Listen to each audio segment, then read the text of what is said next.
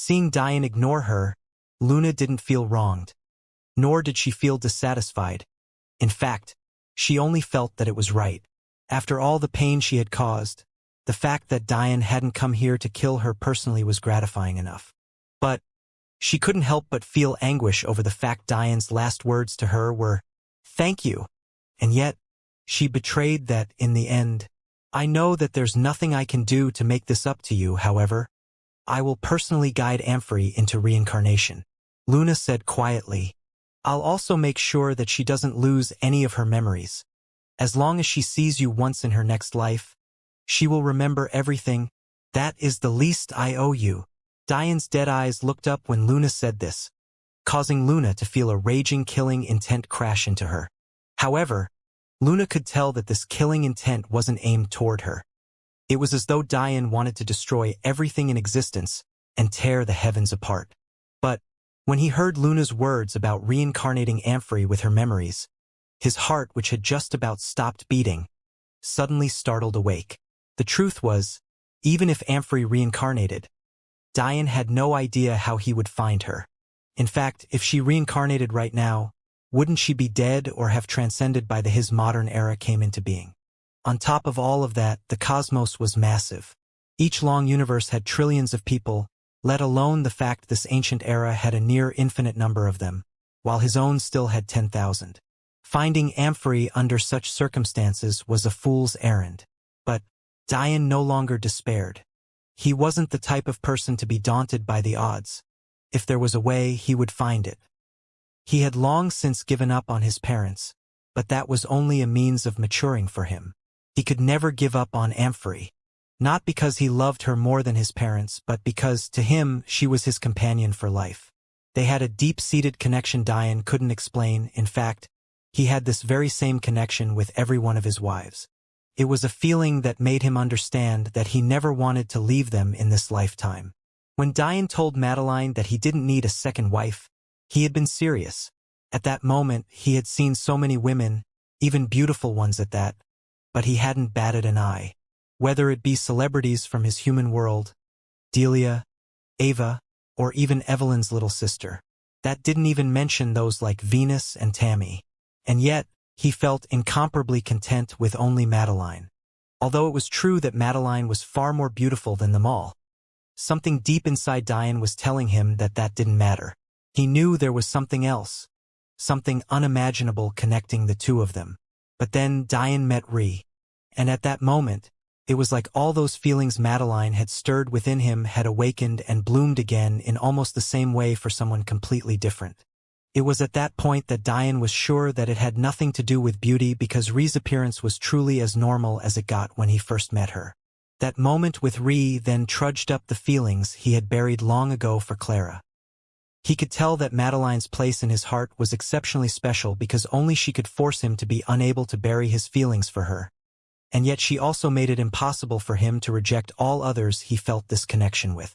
The fourth woman to give him this very same connection was Amphrey. He simply couldn't let her go. Although a child must eventually grow up and leave the house of their parents, it's their wives and husbands that they should never leave. Diane, for as long as he lived, would never give up on finding Amphrey. She would stand by his side as he looked down on the world with disdain. He would never allow this to happen again. As for Luna, Diane had no idea if his feelings for her were even real. He was very clear on the fact he was manipulated. As such, could he really place her in the place he reserved for the loves of his life? In fact, even though his perception allowed him to see Luna's intentions, he didn't even say a single word to stop her. Maybe deep down, he resented her existence as much as she did, although Luna could sense this, and it filled her with an indescribable hurt to the depths of her soul. She didn't blame Diane in the least. She found it better this way. Since the only person who had wanted her to live, her mother, was dead, there was no need to stay any longer. She knew the Angel clan wanted her dead for her betrayal. She knew that her own elder sister hated her to the depths of her soul. And even her own husband refused to see her as his wife anymore. She was truly a great existence, as the mysterious clans said. Wasn't she? How laughable. Luna choked on her laughter as an endless stream of tears fell from her eyes. Her foot shifted backwards, causing small bits of pebbles to fall from the edge of the cliff, only to be instantly obliterated by the raging winds below. "Don't you dare!" Elder Conley raged. He flashed forward, but he had forgotten about something very important: the flower in his chest. In that moment, a fountain of blood fell from the chest of a half-step transcendent as he fell from the skies, dead. Luna's hand waved as a stream that only her eyes could see appeared before her. The stream was filled with endless souls, floating through time and waiting to be reincarnated. She delicately placed 3 souls within, flooding them with endless good karma. She was doing something completely heaven-defying without batting a single eye, and yet the universe didn't dare to raise even a single word of complaint. The bundles of her mother's, Amphrey's, and Laura's souls nestled in, reverting to the form of small babies wrapped in golden light as they bobbed along the stream of reincarnation. Having finished her task, Luna smiled her final smile. "Goodbye," she said softly. When Diane heard these words, he finally woke up. "Luna, no." However, having heard this, Luna only smiled. In fact, she was incomparably happy that Diane decided that he cared for her life in the end enough to put aside his anger and call out to her. But she had already made her decision, and Diane no longer had the power to stop her. With that final thought, Luna slipped of her own accord, closing her eyes as her body was enveloped in raging winds. In an instant, her petite body was shredded to pieces, not leaving even blood behind. In that moment, Diane's father was appearing over the horizon. He was completely unharmed, but his aura was chaotic. It was clear that he had pushed himself as hard as he could to get here. However, he was much too late. Although he could see Diane's cultivation was much too weak to notice him from so far away, especially with all of his cultivation sapped. If Diane did notice him, though, he would be incomparably shocked, because this father of his in this supposed trial looked exactly like his father from his modern times without a single change. Unfortunately, or maybe by design of a mysterious entity, Diane would never notice this, at least not yet. It simply wasn't the time for him to, not was it the time for him to comprehend it either. The only truth clear now was that Diane's existence was one unfathomable even by the cosmos itself. Diane was filled with endless grief. Whether it be the death of Amphrey, or the death of Luna, or even the plight of the Angel clan, they all caused a pang of distress in his heart. His resolve to become stronger had once again grown to unprecedented heights. In this life, he would never give up until he stood at the peak of everything. Looking down at Amphrey's corpse, Diane trembled as he lay her down. Leaning down, he kissed her withered forehead. "Sleep well," he said softly. "When next you wake up, I'll be by your side again." Diane was about to find a method to bury her when he suddenly felt a strong pull on his body. A pull he had only felt after he passed the first trial. Seeing this, Diane could only look at this damned world listlessly. How could this be? The trial hadn't ended after Elder Conley died, but only did after Luna died? Could it be that no matter what he did, he would have to lose a wife? What kind of sick joke was this? Diane roared into the skies unwilling, not even noticing when the energy core in his inner world revolved wildly, soaking up primordial energy from the entire universe planet Haven resided in. His energy cultivation talent was too poor to begin with, and now that he was in an enraged state, how could he have time to notice that the energy core was acting on its own? Before Diane could do much of anything, the primordial energy of the entire planet Haven universe was sucked completely dry. It was truly heaven-defying, considering the vastness of an entire universe was something Diane still couldn't comprehend. However, the only person who noticed the change was Diane's quickly approaching father. Although he felt pain when he saw the corpse of his daughter-in-law, Diane's father still smiled when he saw his son's killing intent toward the heavens. "That's how a man should be," he said softly, watching his son disappear from sight. "This is the only way you'll be able to transcend the challenge you set for yourself that day." When Diane's father thought back to his son's plan, he couldn't help but shake his head. However, to face the coming enemies, only a plan this crazy could work. Only a man of that caliber could stand above the cosmos itself, looking down disdainfully at even the heavens themselves. He slowly flew forward, lifting up the corpse of Amphory and bringing her to the ancestral tombs of the angels. Although Planet Haven might implode at any time, the angel clan tombs were held in another dimension, much like the Dayu clans had been. He diligently went through the proper rites, not skipping a single step, and burying his daughter-in-law with the highest of honors. After he was finished, he directly brought the surviving angel clan members away. Many of them were heavily injured, but due to the barrier around the angel clan, more than 90% of their number would survive. As for those who had evacuated before the battle, their protection formation was even more robust. Despite being weaker, not a single one of them died. Although this was also because they were lucky enough to be a part of the 3/4 of the planet that survived. Diane's father directly killed the enemy Dao formation experts that still remained. Unlike Elder Conley, whose half-transcendence was practically a joke and clearly an empty realm, Diane's father was on a complete other level. Despite unleashing far more power than Conley did, even in a rage, there wasn't the slightest ripple and the planet was completely undamaged. The angel clans settled in a new universe, but could only watch as Diane's father transcended. They would be on their own from now on. But the youngsters like Malichki remembered the legacy of their young king and felt endless gratitude toward their old king. Unable to keep himself tethered to this world any longer, Diane's father elevated to a new plane, on the top floor of the epistemic tower. A room that had been quiet for far too long rumbled to life. Within that room stood exactly 119 statues. On one side stood 117, 108 of whom were male, while 9 of them were female. On the other side stood only 2 statues, 1 male, 1 female. At that moment, the male statue vibrated violently, while the female statue that seemed to have had a sad expression finally had its mood lifted, becoming filled with joy in an instant. Afterward, the room quietened as though nothing had happened. However, all 119 of them seemed to be waiting for something, far outside of the epistemic tower, within a universe of peace and tranquility. An innumerable amount of craftsmen gathered. This was known aptly as the Sapientia Quadrant and was ranked 10th among all quadrants in existence. This quadrant was truly a hub of knowledge.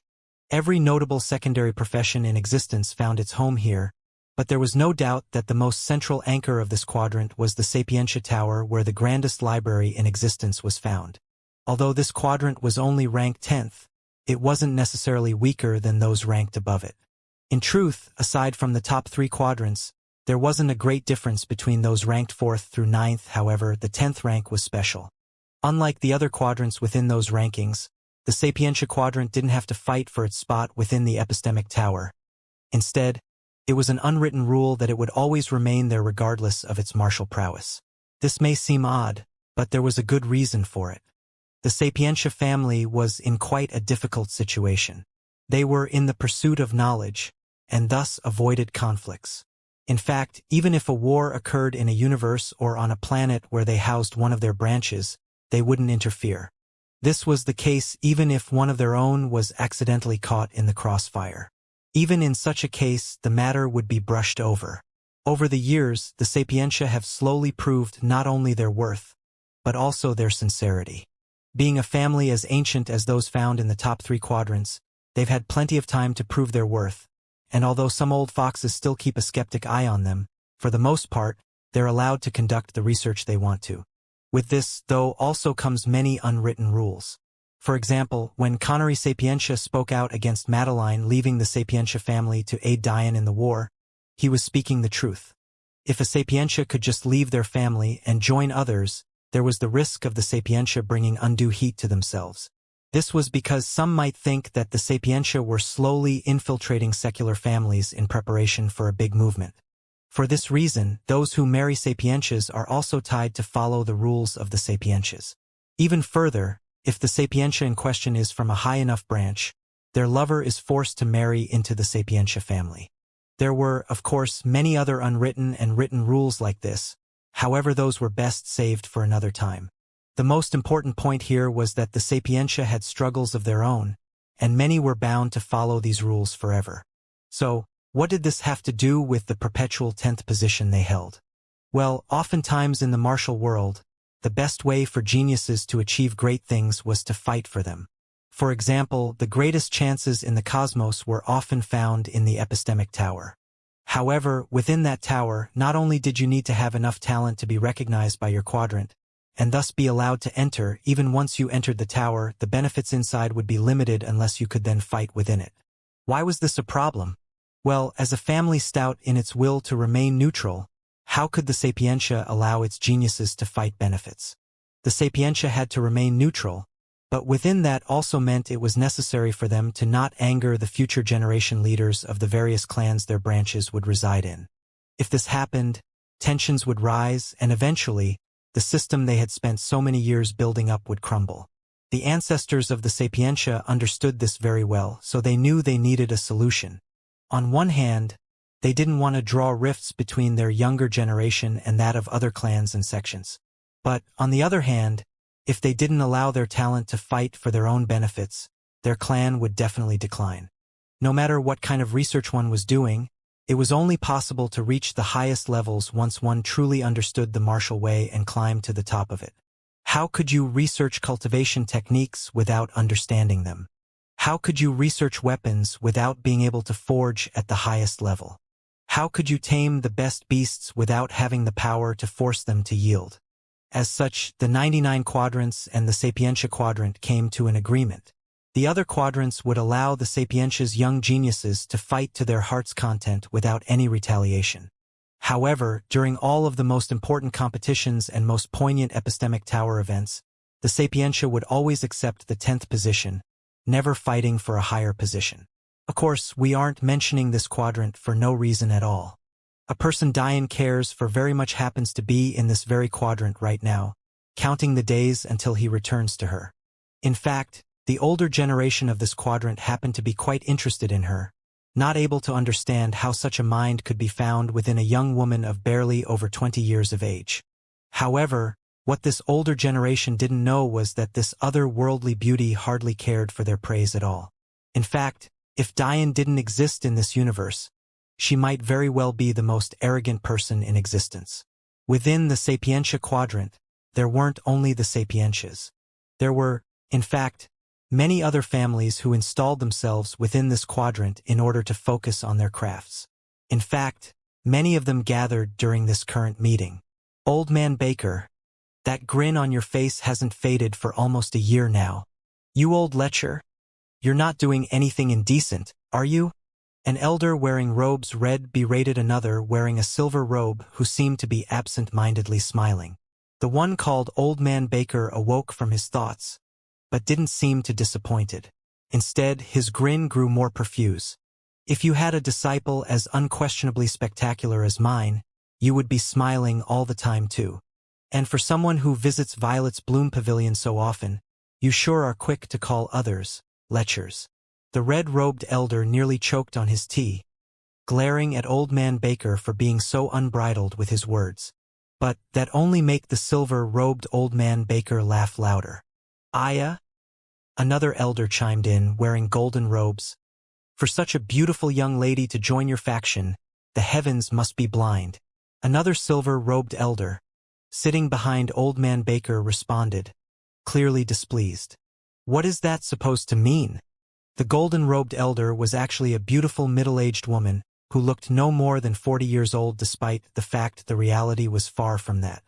In truth, for her to look even that old meant that she must have lived the majority of her current lifespan, or else she would look no older than 25.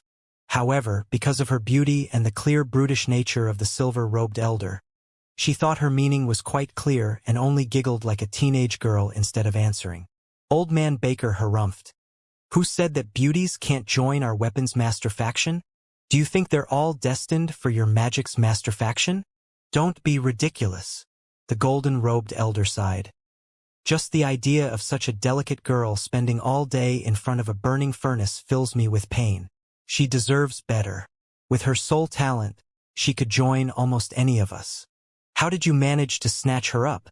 Although energy control talent and not soul talent was necessary to join the magic's master faction, the golden-robed elder's statement was still true.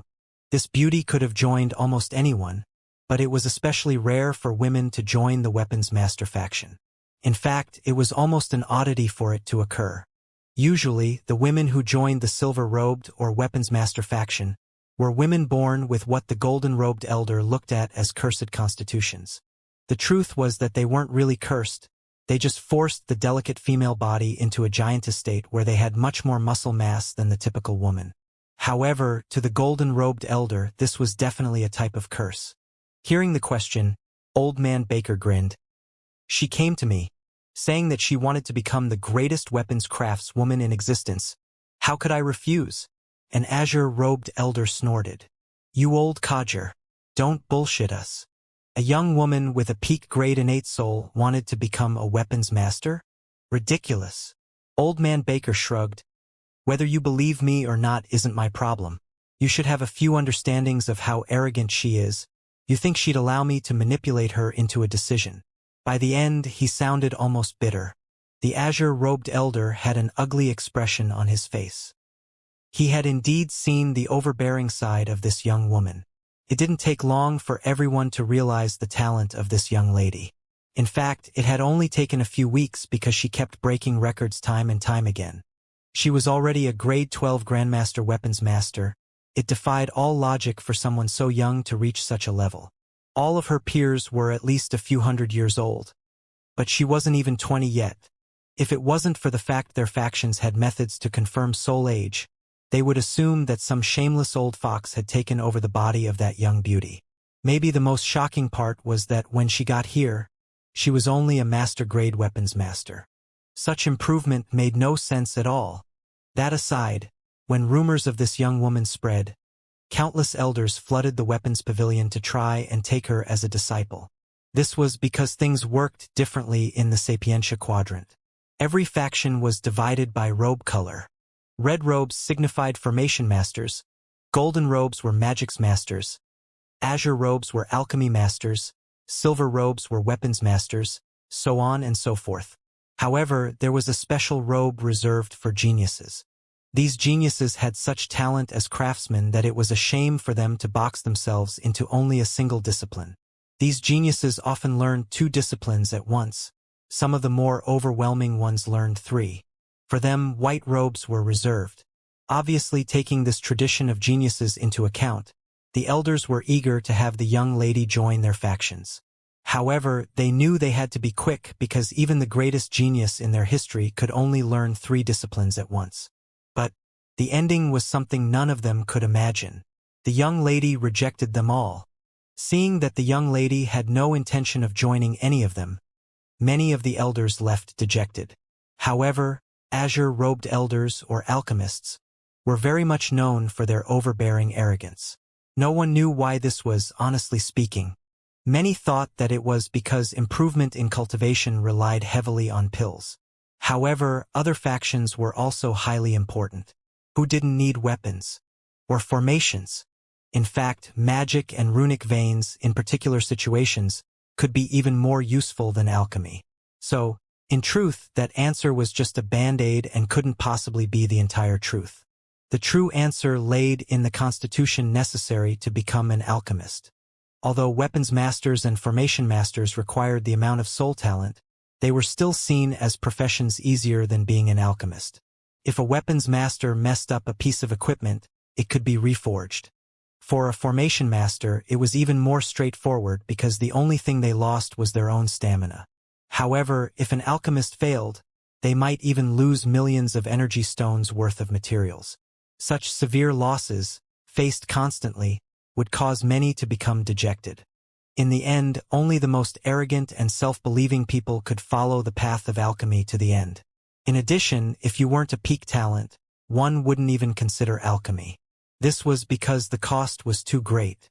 If you took too many attempts to understand something, you would end up bankrupting your guild and your master, and in the end, yourself.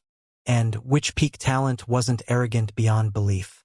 With all of these factors accumulating over millions of years, it ended up that only the most self-believing and arrogant individuals rose to the top of alchemy, resulting in the feeling of superiority disseminating to the younger disciples, causing even those that weren't necessarily arrogant by nature to start being affected by the air. That aside, it was clear that the azure-robed elder wasn't happy with the young lady's rejection, especially since he had actually lowered himself to go personally, something he thought no junior deserved. Well, the truth was he sent his disciple first. Okay, maybe he sent a servant first, then his disciple, and then he was forced to go personally, unwilling to miss out on such a disciple. However, by the time he got there personally, the young lady had somehow already been infuriated. When he asked his disciple what had happened, he feigned ignorance. But, after some discreet inquiries, he found out that the stupid boy had actually made a pass at the young lady, claiming that since he was a first-grade comet alchemist, he could take care of her. What none of them knew until that point was that the young lady was supposedly already married and had a husband that could, quote, run circles around your pitiful alchemy. At first, everyone found such a statement to be ridiculous. After all, his disciple was a once-in-a-100-year genius, and although he wasn't a peak-grade innate soul talent, his innate soul was still at the peak foundation stage. So, completely enraged, the young lady challenged his disciple to an alchemy duel for the honor of this supposed husband of hers. Of course, the elders were delighted by this challenge. For one, they all thought that she would lose.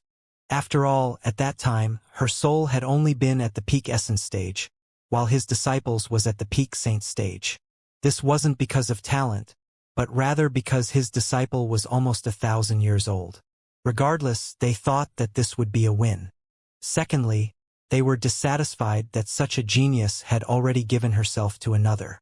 Although marriage alliances were quite useless within the Sapientia quadrant, who would like the idea of their goddess of a disciple marrying a mere mortal? So, they wanted to broaden her horizons and show her what a true genius could do.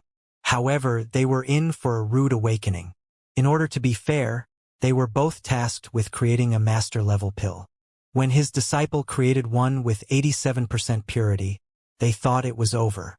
In fact, many more sympathetic elders implored her to stop pill-making as there was no point to continue. This was because such a purity level was usually only possible when one had become a comet-level alchemist. Those still at the master or grandmaster level would mostly be capped at the 60 to 70% level, and those would be geniuses among geniuses. From what they knew, this girl was only focused on weapons forging.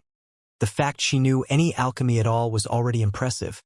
She didn't need to continue to push herself for a husband that likely didn't deserve her. But they had all forgotten one thing.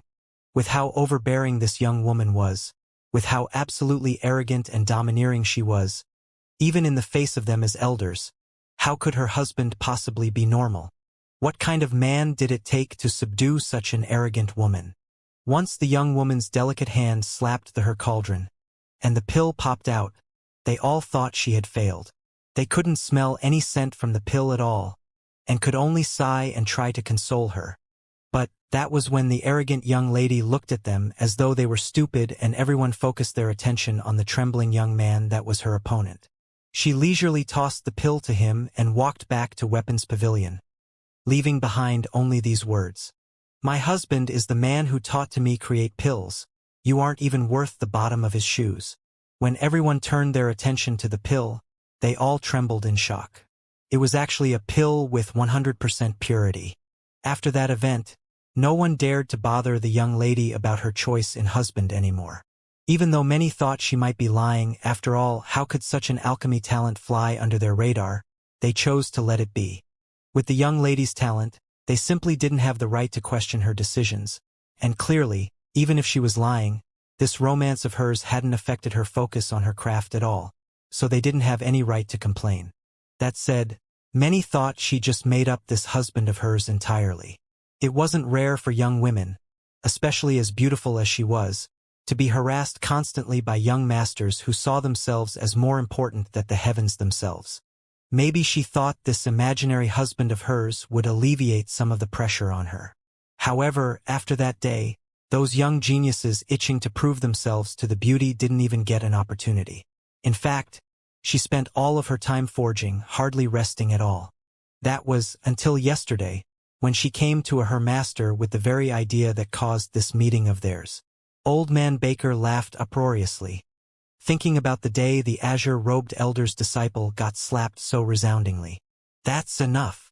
A green-robed elder spoke out. "I hope you called us all here for more reasons than to just brag about your disciple." Unlike the other elders, this elder hardly cared about this young genius. That was because he was a runic vein master. Considering that truth, high soul talent was useless to him.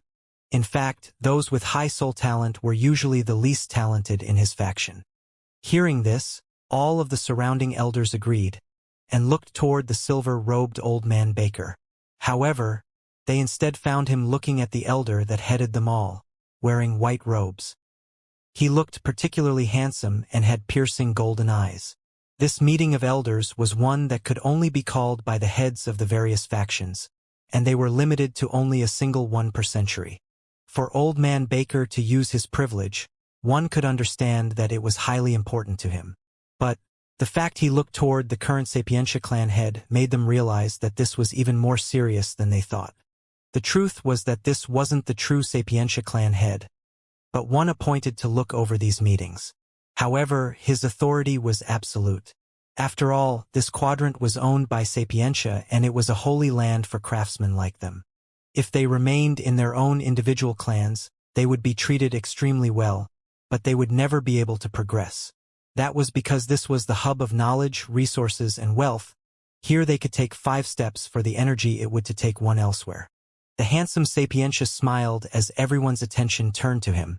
Elder Baker's disciple is truly a genius among geniuses. He sighed. If she wasn't already married, I would have invited her to choose among our Sapientia clan geniuses to join our family. Hearing such words of praise, the surrounding elders couldn't help be shocked. To the outside world, the Sapientia were magnanimous, especially in comparison to the other ancient clans. However, here they were seen completely differently. They were the overlords of this quadrant.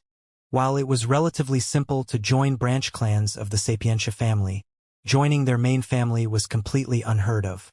For this Sapientia head to suggest such a thing, this meeting was about something bigger than any of them could even imagine. However, when they heard him mention the young lady's marital status, they couldn't help but have odd gazes on their features. They knew that this Sapientia head didn't actually care about the young lady's marriage. What he cared about was the fact their Sapientia family actually knew nothing of her. Nothing angered the Sapientia family more than when they didn't know or understand something. For such a genius to appear out of nowhere, they couldn't stand not understanding her origins. It would have been one thing if she was from the top 3 quadrants. After all, those were the only quadrants without Sapientia family branches, but all those who came from those 3 quadrants had very easily identifiable bloodlines that would be very difficult to hide. That said, it seemed that this young woman had somehow contributed something that made the Sapientia completely forget their hate for her. "I won't hold you all in suspense," the Sapientia head continued. "As you know, Elder Baker's disciple has been in seclusion for almost a year now. After her contest with Elder Mist's disciple, she has hardly appeared. However, it seems that that's because she's been working on something that will benefit my Sapientia family greatly. In fact, if her invention works as advertised, her contributions to my Sapientia family will rival even our highest-ranking elders." The eyes of the elders widened, before they all inadvertently turned their gazes toward Elder Baker. But all they found was a grin so wide that his cheeks threatened to rip apart. However, they all couldn't help but feel that this had to be some sort of exaggeration. Maybe the Sapientia head was only saying these things to pull the young lady into his family? "Trust me," the Sapientia head continued, seemingly reading their thoughts. "If it wasn't at least this important, I wouldn't call you all here." Smiling, the elder continued. "Let me introduce to you the invention that will lead us into a new age, the Internet." Within the weapons pavilion of the Sapientia quadrant, in a luxurious forging room decked out with the most pristine equipment, shining in golds and silvers, sat a young lady with beauty beyond words. She had long flowing black hair, shining with health. Her skin was flawless, a beautiful caramel that looked almost like sweet honey.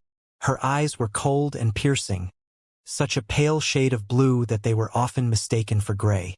Currently, she wore a silver robe that only barely hid her immaculate figure. If anything, the subtle ripples in the wind that caused it to wrap around her large chest made her all the more enticing. As of now, her silver robes had a total of 12 golden bands on her baggy sleeves, 6 for each arm, representing a grade 12 grandmaster. For this robe to be on a lady so young, it was truly unprecedented. Black bands were for the common level, bronze was for the practitioner level, silver was for the master level, while gold was for the grandmaster level. There was truly no questioning this young lady's talent. However, if it was Diane that heard stories about this lady, he was die of laughter. And if he was in this very room, he was only man in existence she would allow to wrap his arms around her. In fact, she was longing for such a thing right now.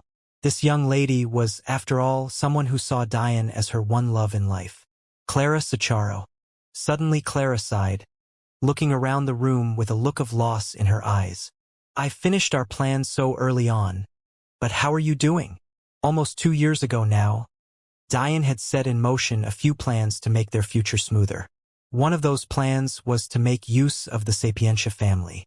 While the Sapientia family didn't like the idea of not knowing something, Diane hated the idea of a single family controlling all of the information in the world. In fact, it disgusted him. The Sapientia family simply had too much power. The truth was that anyone intelligent understood this. Only those who were naive thought that the Sapientia controlling everything was for the good of everyone. In truth, Diane couldn't blame them too much. The fact of the matter was that the Sapientia played their role as the innocent scholar too well. However, Diane didn't buy it. In typical Diane fashion, he had more than just a simple feeling to go off of. In fact, his proof was his very own universe. Many years ago, an unprecedented war shook the Celestial Deer Quadrant, causing their position as #1 quadrant to come tumbling down. As a result of this war, supposedly, the information about their quadrant's epistemic tower was completely lost. On the surface, this made complete sense.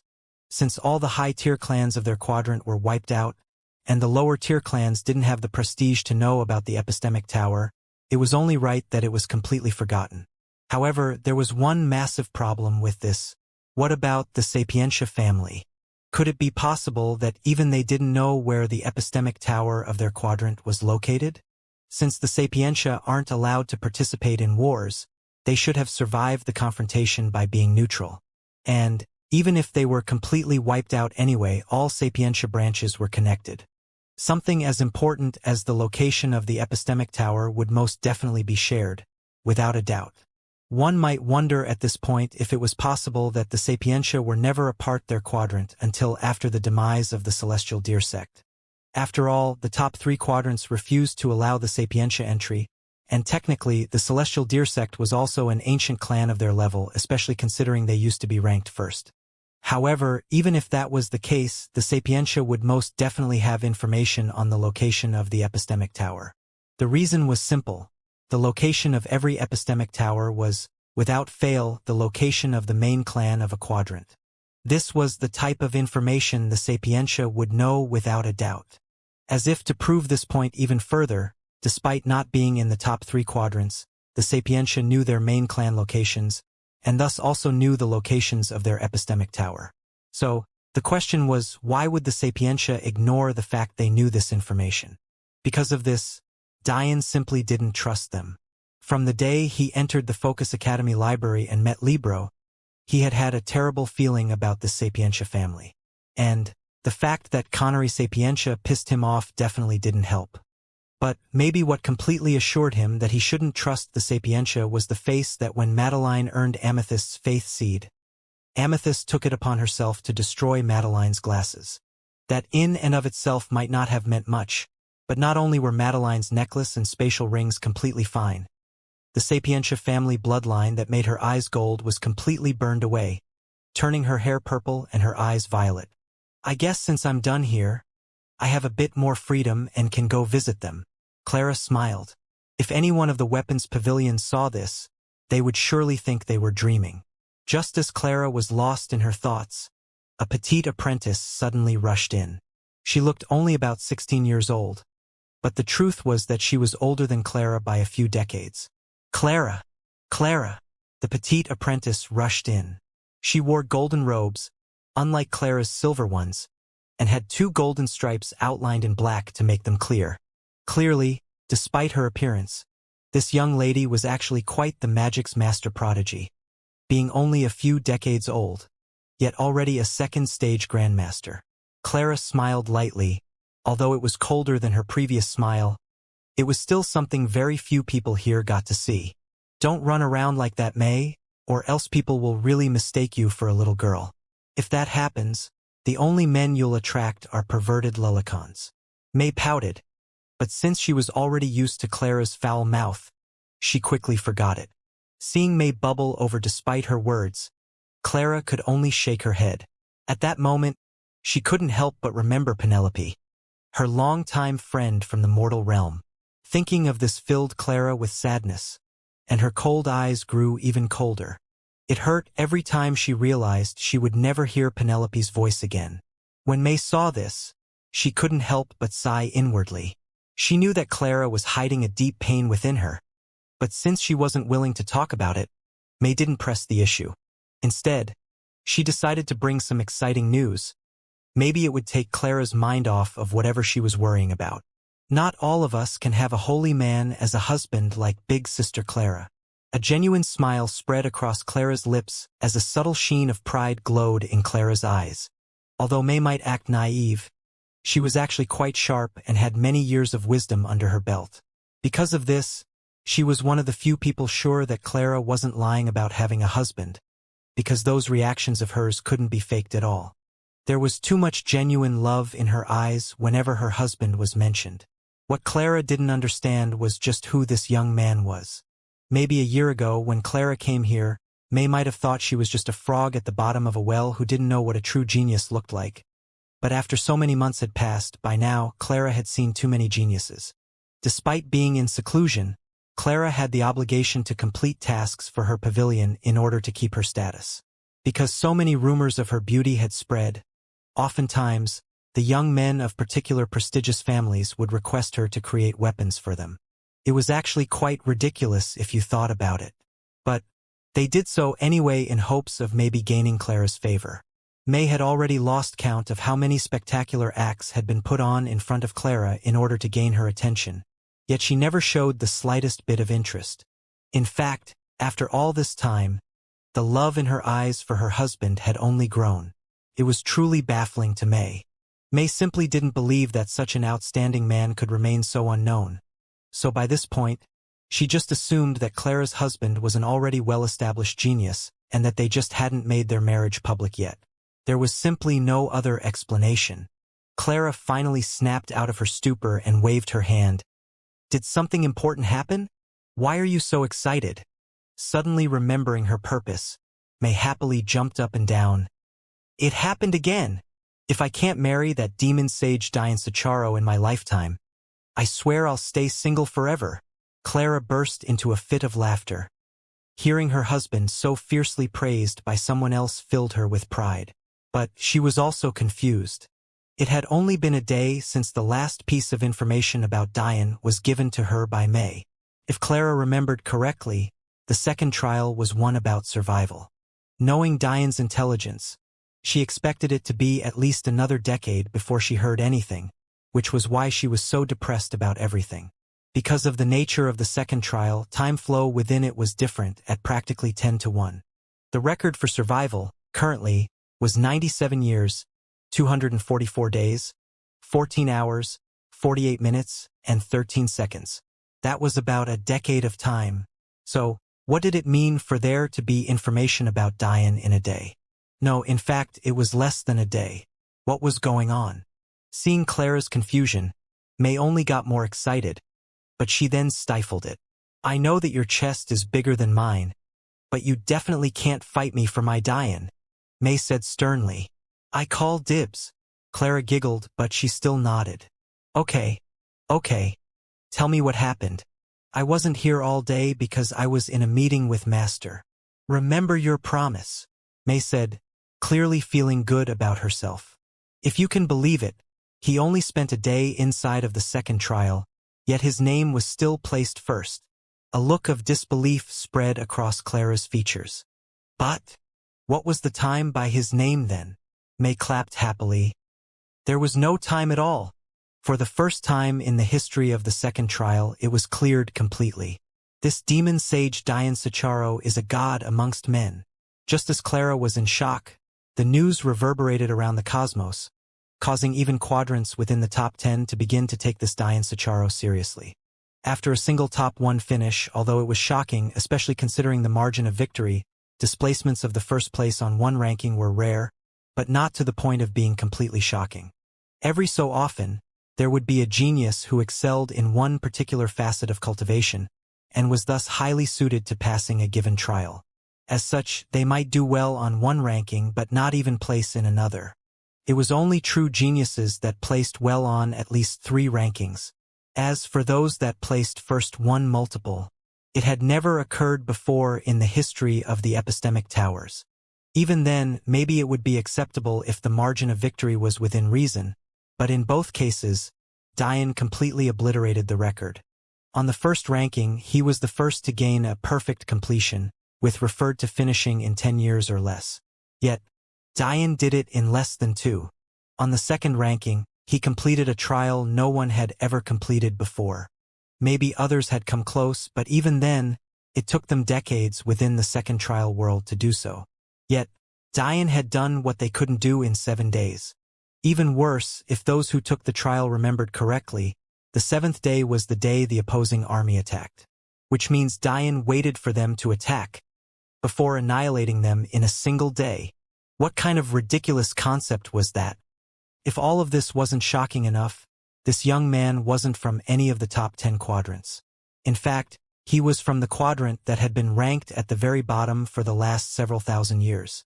They normally wouldn't know this, but it was too obvious by now. Every time Dian's name shot up a ranking, the Celestial Deer Quadrant also shot up the rankings. Before, it had gone from number 100 to 81. But now, it directly went to the 67th spot.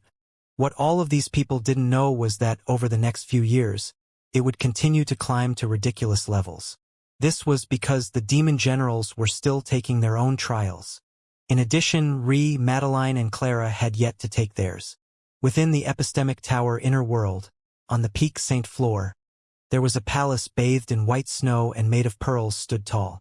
Its white gates almost blinded those who looked upon them, while its ice sculptures had a certain dignified elegance to them that made the space otherworldly.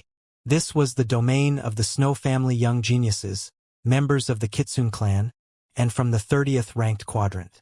It also happened to be the place with Alexandria Sicharo was currently residing.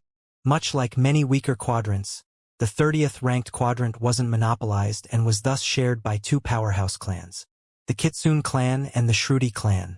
They had been enemies of many years, but they still cooperated on occasion when it came to the safety of their quadrant as a whole. This was because if they didn't work together, they wouldn't have the power a 30th ranked quadrant should have. That said, if only the Kitsune clan was taken into account, they would still have the power of a quadrant ranked around the 40s to 50s. This was because as you shot up the rankings, the strengths of them would grow exponentially.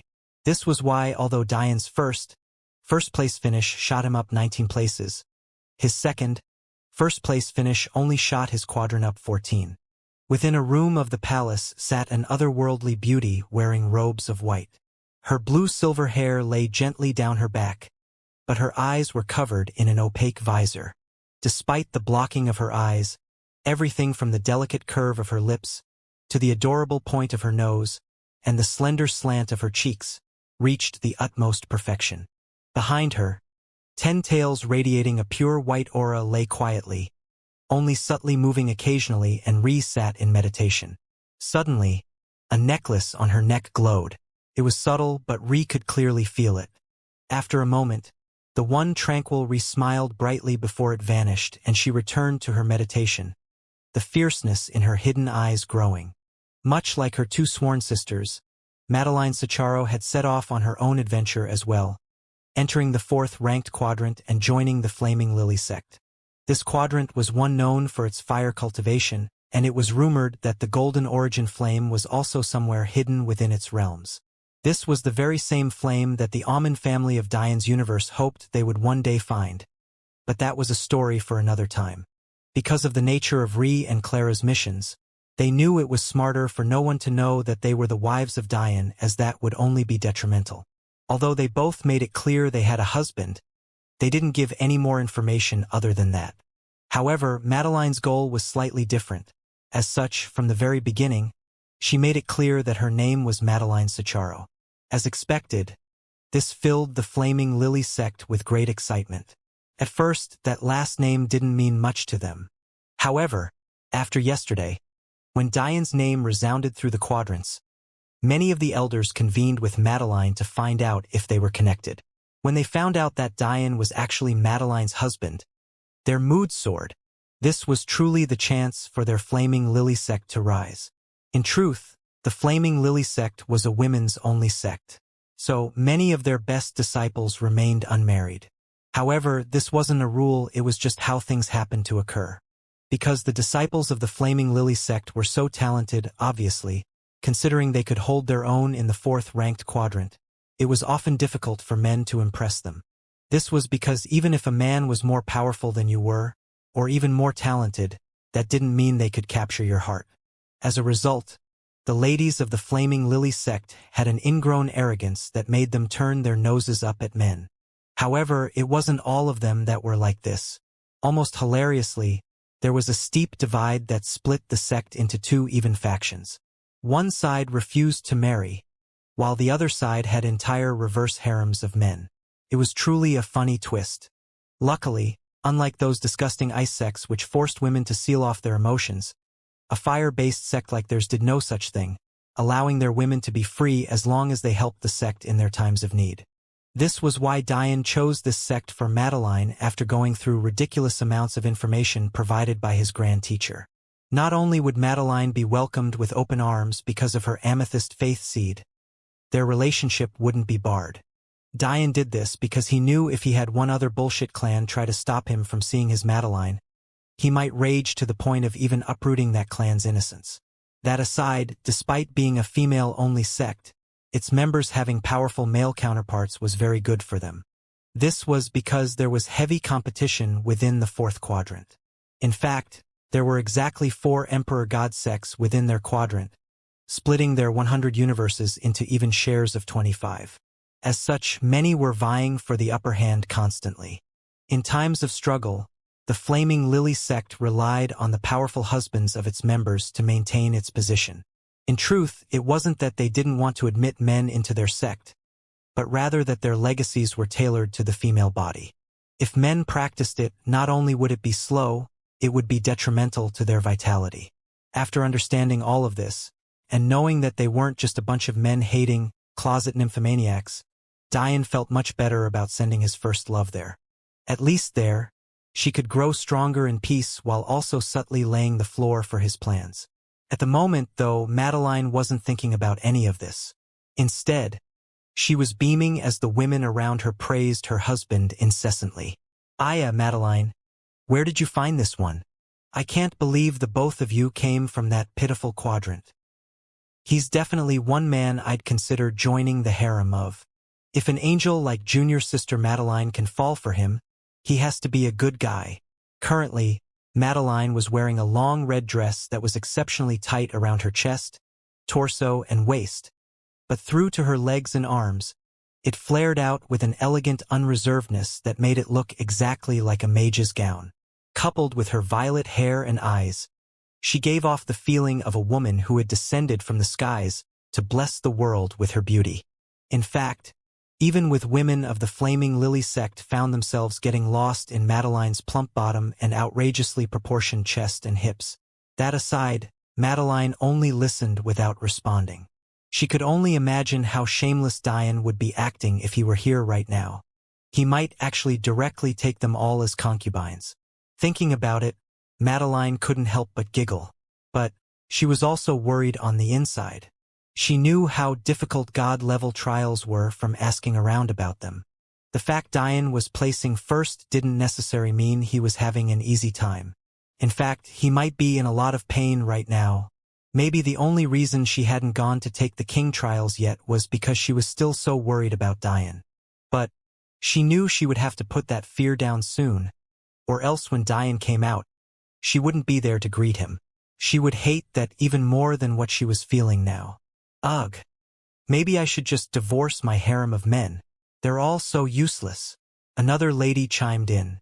However, if her harem were to hear her words, they would probably cry themselves to death. Remembering all the trials they had to pass to join this core disciple's harem, they were sure that they were in the top percentile of men in all of existence, and now they had somehow become useless. It was much too shameful. You're all saying such unimportant things? Another lady chimed in, sliding beside Madeline and happily groping her chest. Tell us, little Maddie, how good is he in bed? Madeline's beaming mood suddenly became one rife with embarrassment. Her cheeks flushed a deeper red than even her dress as she ran away, completely ignoring the chorus of giggles around her as she escaped. Madeline disappeared in a flash of violet flames, appearing behind a door and tapping her large chest as she caught her breath. She smiled lightly before lightly touching the necklace around her neck. Are you doing okay, Diane? I hope you are. Madeline spoke softly to herself, but something inside her was telling her that Diane was in more pain right now than she could imagine. In fact, Madeline was perfectly right. After Diane completed the second trial, he realized that all of his worries had come to reality. His feelings for Luna and Amphrey hadn't disappeared at all. Although his grand teacher tried to speak to him, Diane didn't say a word. He didn't even look at the treasures he had earned. He only directly entered the third trial with his body still as injured as it had been on Planet Haven. Usually, trial takers would be allowed months of rest, even years if they so chose, in between trials. However, this was the second time now that Diane had completely ignored such a provision. The problem was that with his body as it was now, even Diane's grand teacher, who saw Diane's heaven-defying means in the second trial, had no confidence in his grand disciple even surviving the third, let alone passing it. Diane's state of mind had truly put him in a world of danger this time. Diane entered a world of red. The ground was an odd sand-clay mix that crunched, yet also softened, beneath his feet. The sky was a palette of violets and maroons, shifting with eerie gray clouds. There wasn't a single landmark in sight, whether it be trees or mountain or valleys. There were none of them. It was a completely flat land filled with a heavy aura of murder. The air itself was dense and hard to breathe in. It had such a heat and humidity to it that a mortal would question whether it had any oxygen content at all. Almost fittingly, the heat was blistering. However, it didn't seem to be the kind that gave an advantage to fire-will experts because the root of this heat wasn't fire at all, but rather the blood and rage that hung in the air. If one were to attach a temperature to this world, it would be a few thousand degrees at the very least. However, the way that the temperature was decided was what truly made this world sinister. Every material in the world had a boiling point, even the human body. A mortal's resistance to high temperatures would, obviously, be much lower than that of a martial warrior. But this world purposefully set its temperatures to border the boiling point of anyone who entered, immediately forcing those who entered to be forced to constantly protect themselves, lest they want to die a horrible death. However, Diane didn't seem to realize that his skin was searing and blistering. Even his eyes seemed to melt in the overwhelming heat, yet he didn't flinch at all. At this point, Diane's skin was still unhealthily thin, and many of his inner organs still weren't completely healed. The fact he was even standing at this point was a testament to the strength of his will and his body. It wasn't that Diane had lost all of his reason. In fact, he was likely thinking more clearly than he ever had in his life. It was just that he didn't have it in him to take it easy on himself any longer. He was racked with such guilt and inferiority that even something as simple and instinctive as protecting himself was a foreign concept to him. In that moment, without Diane's consent, the primordial energy within Diane's inner world began escaping and seeping into his body, causing his melting skin and eyes to heal. Even as this was happening, the temperature of the third trial once again increased, perfectly matching the increased strength of Diane's body. It was incremental, but it definitely didn't escape Diane's sharp senses. Suddenly, a rack of weapons appeared, extending tens of miles in either direction before Diane. Each weapon was a disgust brown and black color that almost made them look dirty and rusted. The rack itself held weapons of all kinds and of all sizes. It was clear that the first step of this trial was to choose a weapon. Dian looked around. Truth be told, he didn't feel like choosing a weapon, but it also seemed he couldn't move on until he did. So, he simply chose the first weapon he saw, since he knew well that to a wielder of the only weapons type supreme law in existence, any weapon would feel exceedingly comfortable to him. Picking out a random great sword of about 7 feet long and almost 3 feet wide, with a thick and dull blade, and a handle that was half his height, Dian swung it about without any true rhyme of reason as the racks disappeared. It was shorter and much less domineering than the Opich clan treasure, but unfortunately, Dian couldn't use his own weapons in this trial either, or else he would have called out the Dragon King. Dian closed his eyes, seemingly disappearing into the landscape. However, his mind was filled with an uncontrollable anger. A moment later, the sounds of large footsteps approaching Dian reverberated throughout the once calm and quiet world. When Dian opened his eyes to see what it was, they couldn't help but narrow. A large, metal-armored rhinoceros was approaching him. But, although it looked intimidating with Dian's perception, he could see that its battle prowess was only at the 4th or 5th foundation stage level. Was this supposed to be a trial? Or was it supposed to be a joke? That was when Dian noticed something he was almost ashamed to have not noticed before. The aura in this world didn't only have the function of being overwhelming hot, it also locked away energy cultivation. Truth be told, Dian couldn't be blamed for not noticing. After all, his own cultivation had been locked away long ago, so he was very much used to it. The other thing Dian noticed was that his glaive felt exceptionally heavy in his hands, but it only weighed about 50 or so gene. That kind of weight should have been nothing more than a joke to him. It would have had to be at least 10,000 times that weight before he even began to feel uncomfortable. That only meant one thing. Although his body cultivation wasn't sealed, it was heavily suppressed. Yet, somehow, it retained a certain level of its original toughness, or else he would have never been able to handle this level of heat. It was truly odd. One thing was clear though. Clearly they wanted Dian to fight this rhino with the strength of a mere foundation stage expert. What Dian didn't know was that, in the outside world, people were breathing sighs of relief. To them, while the first 2 trials mostly relied on one's intelligence, the third trial was entirely based on fighting prowess and battle sense. Martial world beasts were always stronger than humans of their cultivation levels because their bodies were so strong and their defenses were near impenetrable to those around their level. So, while many were shocked about Dian's performance in the first 2 trials, they expected him to have mediocre results for the 3rd and 4th trials. This was because a mediocre result in the 3rd trial guaranteed a poor result in the 4th because they were connected. The 5th trial, however, many preferred not to think about it due to the shivers of cold that sped up their spines when they did. That said, no one believed that a genius like Dian would die in the trials. No matter how biased they were toward their own clans and their own selves, they weren't stupid. Anyone who could place first in any trial was a genius among geniuses. They wouldn't die in a trial. So, everyone could hardly wait for the day this demon sage Dian Sicharo stepped out of the 5th trial. Those geniuses he had bumped down the rankings had their battle intent firing, and as such, they cultivated harder than ever before, while spectators couldn't help but look on excitedly.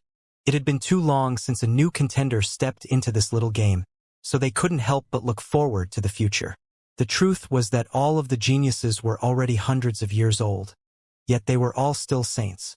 This wasn't their fault, but rather because they had all spent centuries within their trials and only came out recently.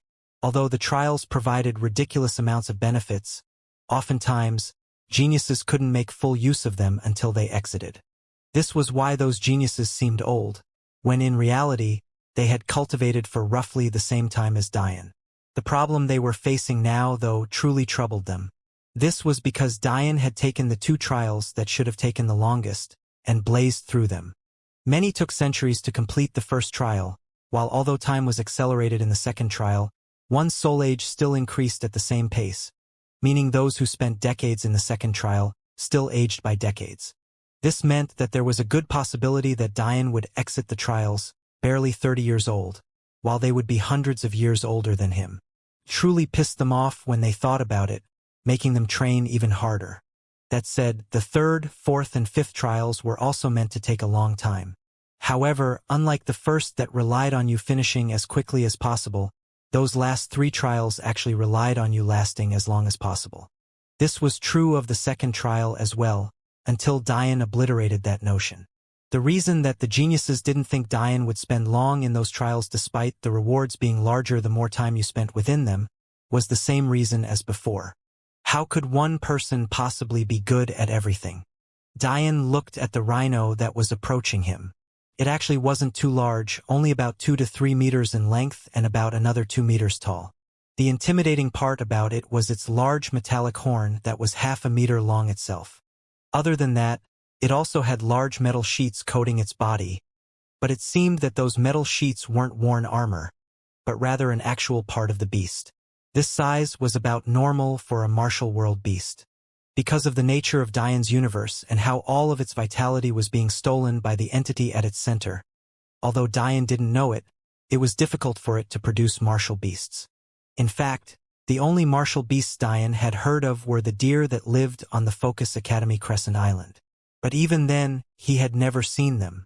Also, Diane knew that the Elven Kingdom's forest had many martial beasts within it, and their presence was actually part of the trial for Focus Academy, but he was lucky enough to have never run into them. Well, he technically had when he saved his little sister Lila from the Grimbold family scum, because at the time that red-headed fool was riding a crystal-toothed tiger, but he had scared them away fairly easily. That said, the only reason the crystal-toothed tiger was so easily intimidated was because it had become a domesticated pet, and thus lost much of its fighting ability and edge. This rhino before Diane was clearly different. It radiated killing intent. In fact, its stomps were clearly meant to intimidate Diane. By now, Diane was tired of waiting for this rhino to close the distance. It was still hundreds of meters away, but insisted on stomping over slowly as though it was sure that Diane was too scared to move. Diane flashed forward, appearing before the metallic rhino and swinging his rusted great sword toward its shining horn without reservation. Diane didn't care about looking for its weak point, he just wanted to crush the rhino before him. His presence erupted, causing the once enraged rhino to collapse to the ground, shivering in fear. The sudden movement caused Diane to miss his initial target, but he didn't seem to care.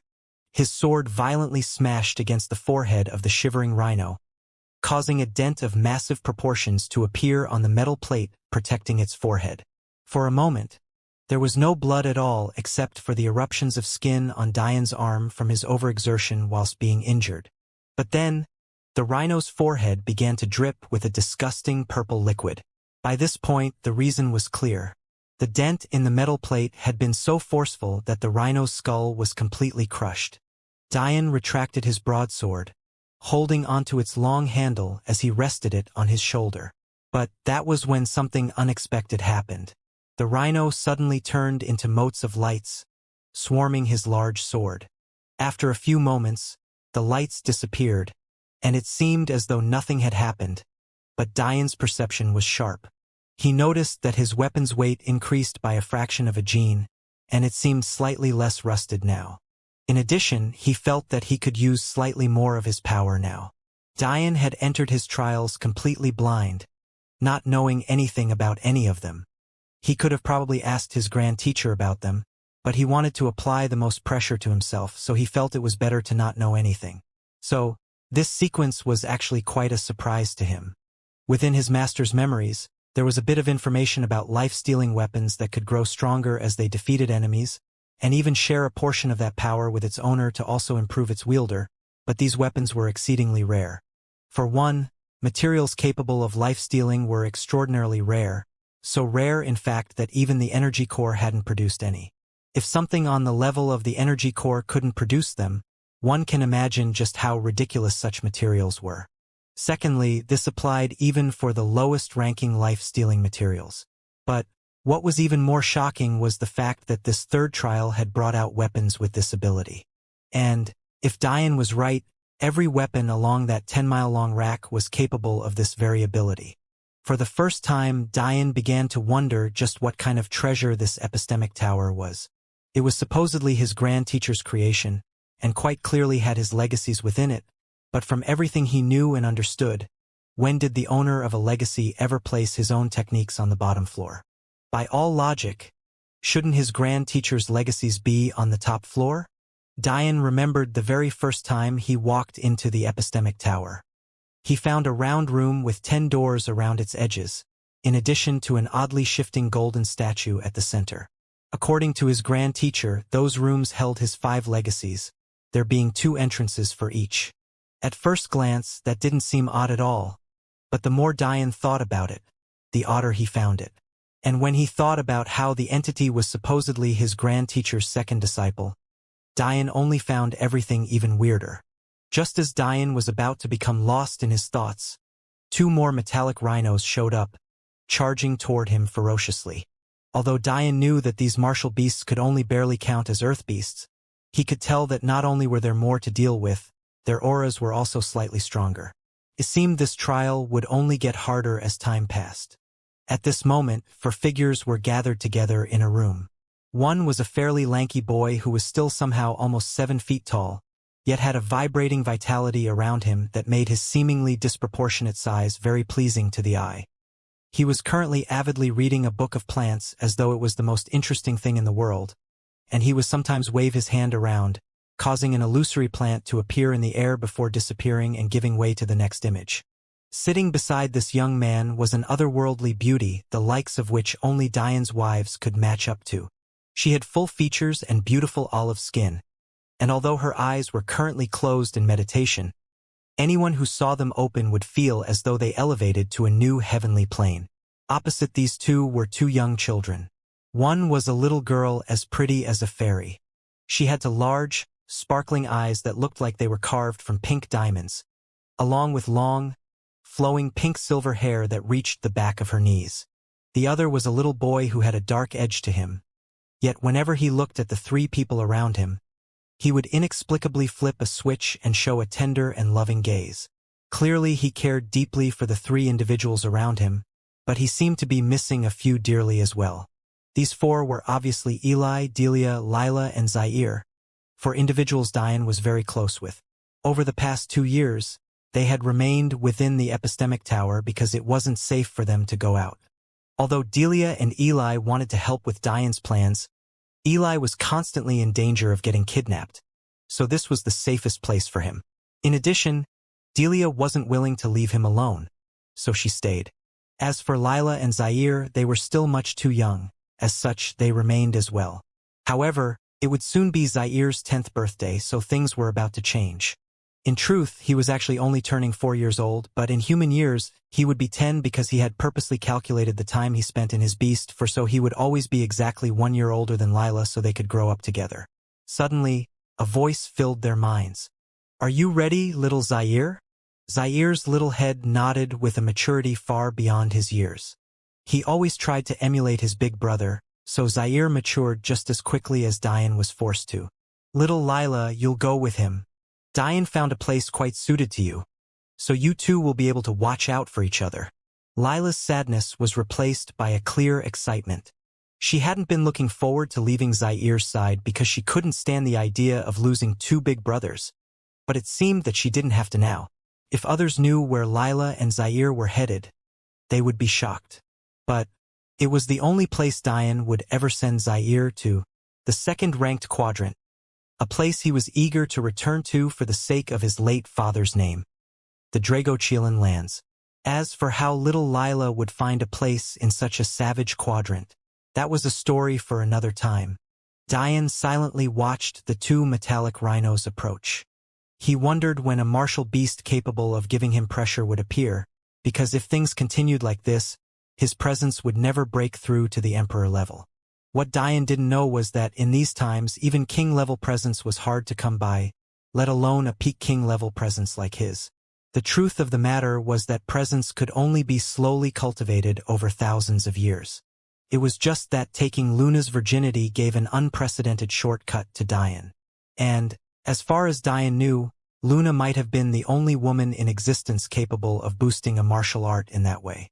It could even be said that the benefits for taking Luna's virginity far outweighed that of any other woman Dian had come across. Presence simply referred to the ability of a person to intimidate another. The closer one's presence was to another, the less effect your presence would have. Presence was split into two main classes.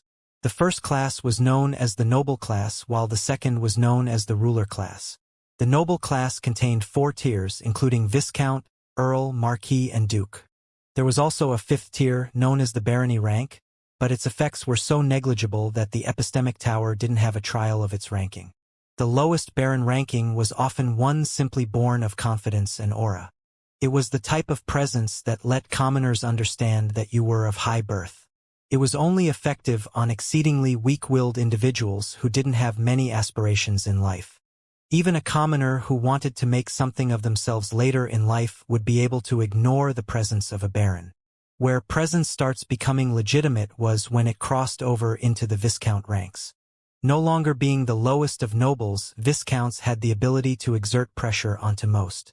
However, like other noble class rankings, it was completely ineffective against those who were stronger than you given that that individual had intelligence.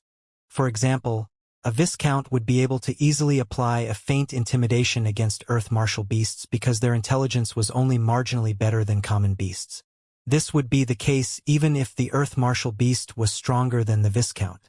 However, against a heaven-level beast, this intimidation would be useless.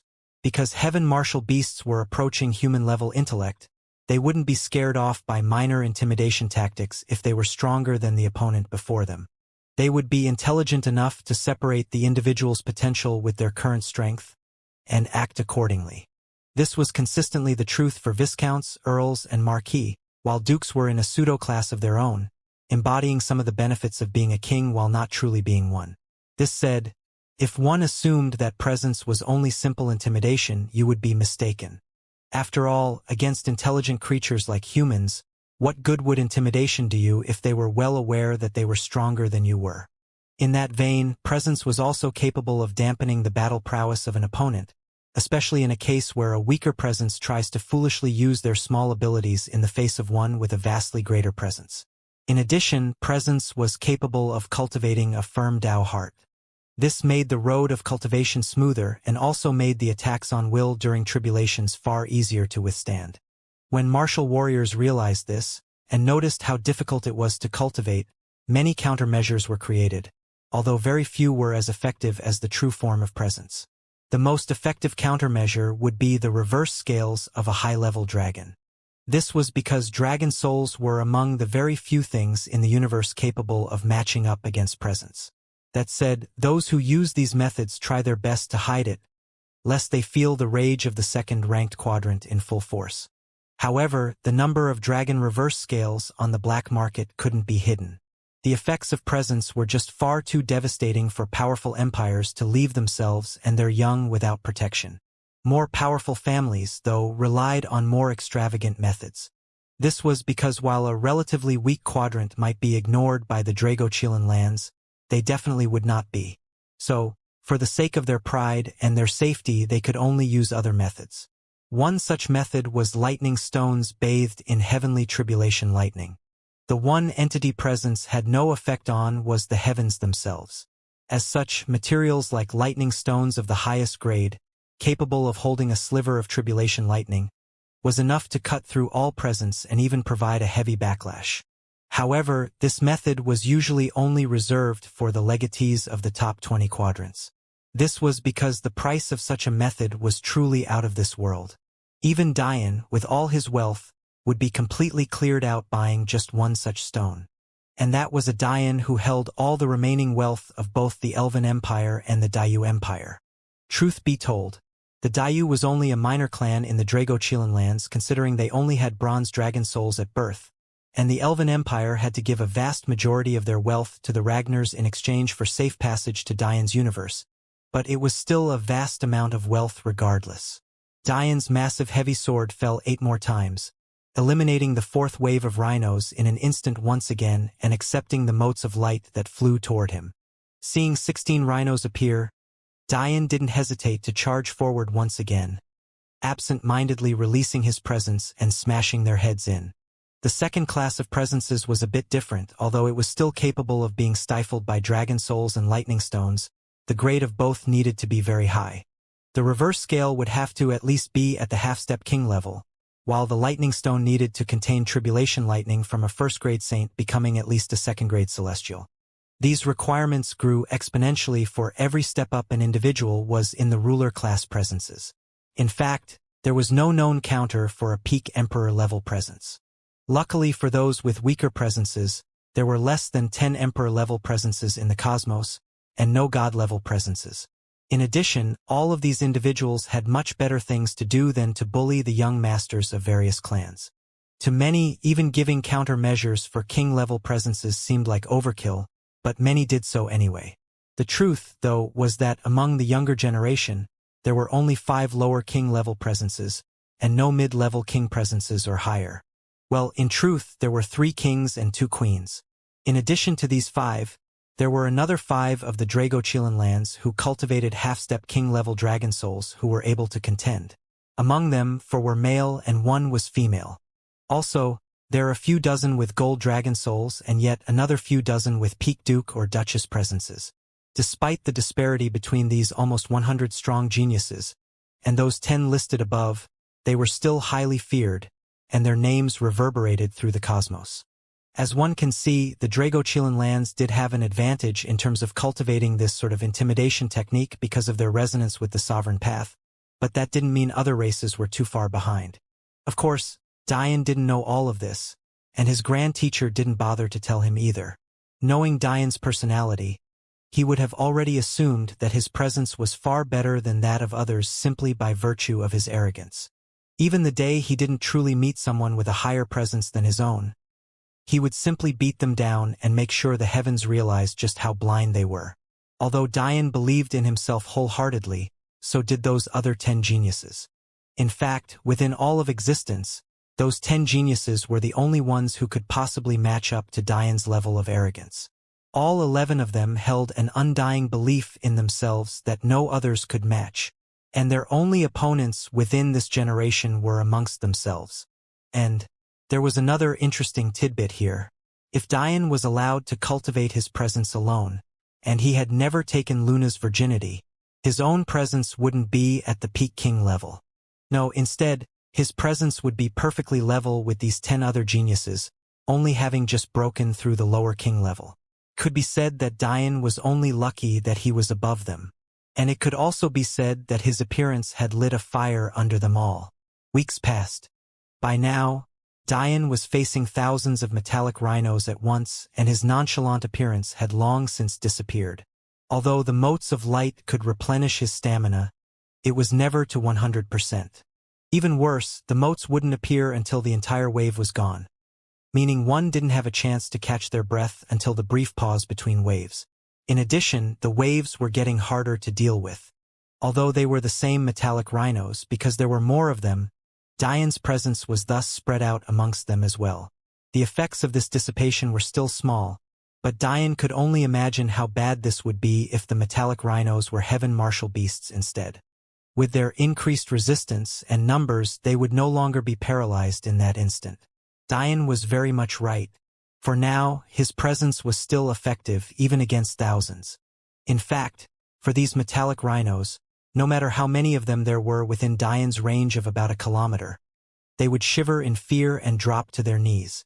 However, this would become impossible if the beasts were able to resist. Dian's figure flashed around, the third trial's world still searing his skin as he wantonly smashed in the heads of shivering metallic rhinos. By this point, his heavy sword had managed to rid itself of most of the disgusting brown rust stains on it, and was now a sheen-less charcoal black with only a few hints of flaking rust. Currently, Dian's skin was dyed in gross purple goo that was very obviously from all the rhinos he had killed, but he still didn't seem to notice. Except for the barely perceptive laborsome breaths he took occasionally, it would almost appear as though the goings-on of the third trial had nothing to do with him. His clothes had been completely burned by the inner world, so he dashed around naked. One man and one sword against an army of tens of thousands of beasts. His torso twisted and snapped, leveraging all the power of his core with his every swing.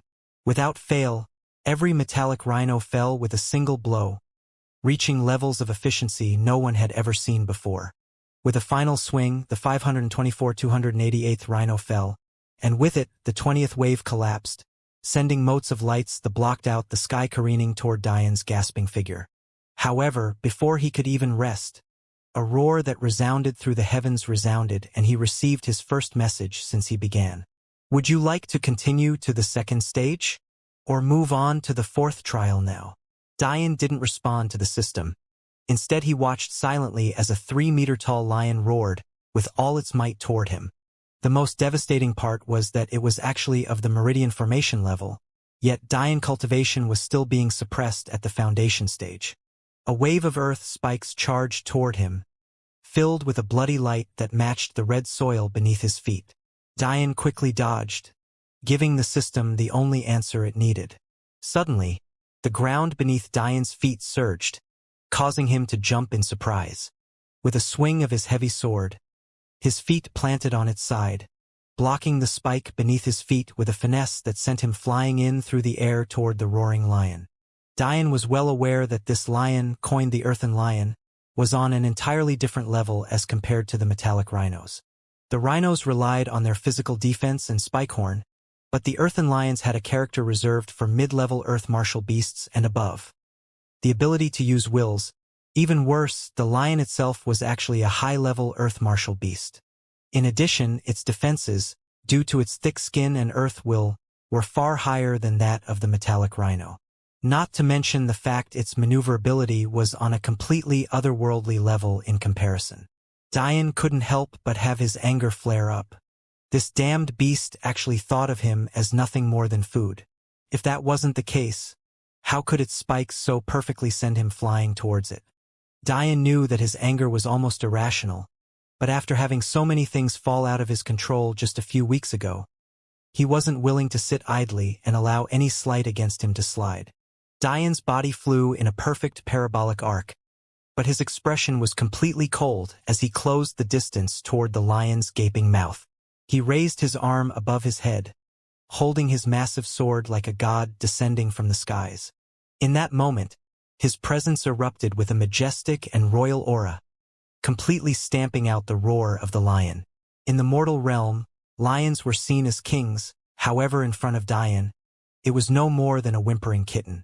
Diane's sword fell on the inside of the lion's mouth, forcefully overextending its jaw far past its limits. An audible snap resounded through the world as the earthen lion's massive lower jaw hung loosely from its mouth. Blood flew, followed by a painful cry and shattered teeth. The head of the lion collapsed to the ground as though it was ready and waiting for Diane's second swing. In too much pain to call upon its earth will to protect itself, and too scared to do so even if it could, the head of the lion was bashed in without remorse, causing its body to disappear in a flurry of lights. The last of the rust on Diane's massive sword disappeared, leaving behind its charcoal-like existence. However, Diane's rage hadn't settled down yet, nor had it in the months he had been fighting already. Before the two earthen lions who appeared could even react, Diane was already swinging his enormous sword down on them. Diane mindlessly pursued the path of slaughter. He had already lost count of how many he had killed, nor could he tell how much time he had spent in this second trial. But what he did know was that his injuries never seemed to be able to truly heal. Whether it be the blistering heat that only increased and seemed to not affect the beasts at all, or the fact he was constantly overexerting his already heavily injured body, none of it was good. The trouble was that while his energy core had primordial energy in and of itself wasn't capable of healing. When Diane was fighting for the Angel Clan, it was life essence energy from the spiritual vein that he used to heal himself. It was just that the primordial energy was also filtered in by him in order to strengthen his body. But now, there was no spiritual vein because the energy core hadn't had nearly enough time to create one. Not to mention the fact it would take much longer since these were no longer ancient times. So, Diane's body was relying on its own healing abilities, while primordial energy was actually constantly making Diane's body more and more difficult to heal because it was actually strengthening his body to unprecedented levels. The only good news was that Diane's body was now approaching his 4x state with Demon Emperor's will, while still in its base form. Although this made his body many times more difficult to heal, it still raised his strength. That said, He couldn't access any of this strength now because he was being constantly suppressed by this third trial. By now, a year had passed and Dian had finally reached the final wave of the Earthen Lions, making this his 40th wave total. His body blinked in and out of existence as he constantly dodged spikes in the earth. His presence fell, calling the raging lions to immediately become docile, allowing their heads to be obediently bashed in. Even as the last one fell, and the motes of light gave Dian's massive sword a slight bronze sheen, another ear-splitting roar resounded through the world, causing Dian's eyes to narrow. Ignoring the system's question once again, he instead looked at the enormous worm bursting through the ground before slamming down into it. Its body was at least 100 meters long, while its diameter was easily 20. Its mouth was completely circular. In fact, it didn't seem to have a head at all since it was completely replaced by a revolving meat grinder of teeth. Dian could even tell that his presence's abilities were negated partially. When he looked through his master's memories, he suddenly understood. This massive worm actually contained a faint trace dragon blood within it. As such, it was actually known as the wyvern worm and had an air of arrogance to it that was normal for dragons and their descendants. However, that just pissed Dian off more. Dian continuously aimed for the wyvern worm's fake, knockoff version of a dragon's reverse scale. Taking complete advantage of its haughtiness and dislike of sneak attacking, Dian didn't worry about the worms disappearing beneath the ground. Instead, he dodged and swung in a rhythmic motion, jumping from worm to worm and reaping their lives. Earlier, Dian had tried using his demon emperor's will to make things easier, but he immediately noticed that not only did his stamina drain faster, his strength didn't increase at all. In fact, the world's suppression increased along with the stages he climbed, seemingly intent on keeping him at a certain power level. However, Dian didn't mind. Since that was the case, this trial clearly didn't want you to use any special techniques or cultivation methods. That was perfectly fine by him. Time passed without end. While it took only a year for Dian to decimate the first two beast waves, it wasn't until halfway through the third year that he finally managed to slay the final wyvern worm of the 60th wave. When the 61st wave started, Dian couldn't help but see a pattern. It was as though the third trial was doing its best to completely counter him. The first beast wave of metallic rhinos was a probe, but the second wave of lions seemed directly tailored toward dealing with his presence. Although it ultimately failed, that was due to the restrictions in the power allowed for the second beast wave, and not for any other reason. The lion was the king of beasts and thus had faint dislike and struggle against Dian's presence. The third wave made it even more obvious. The beast even had a trace of dragon's blood, albeit a very faint trace, that made Dian using his presence on more than a few thousand at a time impossible. By the time their numbers skyrocketed into the tens of thousands, then the hundreds of thousands, Dian had to spend focus a lot more on running to avoid being cornered, while focusing his presence on small groups. And now, for the fourth wave, the restrictions of his presence became even more apparent. Not only was the beast now of the heaven grade, it was actually a king beast. Within every beast species, there will always be those beasts who exceed their fellow clansmen. When this difference is great enough, they are titled as the king of their clan and thus become king beasts. This title is ignored when it comes to beasts who have the ability to change into humans, but for heaven beasts who can't, this title is still apropos. There was another thing about king beasts that was very relevant for this particular situation, and that was the fact they always followed the sovereign path of their wills. In a one-on-one situation, Dian would hardly care about this, because he was confident that his presence would still win out. However, as the numbers climbed, Dian realized that in all likelihood, his presence would only work on a few hundred at a time, and if this trend continues with the next beast wave, it might only work on a few dozen at a time. By then, this trial would really put him at death's door. However, this was exactly the kind of pressure Dian wanted. Although the previous waves were difficult and took him a long time to break through, he never truly felt like his life was on the line. But now, as he watched the 5-meter-tall silver wolf before him growl lowly as though it was stalking prey, he finally felt his blood boil. For almost 3 years now, he had felt nothing but endless rage. At first, he didn't even understand what he was mad at until he realized he was angry with himself. Why else would he jump into this trial without healing his injuries? Why else would he trudge on even while knowing those same injuries were only getting worse and harder to heal? Why else if not to punish himself? Dian pointed his massive 7-foot-long sword toward the wolf in provocation. His eyes lit up with a dense battle intent. By now, the huge sword was a glistening copper-bronze color, its former charcoal black flaking off. It now weighed hundreds of gene, growing with Dian as he just finally crossed the barrier of meridian formation. Surprisingly, at this point, Dian felt that the restriction on energy cultivation was lifted. He knew that this was a bad premonition for himself, but he didn't care. And then he charged, allowing a roar to escape his lips as the first sound he had made in years. Seeing this, Dian's grand teacher finally sighed in relief. Before he was worried for Dian, but at least now, Dian was feeling something other than rage. His anger was clearly still there, but it no longer had the fatal air it once had. Instead, he wanted to tear through everything in his path. Dian fought a bloodied battle. In fact, this wave was the first time he was actually injured by one of the beasts, and it wasn't due to carelessness either. But he fought on, taking on beasts many times his size without batting an eye. There was no one else in these lands. There were no clear goals, nor were there any milestones to leap over. Dian only had himself and the sword in his hand. His blood couldn't help but boil. By the 72nd wave, Dian was forced to use his wings. His stamina drained faster, but he also had added mobility he simply didn't have before. Although his wings were supposed to have the added benefit of helping him to quickly recover, Dian had long since noticed that there was no energy in the third trial. The only means of recuperation were the motes of light absorbed through your weapon after a wave was cleared. It was no wonder the system forced Dian to pick a weapon. Had he not, he would have been screwed. Once the 81st wave came around, Dian's suspicions were doubly confirmed. Facing the Fire Serpent King, yet another king beast of the heaven level, he could only grit his teeth and charge forward. By now, it was the beginning of the 7th year. Luckily, with the help of his wings, Dian had finished off the silver wolves much faster than expected. However, fire serpents were difficult enough to handle normally, let alone handling multiple of their king-level existences. These creatures were of the very peak of the heaven level, and their kings could count as pseudo-transcendent beasts.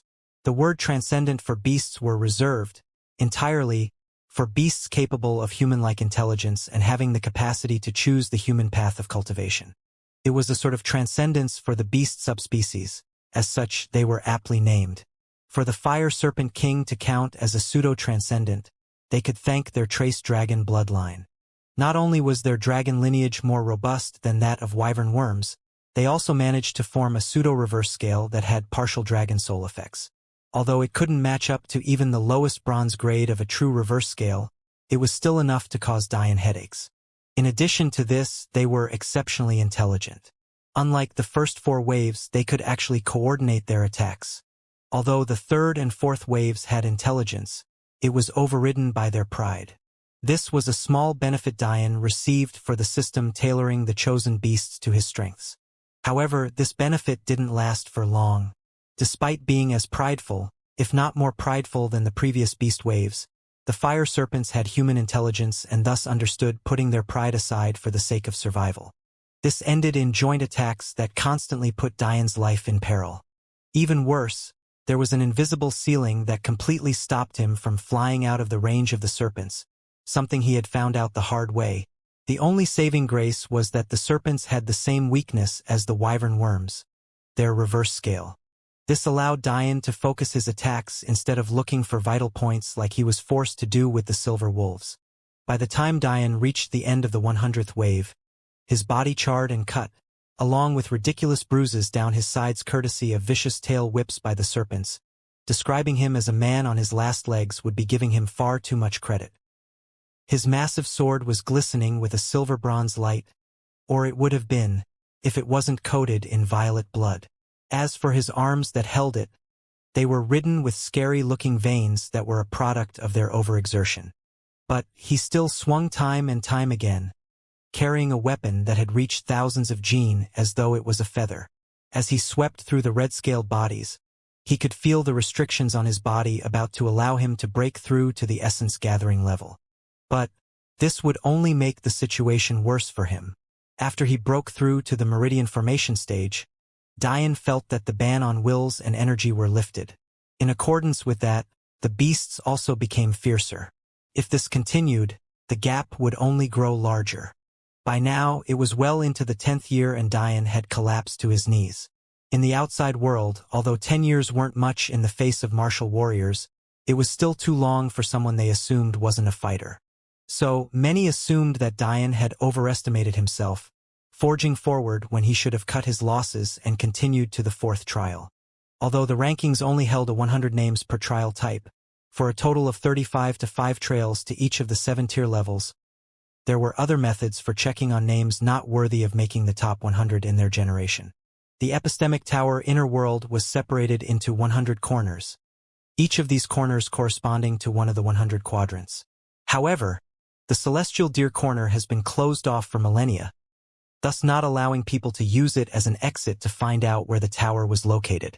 This was actually another function of the tower key, the ability to decide who was allowed to use the teleportation formations of your corner.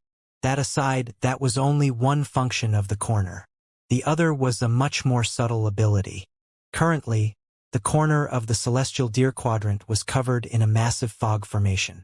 This was a formation that appeared at a corner every time the key switched owners, and it would not disappear until the key wielder completed their trials. The purpose of this fog formation was to keep intruding universes out until the key wielder gained the ability to defend their territory. For example, the Kitsunshruti quadrant was covered in this very same foggy formation because Saru had yet to exit her trial. The only reason Ri was allowed in was because she was allowed in by a Duke-level character of that universe, as that was the minimum status needed to do such a thing. The problem was that even after 10 years, the barrier still had not disappeared. It was no wonder they thought Dian had foolishly died. Aside from the stupidity and arrogance of the martial world geniuses who were trying to console themselves by assuming Dian had failed, Dian's wives were taking their own trials now, so they didn't have the time to worry. However, even if they weren't, they wouldn't worry anyway. Unlike those fools who didn't under Dian, they knew him very well. If it wasn't for the fact Dian was so intelligent, they might have been fooled into thinking he was a battle genius instead. Of course, they weren't worried about their husband's battle sense. The truth of the matter was that Ri, Clara and Madeline, even Delia, had already blazed through the Duchess trials. In truth, it was far too easy for them. In fact, it took them less than a year to fly through it. Unfortunately, despite understanding this, they had no choice but to choose this trial first, and that was because they weren't key wielders. Since only key wielders could choose one of the top 3 trials as their first trial, their hands were tied. But, luckily, according to the rules of the tower, if you passed the Duke trials, you could then take the King trials, and if you passed the King trials, you could then take the Emperor trials. Unfortunately, the God trials were reserved for key wielders, but even if they could take the God trials, they would be unlikely to do so. This was because God trials took centuries to complete normally, and they weren't willing to leave Dian for so long.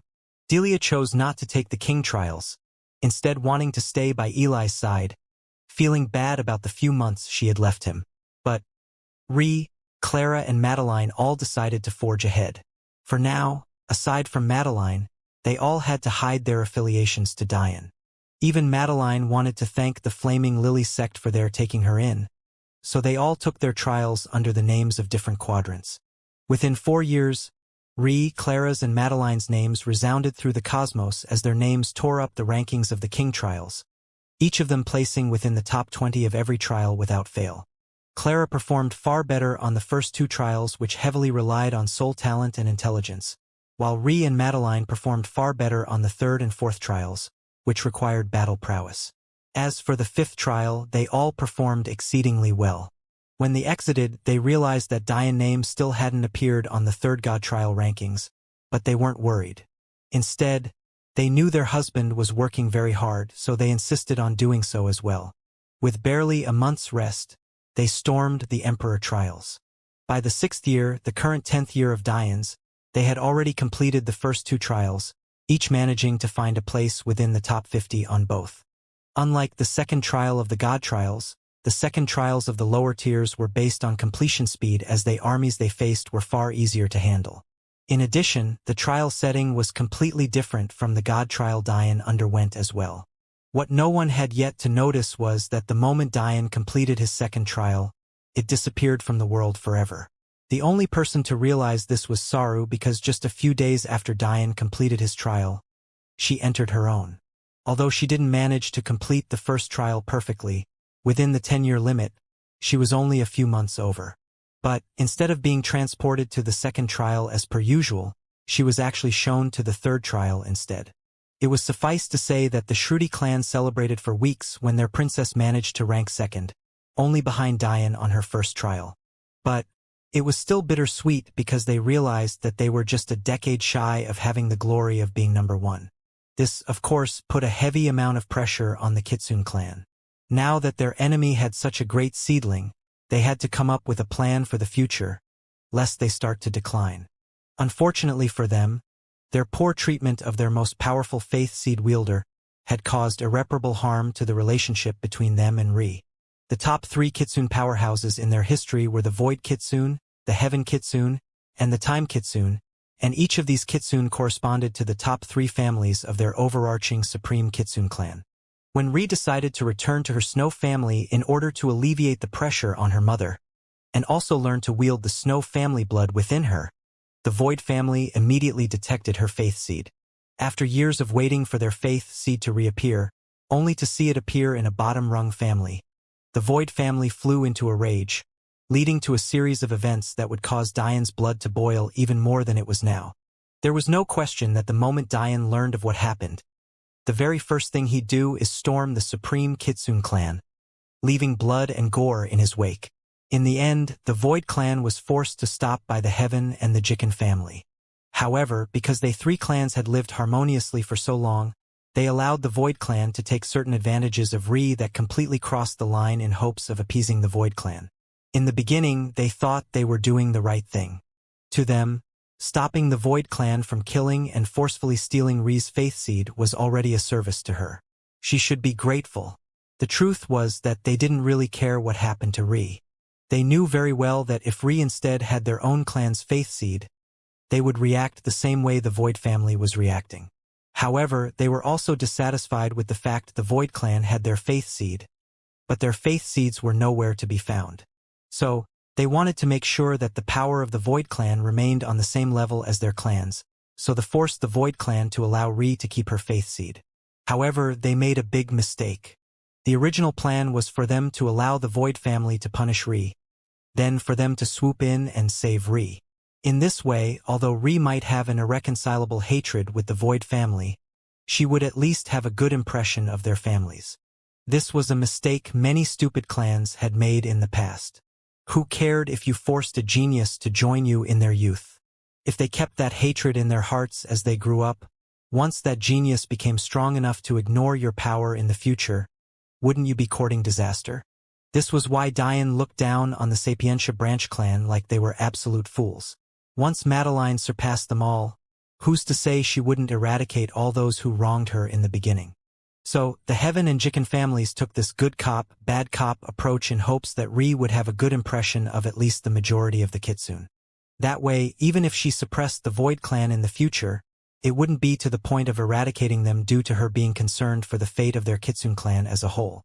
But who would have known that not only was this young lady exceedingly intelligent, she also had a fiery temper to rival any they had ever seen. After the Void clan's bullshit punishment, and then their attempts to force her to marry into their clan as an even further compensation, Ri's rage had reached an all-time high. With words as venomous as acid, she tore apart those supposed elders. Not even the Heaven and Jikin elders were safe, as she had long since seen through them. Even as the faces of those elders were turning red and white in anger, Ri cut off her ties with the Supreme Kitsune clan, stating that the day when the Snow family reigned was the day she'd return. The elders, of course, sneered. Did this naive girl really think that they would let her go just like this? But what they didn't know was that Dian would never allow his wife to go anywhere without protection. The Demon Sage's tower immediately protected Ri as she looked down on them all with disdain. And then it flashed away to the Epistemic Tower. Even though the Void clan were Space-Will masters, they were completely unable to lock down the space and could only watch as Ri disappeared. Of course, they had sent their younger generation to chase after Ri and bring her back since they could no longer enter those epistemic tower floors since they had already reached the Dao floors and because of the rule that those who ascended could no longer descend. Unfortunately, the key wielder of their quadrant was a member of the Shruti clan. And who would have imagined that even though they tried to provide ridiculous amounts of compensation in exchange for Saru kicking Ri out, that Saru would actually state that Ri was her big sister and no one was allowed to harm her. The Supreme Kitsune clan could only mash their teeth in anger at their own incompetence. They had truly underestimated this little girl. They had assumed that she was easy prey and easy to manipulate, but who would have known that she had such a power backer? What they didn't know was that her powerful backer wasn't Saru, but rather her husband. Days after Ri learned that the Kitsune clan had tried to bribe Saru into kicking her out. As this was a power the key wielder held, she sneered, inwardly praising her husband for seeing so far ahead. At that point, she couldn't help but touch her opaque visor with her delicate hand, trembling in rage. There would be a day where she eradicated the Void family, or else she would never be able to settle this grudge. After that, taking the name of the Snow family temporarily, Alexandria Snow sent a clear message to the Void family higher-ups. It was simple, wash your necks. As much as Ri wanted to keep the Sacharo name, she knew she couldn't. This was because the Snow family had searched for her mother previously. As such, they knew what universe Ri came from and could thus find the epistemic tower in this way. If Ri was to make her affiliations clear, the Void family would connect Ri with her traitor mother. Currently, the Snow clan was hiding this truth because Ri and her mother were the most talented young women in their history. They couldn't have a falling out with them. In addition, they knew that this was the chance for their Snow family to rise up. If they angered Ri by putting her home universe in danger, what was stopping Ri from cutting ties from their Snow family as well? So, the Snow family hid the relationship between Ri and her mother. This was very easy because despite being a comparatively weak family, the Snow family still had millions of members. As long as Ri didn't make her relationship with Diane and their universe clear, their home would be safe. Then, when the time was right, she would storm the Kitsune clan with her husband by her side. As Diane was sure he was breathing harder than he ever had before, unbeknownst to him, the ranking of the Celestial Deer Quadrant was skyrocketing. Although Ri, Madeline, and Clara didn't list their trials under their home universe, Delia, along with the 3,000 demon generals definitely had. In addition to that, Diane allowed Thor to undergo his trials alone with the youth of the Dayu. He now treated the Dayu as slaves, but that didn't mean he wanted incompetent subordinates. But Diane kept Vidar in chains. In truth, Diane had irreconcilable hatred with both Vidar Ragnar and Dayu Chunglei. However, because of his promise to the Dayu ancestor, he decided to keep Chunglei on a short leash while also nurturing him to a certain extent. However, Diane felt no such obligation for Vidar. Instead, he allowed him to rot in a holding cell until he could play his role in Diane's plans. Because the Ragnars only had 4 faith seed wielders in all their history, they would without a doubt place heavy importance on Vidar. This importance was something Diane knew he could take advantage of. Of course, in order for his plan to work, he still needed to find a way to remove the restrictions on Thor's faith seed to truly allow him to be free, but that was a problem for another day. This aside, it wasn't a surprise that the demon generals performed well. Considering they were absolute geniuses plucked from their original times and taken to the modern world, it was no wonder their performances were so perfect. As for Chunglei, Zabia, and Thor, their potential has already long been seen. Of course they performed well as well. The vast majority of them became dukes within a year, while the rest finished before the end of the third. Afterward, all those who finished within a year proceeded to the king trials, and just as Diane was completing his 100th beast wave, the first of them were beginning to come out, causing the Celestial Deer Quadrant ranking to inexplicably go up once again, causing the quadrants who had become complacent to once again feel as though they were walking on eggshells. Within the first few months, they shot up from the 67th spot to the 61st. When people rushed to the third-place rankings to see if Diane's name had appeared, they were shocked to find out that there were no changes to the God-tier rankings at all. What was going on? It was only at that time they thought of a frightening possibility. Maybe geniuses other than Diane, They were all aware of the fact that the only tiers that could make such drastic changes in a quadrant's ranking were the king, emperor, and god rankings. And the fact that no new names had appeared on the top 100 for any of their 15 ranking stones, that meant that it was multiple geniuses passing at once. The scariest part was that, if they all assumed that everyone from that quadrant had begun their trials at the same time, after accounting for the years non-key wielders would have to spend taking the Duke trials, there could very well be more ranking changes to come. Finally, those spectating had jumped to the correct conclusion. After Dian left, the demon generals had to restart their cultivation from scratch so that they could all practice the inner world sanctuary technique. Although they had little experience in the martial world outside of battle, they understood that cultivation techniques were precious. In fact, they were so precious that for most of their lives, they had to create and experiment with their own. It wasn't that the demon sage didn't have cultivation techniques for them. It was rather that he had sealed all of his possessions in the chaos universe. So they had no choice. That aside, it made them very grateful toward Dian. They could all see just how amazing Dian's cultivation technique was. Yet he shared it with them all without reserve. Dian's kindness was engraved in their hearts. So they cultivated with all of their might. As one might expect, even for geniuses like them, cultivating inner world sanctuary was difficult beyond belief. However, they weren't known as geniuses of their times for no reason. Unlike Dian, who took months to reach the peak of the foundation stage, even the slowest of them only took a few weeks despite how thorough and taxing the technique was. However, also unlike Dian, they didn't receive a meridian implant shortcut. As such, in order to reach the peak of meridian formation, they labored for months before they eventually all filled 108 meridians. It was only after that they began their trials. Unfortunately, although they were all worthy of being easily within the top 100 rankings of almost every trial they took if they had been at their full power, they couldn't manage to perform as well as Dian had because unlike Dian, they didn't have the demon sage's blood essence to boost their body cultivation. As such, they ranked fairly poorly as compared to their full potential due to their wills, soul, and energy cultivation being sealed. However, this was within Dian's plans as well. He wanted his universe to be dazzling and overbearing, but to be too much so would only result in them being stamped out before reaching their full potential. In the past, Dian wouldn't have cared and would have boldly faced off against any opponent willing to come, but he was also trying to grow up and see the bigger picture. In order to protect everyone behind him, Dian would take the full brunt of the public eye, while he secretly cultivated his empire to become the greatest that had ever existed. Just like that, Dian secretly cultivated hundreds of dukes, almost 2,000 kings, and a few dozen emperors without the world being any wiser.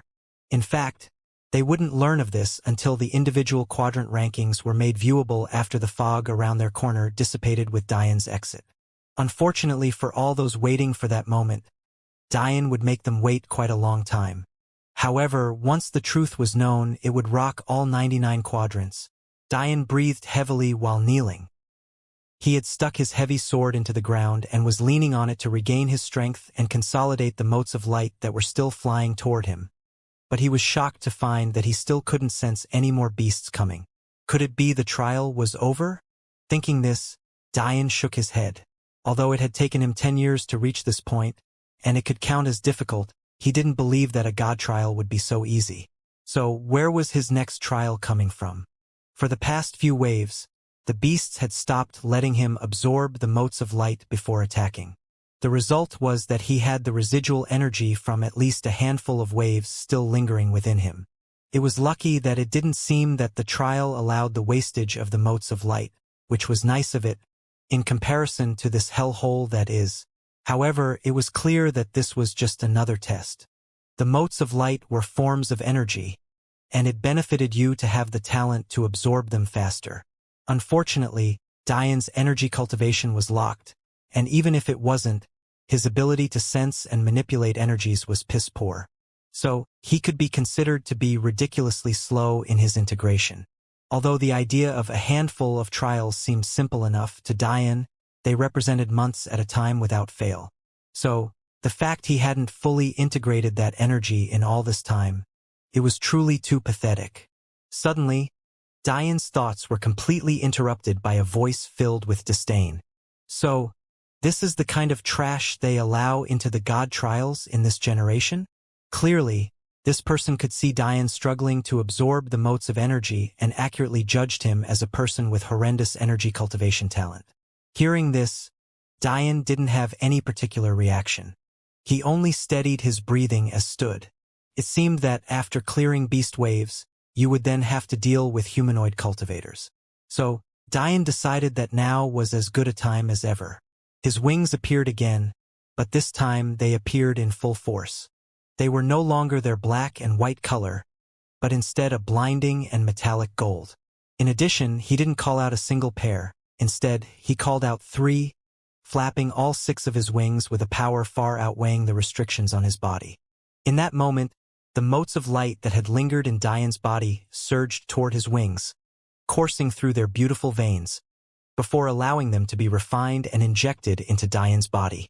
In the blink of an eye, stamina that was meant to have been absorbed by Diane over months was used in a split second, causing all of Diane's fatigue to disappear in a flash.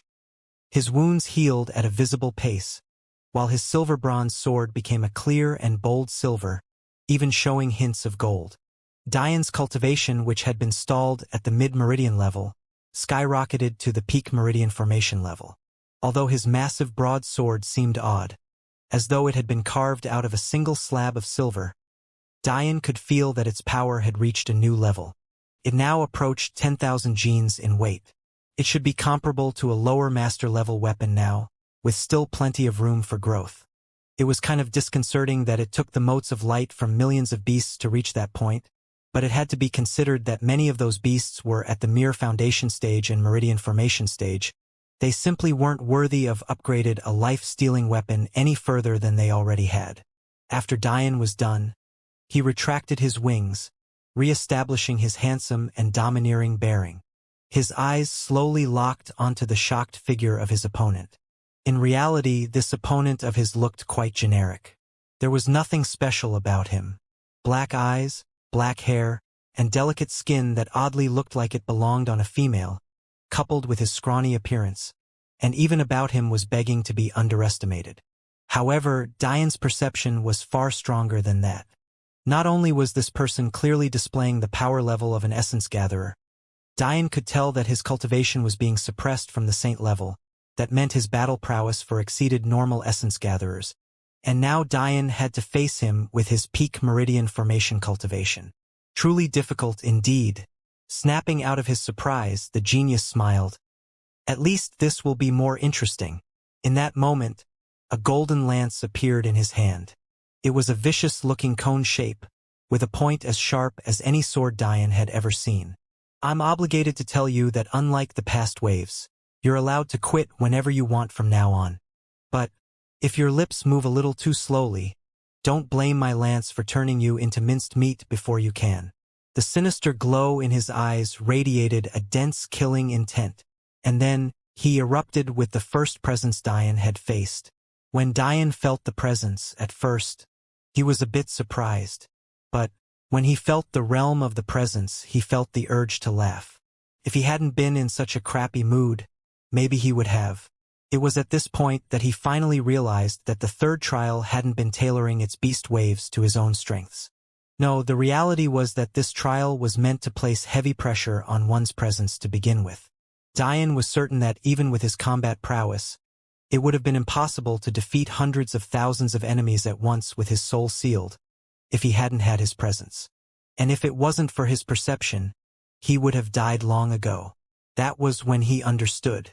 The first trial cultivated perception. The second trial gave you the acting role of king and introduced you to the concepts of presence. Usually, those who do well in the second trial spend decades there, eventually growing a presence seedling. Then, the point of the beast waves of the third trial was to culture that presence seedling, and then fight past the 100th wave with the gains you've made. Unfortunately for these trials, Diane had cultivated presence long ago because of his father. Even while being a mortal, his own father high-level presence. Although he wasn't at the duke or king level, the fact he had cultivated a martial art so far without any concept of cultivation was mind-blowing. He then passed it on to his son. In fact, Diane already had a high-level Viscount presence by the time he entered Focus Academy, and it only grew with time. In the end, Diane entered the days of the second trial with a peak Duke presence. And then, because of Luna, it skyrocketed to the peak King level. So, what did this mean? It meant Diane was currently undergoing a trial meant for those with seedling presences, a Viscount level presence at most. To those of the martial world, this third trial was exceedingly important because it was what separated those ultimate geniuses with King level presences from those with mere peak Duke level presences and below. Why did all of the peak level geniuses of the martial world all just happen to have lower King level presences? It was because the highest levels of the third trial provided this benefit. However, didn't Diane already have a peak King level presence? Wasn't this trial too much of a joke in front of him? Maybe the funniest part was that this arrogant young man with a lance that was currently charging at him, with full confidence in his victory, was exhibiting a presence of the mere peak Viscount level, an entire 4 realms below Diane.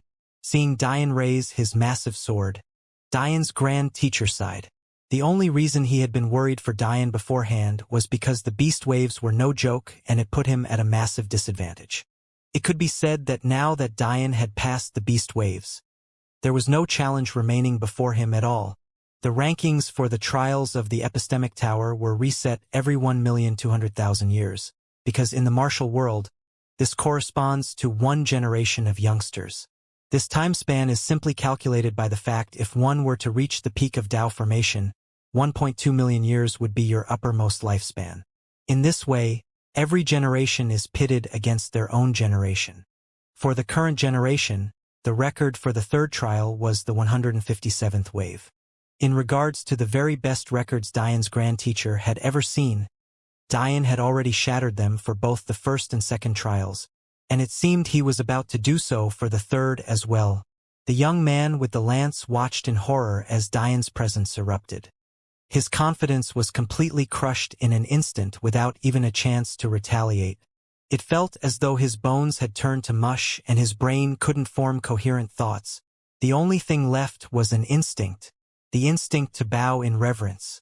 Diane's massive sword swept through challenger after challenger, and as he did so, the holds on his cultivation alleviated as well. The luster of gold on his sword also grew brighter.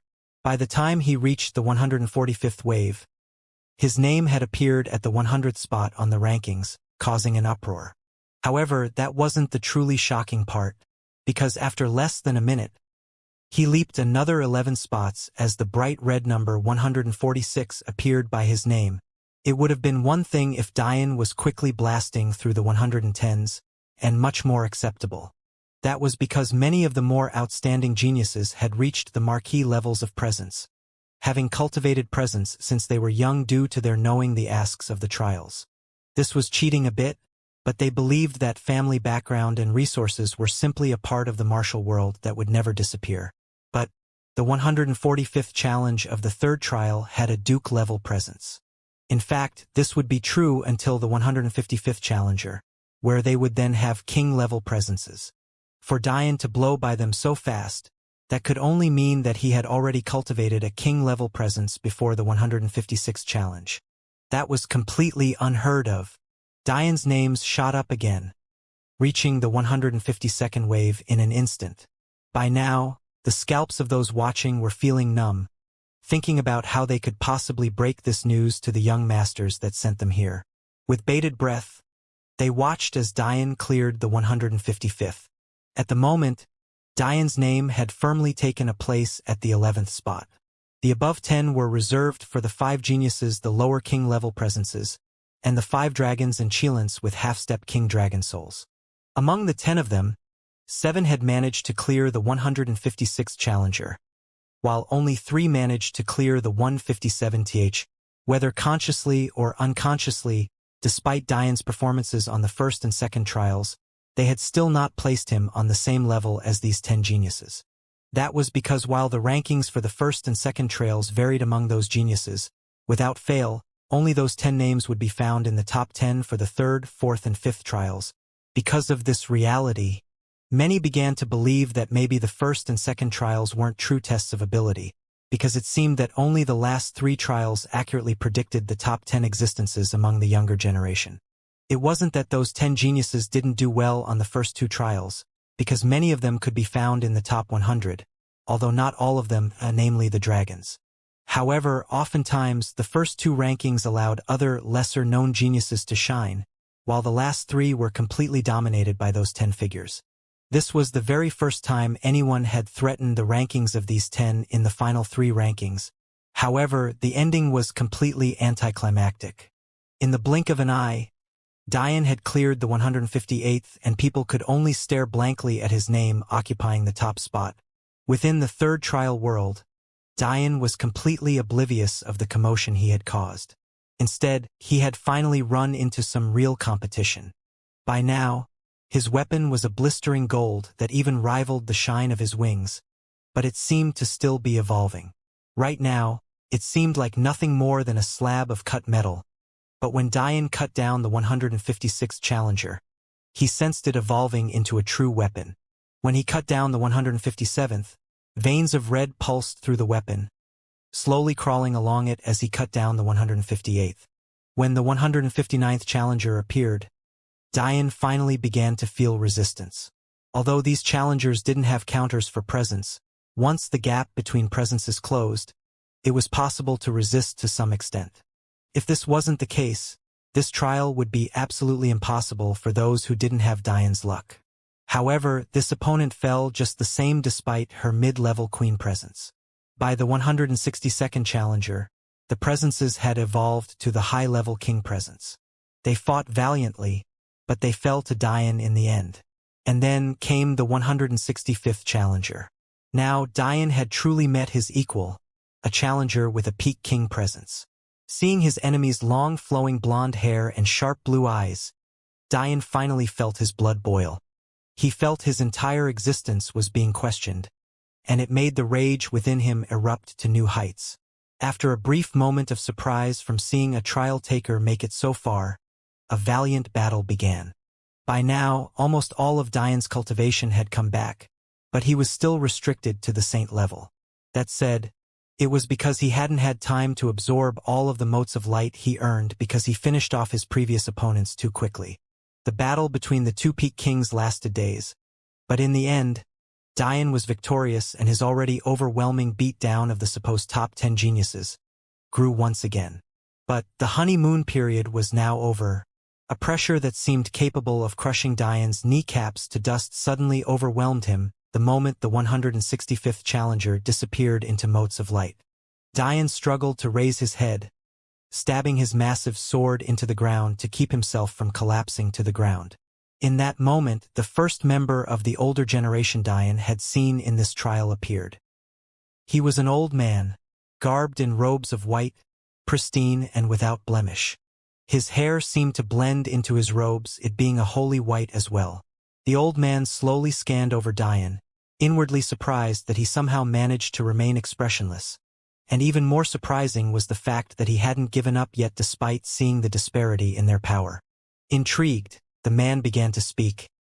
"You're quite impressive, but you should understand that you have no chance of beating me. Do you understand why all of your opponents before me were of the younger generation, yet I am not?" Dian's eyes shone with an imperceptible light, showing that he acknowledged the old man's words. He noticed this immediately, and he was curious about it as well. Becoming an emperor isn't as simple as becoming a king. Even if, by some unholy miracle, you manage to beat me and advance, you still wouldn't gain the right to become an emperor. Although these trials allow you to cultivate a king presence by beating kings, the same isn't allowed of the higher tiers. Well, I shouldn't say that. More accurately, you specifically cannot. In fact, the fact you've managed to become a king is already surprising enough. I'm not sure what tricks you pulled, but from what I can see, it's impossible for you to do it again. Dian remained silent, thinking silently to himself that this old man spoke too much. Just get to the point. The old man smiled, seemingly hearing Dian's thoughts. To become a king, you need a certain amount of destiny, and this destiny is reliant on the amount of faith you've accrued. Do you understand now? Only legatees of Emperor God clans, or kings of King God clans, can cultivate king-level presences. And the requirements for becoming an emperor are even more stringent. Although you don't have to become an emperor of an emperor god clan, you do have to be a top-level existence within one. The only way to break these rules is with sufficient cultivation while following the sovereign path, or being the embodiment of the sovereign path, meaning a dragon or a Qilin. However, your cultivation is far too shallow. In addition, although your wills are sealed by some odd method, I can tell that your highest level will it at the mere one with mind level. Although it does follow the sovereign path and is surprisingly a supreme law, it is still not nearly enough. The more the old man spoke, the more Diane's heart shook with shock. This old man saw through him so easily. That said, Diane's mind was running at inconceivable speeds. At first, when he heard that he wouldn't be able to achieve the Emperor Presence level because his birthplace was far too insignificant, he had felt a fire light inside him that filled him with even more will to be great. But, when the old man then mentioned the sovereign path, he suddenly remembered the cultivation technique the Dragon King had mentioned to him. Will of heart.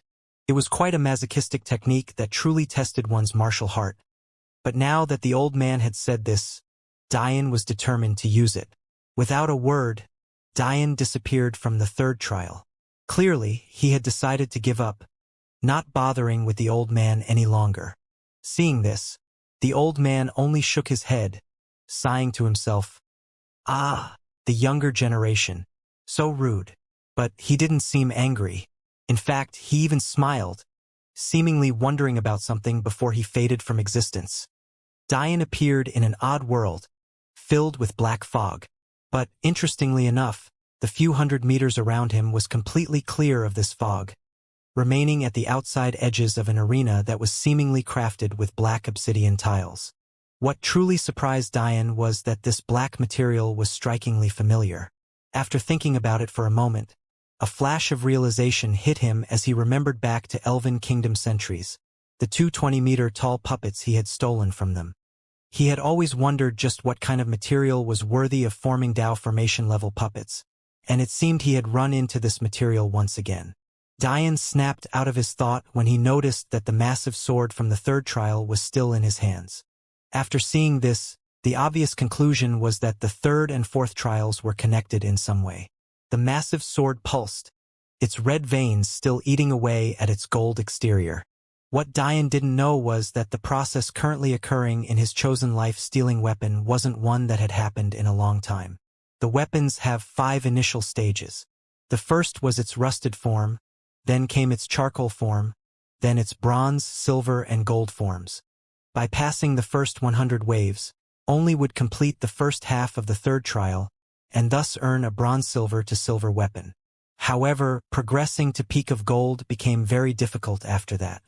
In fact, it wasn't until around the 140th wave that Diane finally accumulated enough wins to jump to that level.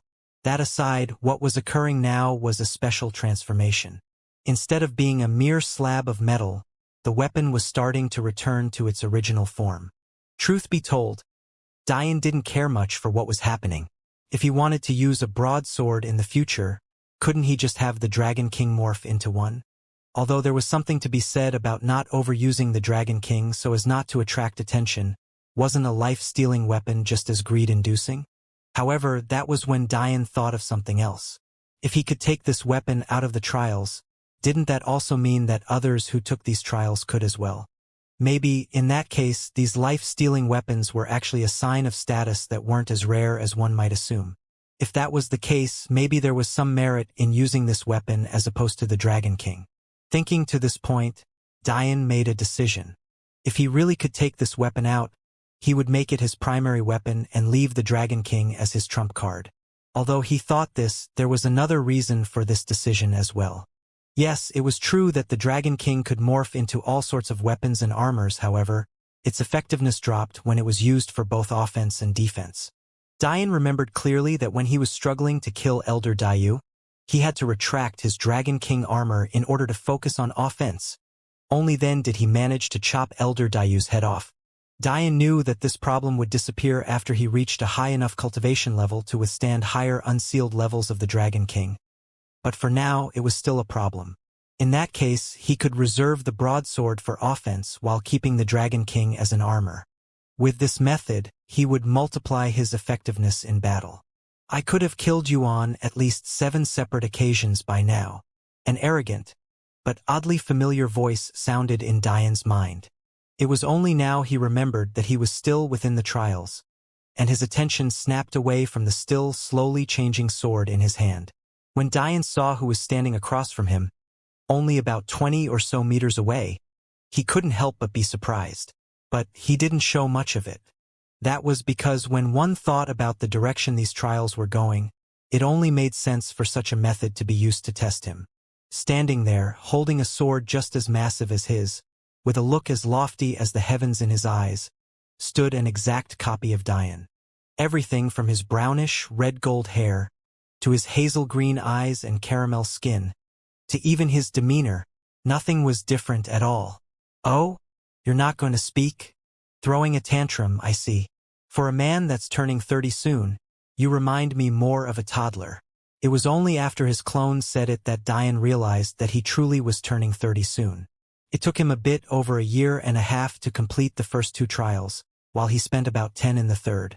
Although he knew that these trials would take him away from his friends and family for a long time, it still hurt to see just how true it was.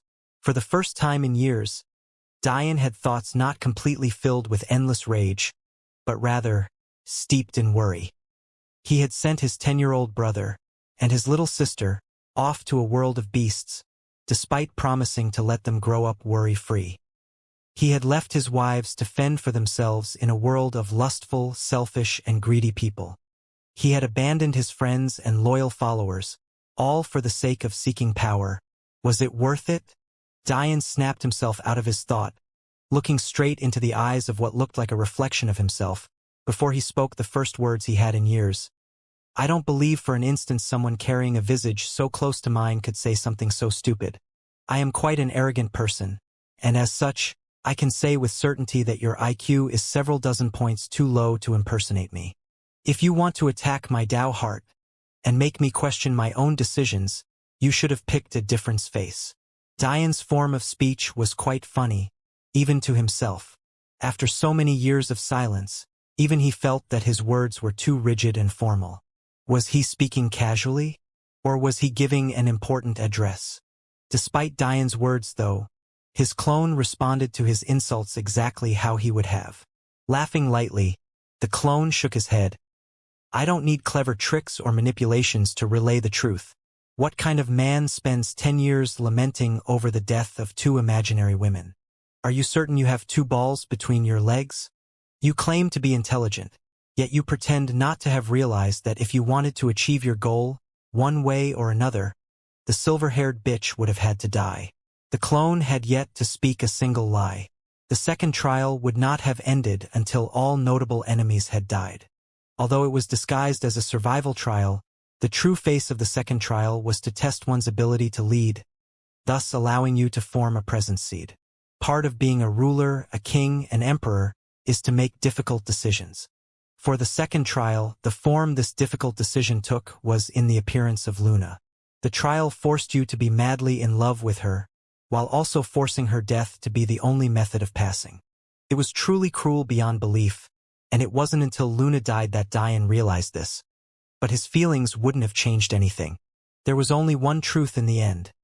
Even if Diane had known this from the very beginning, he would have never been able to kill Luna with his own hands, nor would he have been able to scheme her into her own death. So the question remained, since he knew he couldn't do this, was he even worthy of being a leader? Because of his own heart, his own selfish feelings, he couldn't sever ties with a clear traitor even with the lives of his clansmen on the line? And he wanted to be a king? How laughable! By now, Diane was absolutely certain of the goal of this trial.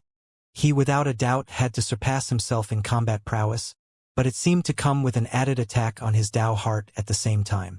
The 2-pronged assault was definitely not something many young geniuses could handle. Even worse, the clone seemed to copy your personality. With Diane's own wittiness and intelligence being pitted against himself, the comments were particularly biting and on the nose. However, this trial underestimated Diane's arrogance. No matter how this imitation was, he was far too arrogant to ever believe any mere system could perfectly replicate him. Seeing Diane's lack of a response, the clone only smiled, seemingly understanding what he was thinking. A dense and eerie power erupted from the clone's hand. Diane's eyes narrowed as a black band on his clone's wrist morphed into a magnificent scythe.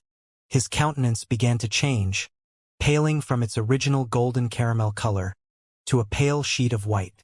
His eyes lost their warmth, filling with a gray fog pulsing with red veins. Even his hair changed, no longer remaining its brownish-red gold, and instead changing to a jet and sleek black before rushing its growth tremendously. In an instantly, hair that grew to the black of his knees appeared, wafting and waving around in a black and dense fog.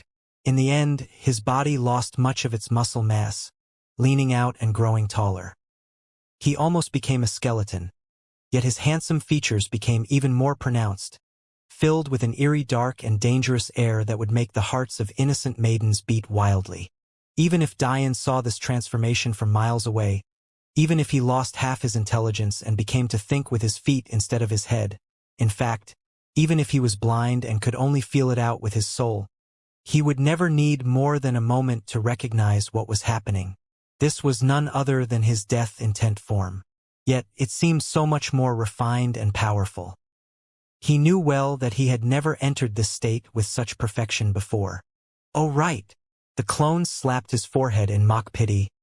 Your wills are sealed, aren't they? I almost feel bad taking advantage of you like this. But it's my job. You wouldn't like it if someone stealing your visage didn't do a good job. Would you? The clone could clearly tell that Diane was too arrogant for his own good. So instead of continuing, he simply stopped, instead using Diane's own mentality against him. It could be said that the way the clone adapted to Diane was perfect and quite unnerving. But what was even worse was this clone's power. The fourth trial was supposed to pit you against yourself, and theoretically, it was supposed to be an even matchup that neither of you could win for a long time. Yet, this clone completely ignored Diane's restrictions, jumping to what would be his peak power if his wills, soul and energy cultivation were unlocked right now. Even a fool could see that the situation wasn't favorable. Despite all of this, Diane still remained calm. There were a few reasons for this. For one, without a calm mind, all chances of victory would be thrown out. Secondly, he didn't believe that there would be a trial that was impossible to pass, or else this tower would be completely useless. The last point was the most poignant to him. He didn't believe that this tower could perfectly replicate the prowess of the Dragon King. At most, it could be imitated. Although Diane's body had the Dragon King on it, it was currently not on his wrist. This meant that the trials purposefully did not want him to use it. At this point, one might think that the trials might have directly given the Dragon King to this clone of his for the sake of the trial. After all, if the Dragon King wasn't with Diane, then where could it be? However, Diane knew better than to worry about this. In the history of the Dragon King, there had only been one person to subdue him, and that was himself. The reason Diane was so arrogant so as to believe that this clone could never fully replicate him was namely because of the Dragon King. Although the replica the clone was using was eerily close to the original, because of Diane's soul connection with the Dragon King, he could tell that this wasn't really him. That meant that the clone wasn't able to replicate Diane's ability to make weapons submit to him, which also meant this clone wasn't perfect. All of this instilled confidence within Diane. He wasn't the type of person to be blindly arrogant.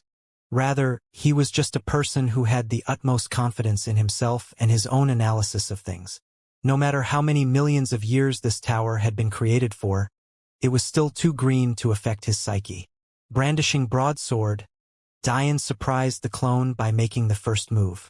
His first step was quick and decisive, leaving a vortex of wind where his feet once lay. His sword trailed behind him, picking up momentum and strength as his torso flexed with unbridled power. Diane's arms swung forward, his skin reddening. With every flash step, another level of Demon Emperor's will was crossed. By the time Diane broadsword was only an inch from smashing into the clone, even Diane's 6 golden wings had erupted from his back, causing the lingering energy Diane had yet to be absorbed in an instant, re-establishing his cultivation at the lower celestial level. This all occurred in the blink of an eye, and before the clone could even react, Diane's sword had reached him. Boom! Diane's broadsword met the rod of the clone's scythe. However, The clone barely took a half a step back before stabilizing itself. As for Dian, severe pain racked his arms to the point where he assumed his bones would erupt into dust if even the slightest bit more power was infused into them. However, Dian didn't seem too surprised with the result. Even after going all out, the result was a mere half a step back.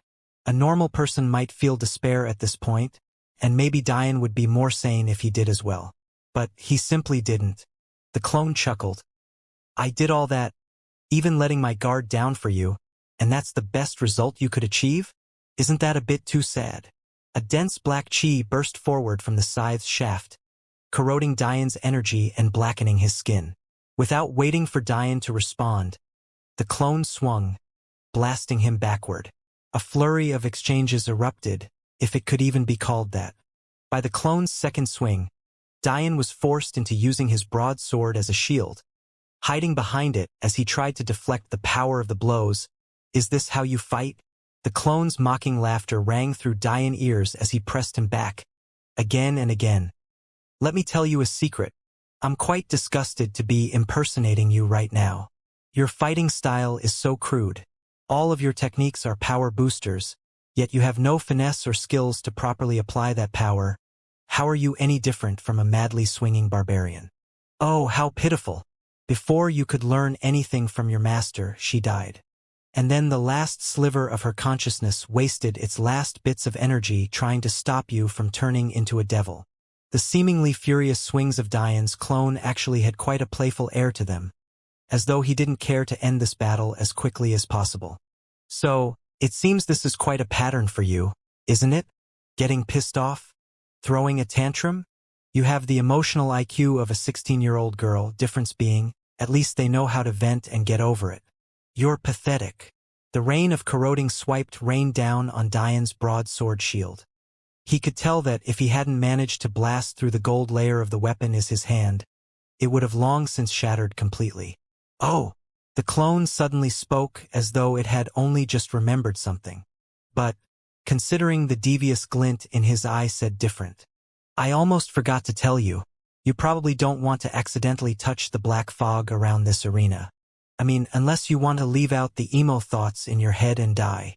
Before the words had even been fully processed by Dian, the clone cocked back its scythe, evilly eyeing Dian's back foot that was already near the edge of arena, before swinging forward with more force than he had during any of their exchanges.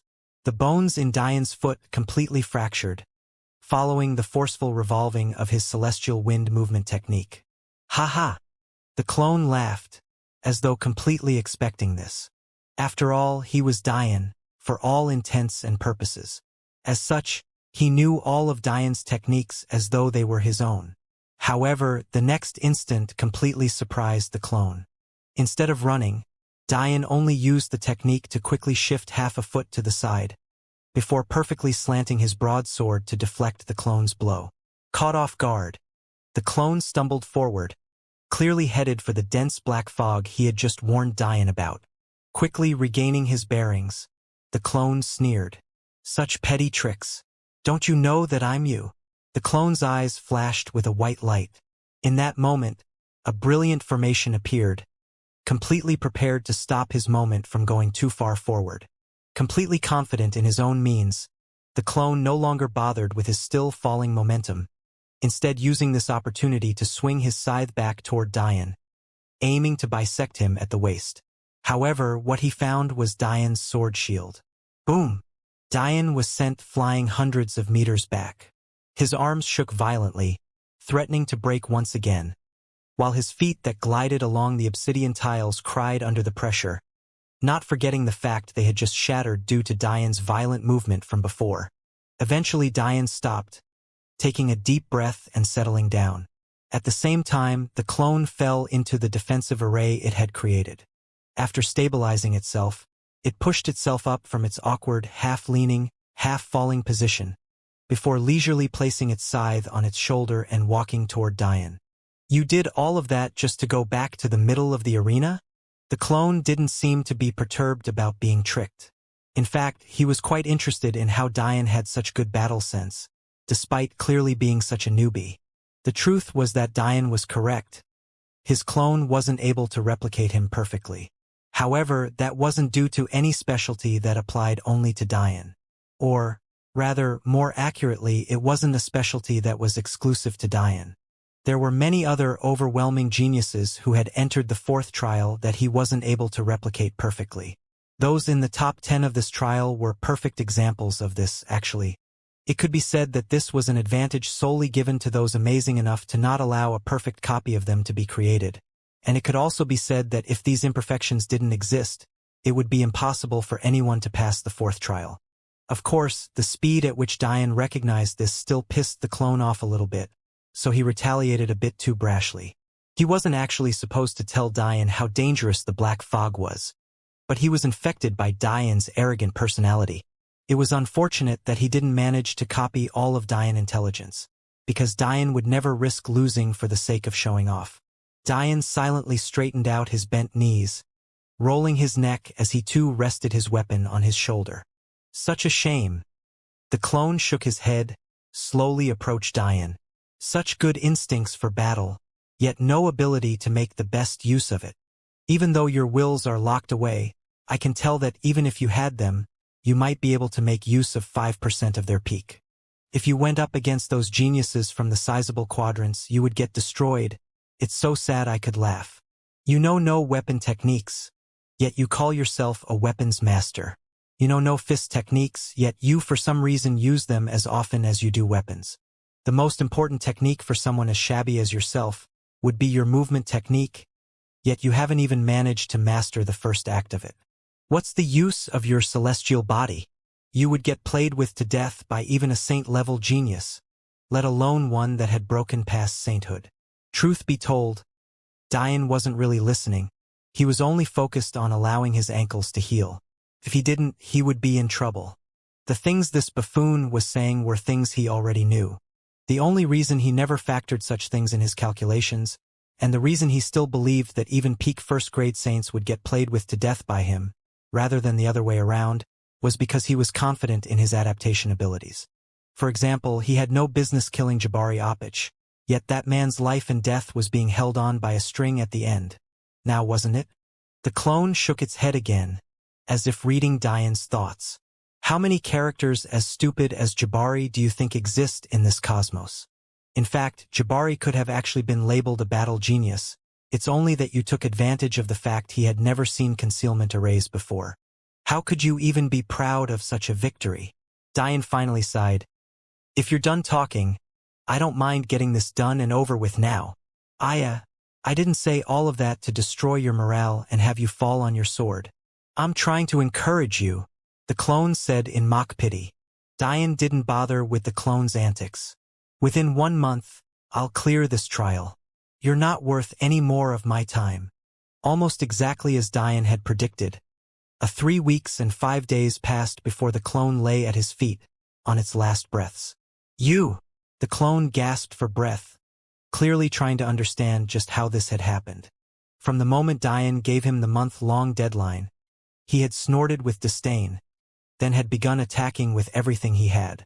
But it seemed no matter what he did, Diane would always have a response to it. However, that didn't matter much to him.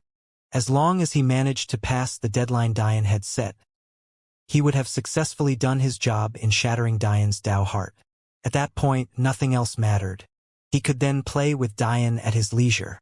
Unfortunately, things hadn't gone to plan. On the first day of the 4th week, Diane's battle tactics abruptly changed. The clone suddenly found itself on its back foot more often than it wanted to admit. Although Diane was definitely at a disadvantage overall, the times where the clone got caught off guard came more and more frequently. In the end, Diane erupted with a burst of power he couldn't comprehend, and before he could adjust, he had taken a fatal wound. Despite knowing that the tower would heal him and not allow his death to occur, everything from his pain to the feeling of his life slipping away was completely real. He just couldn't believe it. It wasn't that he had never lost before, it was just that Diane was at such a massive disadvantage compared to others who took this 4th trial. In fact, it could be said that in his own boredom he had cheated Diane a bit. According to the rules, he was meant to become a copy as close to Diane as he possibly could. His true strength was far beyond Diane's. and even Diane's grand teacher, should they meet in real life, would have to speak with him in a friendly tone. However, he was constrained by the rules of this tower, so he couldn't erupt with that power even if one of the trial takers pissed him off. If Diane knew this truth, he would be even more certain of his conjecture that these epistemic towers had more to them than he assumed. On the surface, they were supposedly his grand teacher's creations, yet his grand teacher's legacies were on the bottom floor while a mere trial supervisor commanded the respect of his grand teacher?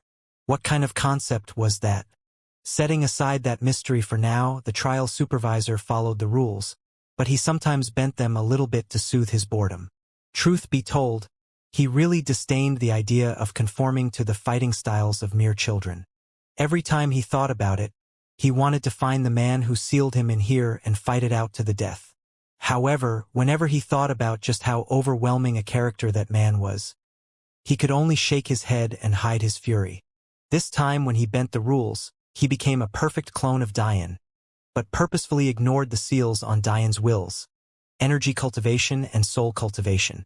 By all rights, he should have been able to completely annihilate Diane because he was essentially the greater version of him. However, things didn't go the way he expected. Even with the advantage, even after having Diane at a severe disadvantage for weeks, he still lost somehow. You've been talking so much for the past month that I guess it's my turn to talk you to death. Despite his words, Diane's words were cold. He could tell that this shameless clone was breaking some untold rules, so he was rightfully pissed off. Your cloning and copying technique is quite profound, but it's imperfect. Maybe if you had your original cultivation, perfectly cloning my abilities would be child's play. Unfortunately, you were restricted to my abilities despite you breaking the rules. For one, in case you didn't notice, my energy cultivation talent is terrible. Being constrained to my abilities, while also trying to copy them with a technique that falls under the energy cultivation category, weren't you asking to lose? The clone twitched when he heard this. When had he ever run into such a problem? He was by far the most qualified of the fourth trial supervisors. Better yet, he was the supervisor of the God trials. What kind of genius that could be a key wielder would have poor energy cultivation talent? If anything, they were the most talented young men and women in the entire cosmos. Yet, this boy was telling him that his talent was poor? He really didn't know whether to laugh or cry. Because of this, all of your supposed techniques that you copied from me were all flawed in one way or another. The only thing you managed to get right was what my overall combat prowess would be should my cultivation be unsealed, but that was only because your original power was stronger than mine to begin with. Your arrays were white, not gold, and thus weaker than mine would be. Your death intent could hardly affect me. And luckily for you, my attacking techniques were non-existent, or else you would have messed them up as well and would have made beating you even easier. Maybe the funniest part was that your representation of the Dragon King was laughably weak. I only pretended that it could contend with this broadsword of mine to trick you for a bit longer while I figured out how to beat you. From the very beginning, you weren't worthy of being my opponent. Hearing Diane's words, the clone directly spit up mouthfuls of blood in complete anger. He lost because his opponent was too weak? If those he grew up with knew this, would he be laughed at to his grave? By the time Diane set up to this point, there was no more point in him saying any more. Although he found this clone to be quite stupid to let himself be played with like this, he should have still been powerful enough in his prime to be able to figure out the rest. Even when his cloning technique was used to its fullest extent, there would still be a small delay when changes occurred. Those changes are what accounted for the transitions your opponent underwent. For example, when Diane exploded with new strength at the very beginning of the battle by using Demon Emperor's will, his angel wings, and the residual energy from the third trial, he had been able to force the clone a half a step back. Although the clone then brushed this off as him laying his guard down, Diane's perception was too sharp to have missed that. The reason he forced him a half a step back wasn't because his guard was down. It was because he had yet to readjust himself to match Diane's new height of power. Because Diane's energy cultivation talent was poor, and the clone was forced to match that, this delay was even greater for Diane, allowing him to take advantage of the gap even better than another person could. Diane never thought that his poor energy cultivation talent would ever come in handy, but it did here. After 3 weeks of becoming familiar with the flaws of the clone, he then gradually increased the output of his power. The reason he was able to do this was because while he was familiarizing himself with the clone's flaws, he was also slowly integrating more of the demon sage's blood essence. In the end, he only managed to add an addition 0.2%, but that was enough to catch the clone off guard with a burst of power. However, Dian felt no joy in this victory. He could tell that this clone had robbed him. With Dian's intelligence, he knew that the geniuses of other quadrants weren't anything to turn his nose up at. As such, he also knew that had the clone not broken the rules, it would have only taken him a few days to beat him at most. For another genius, it would have taken a week or 2 at most. The fact it took Dian so long meant that he most definitely didn't rank well, and it pissed him off. Stretching out his pulsing broad sword, and laying its heavy body on the slowly fading clone, he looked it in the eye with endless murderous intent. There'll come a day when I own this tower. Dian's killing intent seeped into the bones of the clone, binding him from talking as an overwhelming presence loomed. Since you wanted to cheat and even didn't mind killing me in the process, I'll make sure your life is a living hell. Count the days. Blood overflowed from the clone's mouth as Dian's broadsword vaporized his rib cage. And then Dian disappeared. Outside the 4th trial, Dian's prediction was neither wrong nor was it right. Could only be said that it fell somewhere in the middle. When Dian's name appeared, it rested at the 11th spot, finally destroying his fabled number 1 streak.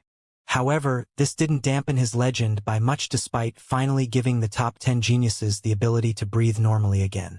Only a retard would think that just because Dian ranked 11th this time that he was somehow less of a threat now.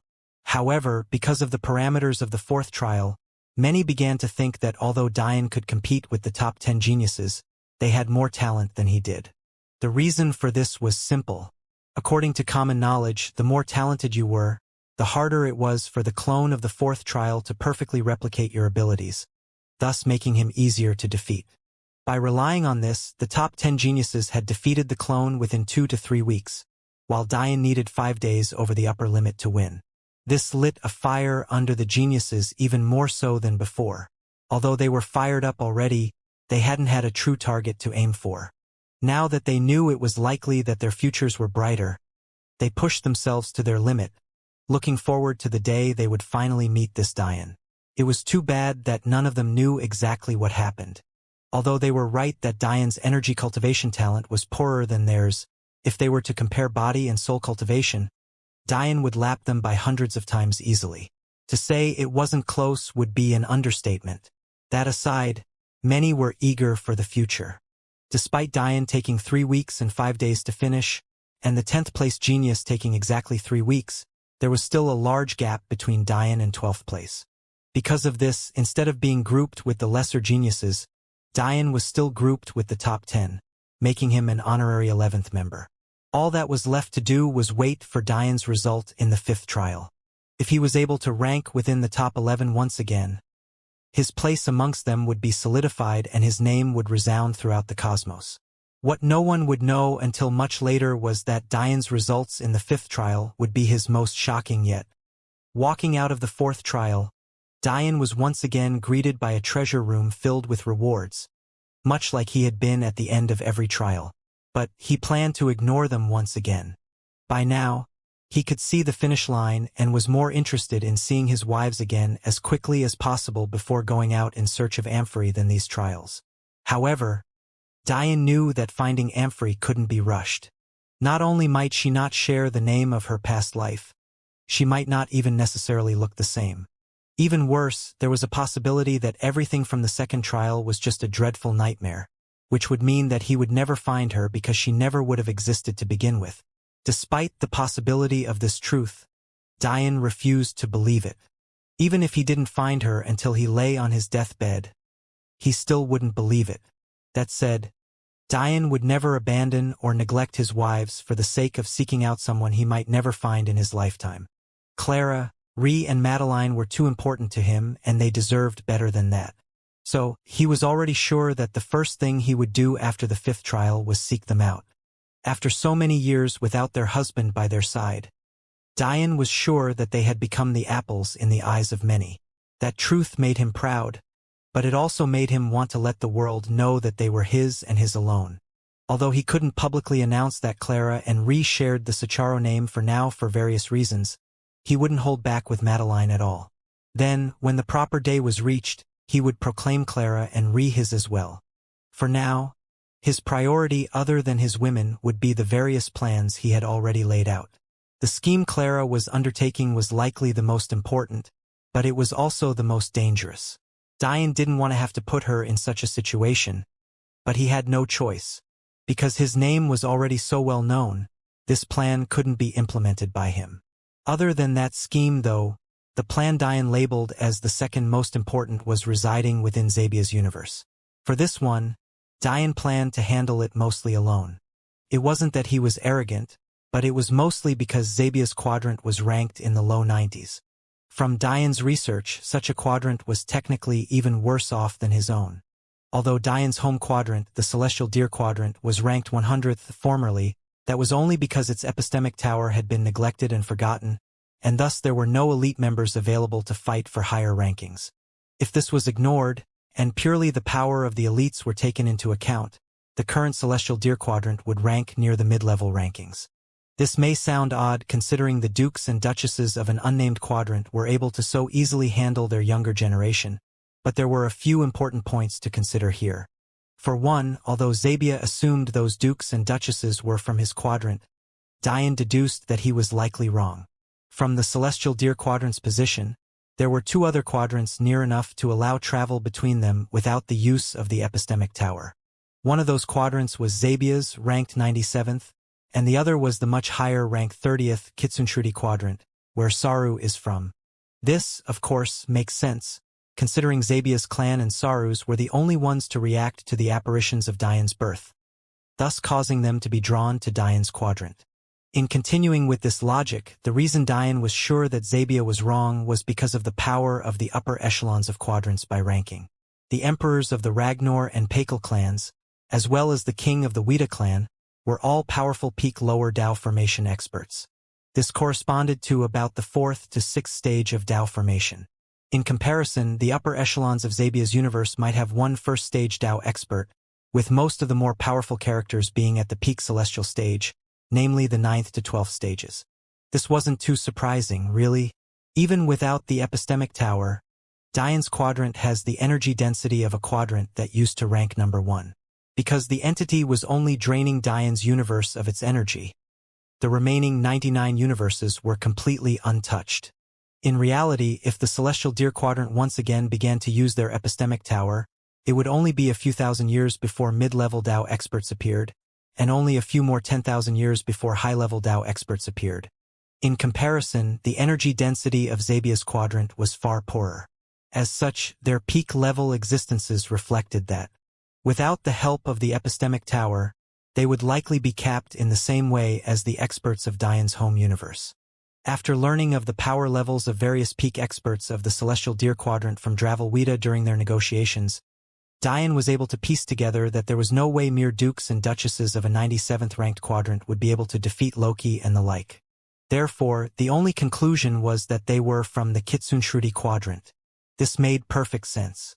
If the dukes and duchesses of Zabia's quadrant came, once they sensed the energy density of the various universes of Dian's quadrant, they would have immediately turned tail and run. How could they be a match for existences who grew up in such an environment? All of this said, Dian questioned if Zabia's quadrant was ranked 97th purely due to energy density. Such a quadrant might not even have a single faith seed. Wasn't that too exaggerated? It wasn't that Dian didn't believe a quadrant could be so weak, but rather because their history was a bit too odd.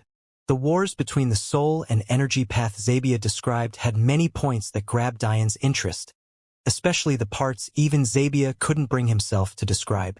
Zabia had made it a major point to remind him that he should never go to his quadrant. He said it was because anyone with soul talent, especially soul talent as overwhelming as Dian's, would be dealt with. Dian couldn't understand why such a weak universe would go out of its way to stamp out talents. Weren't they shooting themselves in the foot? If they never rose in the rankings, their rewards would be continuously lackluster, and they would thus always be weak. Did they enjoy being walked all over by the other quadrants that much?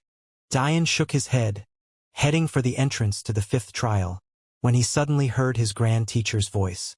You should be careful not to anger the supervisors of the tower so much, kid.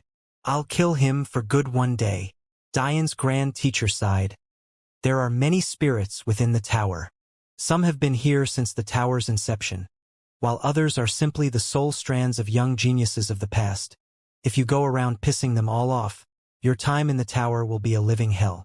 Dian seemed to not hear his grand teacher's warning. Instead, he was interested in something else entirely. Do my master and the demon sage had soul strands here? Partially taken aback by the question, Dian's grand teacher paused. Because of the seal, he was no longer able to read Dian's mind, so he was even more surprised when Dian cut to the source of a point so easily now. They do. Your master has a statue in a place called the Valley of Geniuses within the Saint levels. The demon sage, however, is on a much higher floor because he achieved more than your master. You won't find him until the Tao levels. Oh! Dian felt a small weight lift off his shoulders. He had always felt terrible about being the reason both of the master's soul strands were eradicated. Now that he knew there was another, at least Zaire would be able to meet his mother. That's good. What's this Valley of Geniuses? It's just one of the more popular training and cultivation sites of the tower. As for exactly what it is, you'll see when you get there. Since your own master has a statue there, you'll have a bit of an advantage. Lucky you. Although, I should warn you, this soul strand of your master's is from when she was much younger. As such, she won't have any memories of you, so I'm not sure if this advantage will be all that beneficial to you. Truth be told, many of the statues, even on the saint levels, are ridiculously arrogant. That said, you master followed the purity path, so she's comparatively gentler. How a bastard like you managed to gain her favor? I'll never know. Dian glared at empty space before walking into the 5th trial. Although Dian couldn't see it, there was quite a complicated look on the face of Dian's grand teacher. If it was anyone other than Dian, maybe he would have told them that they might regret their actions due to the nature of the 5th trial. However, Dian's grand teacher knew that telling Dian this wouldn't change anything. In fact, even if Dian knew the truth, he would have still acted the same exact way in the 4th trial. So, he said nothing. In the next instant, Dian appeared in a world of darkness. The only source of light was an eerie solar eclipse that hung in the skies, surrounded by a shroud of gray clouds. The 5th trial's world was odd. There didn't seem to be any solid ground below. Instead, numerous mountain peaks with jagged edges made up the world. They had peaks so tall that it was impossible to the bottom even with the eyesight of a martial artist. Unlike the 3rd and 4th trial worlds, there were other life forms here as well.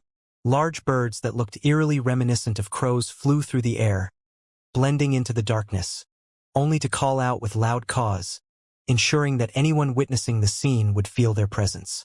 Despite looking like crows, however, their size was anything but. Their wings spanned 3 meters, while their sharp, dark beaks were 2 feet in length alone. If it wasn't for the lack of light, those beaks would reflect with a bright light, making them seem like treasured weapons. When Dian awoke, he found himself chained to the peak of a mountain, completely unable to move. He could only frown. What the hell was going on? Just when he finished that thought, a familiar voice filled his ears. To be so arrogant. There was clear anger in this voice. In fact, Dian could sense the unbridled fury. We'll see how long those arrogant eyes of yours last. Dian's eyes narrowed, his expression steeling. It was the clone. In the next instant, a piercing pain filled his chest.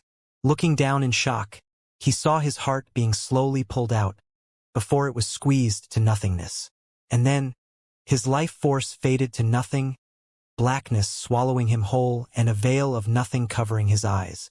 Dian awoke to a mad cackling. He had assumed that he had somehow died. In fact, his last thoughts were ones of rage toward this supposed supervisor for once again breaking the rules. How could this count as a trial if he didn't even have the chance to retaliate? These chains weren't normal by any stretch. Dian could tell that even if he was 100 times more powerful, he wouldn't even be able to put any pressure on them at all. Do you like that feeling? The feeling of dying a dog's death. The clone continued to laugh. Here, I'll let you experience it again. Another savage and brutal pain erupted from Dian's torso, but this time, he felt his intestines being dug out. He was forced to slowly feel his body shutting down as organ after organ was pulled away, until finally, it could hold on no more. He died again. Dian awoke again, only to hear the same mad laughter. Had this supervisor really lost his mind? What the hell was going on? Dian's guess wasn't too far from the truth. The clone was an entity that stood at the peak of the world. Even on the transcendent plane, he was someone who commanded respect. Even the laws of the universe had begun to subtly bend to him before he was trapped here. Yet, now his fate too was to, time and time again, be slaughtered by the likes of pathetic geniuses he would have defeated with a single swipe of his hand even when he was their age. Wasn't such a fate too cruel? After millions, no, even hundreds of billions of years, considering the structure of time within the trials of this repeated time and time again, he had thought that he had gotten used to it. He took some advantages of the rules here and there, but Dian's case was an instant where he was unexpectedly able to bend those rules to the point of them breaking, at no expense to himself. So, to vent his anger, he took full advantage. Who would have known that not only would he fail, he would be humiliated in the end by Dian. Of all those who had taken the fourth trial, Dian was the only one to realize his lofty status. Maybe if he hadn't known, it would have been easier to forgive. But knowing that Dian was aware, and yet still treated him with such contempt and disdain drove him mad. Now, he had the chance for revenge, so he would take full advantage. Technically, his only role in this trial was to release trial takers when their minds collapsed. As for the killing, that was the responsibility of the crows in the sky. However, he no longer cared. As long as he followed that rule, and released Dian when his spirit had given up, he wouldn't face the punishment of the tower. So he killed Dian again and again, venting his anger. By the time he had done so dozens of times, his mad laughter had finally calmed enough to realize that something was off. In all of his obscene thoughts, he had been too distracted to notice that from beginning to end, he had yet to hear Dian make a single sound. Even worse, one death was enough for 80% of trial takers to give up. 2 was enough from 95% to collapse completely. As for geniuses arrogant in their dispositions, enduring dozens of deaths was well within their abilities.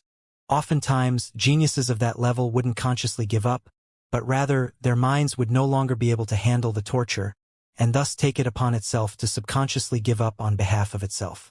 However, even in cases like that, the clone would be able to sense the mind slowly collapsing, would allow him to estimate how many more deaths could be withstood.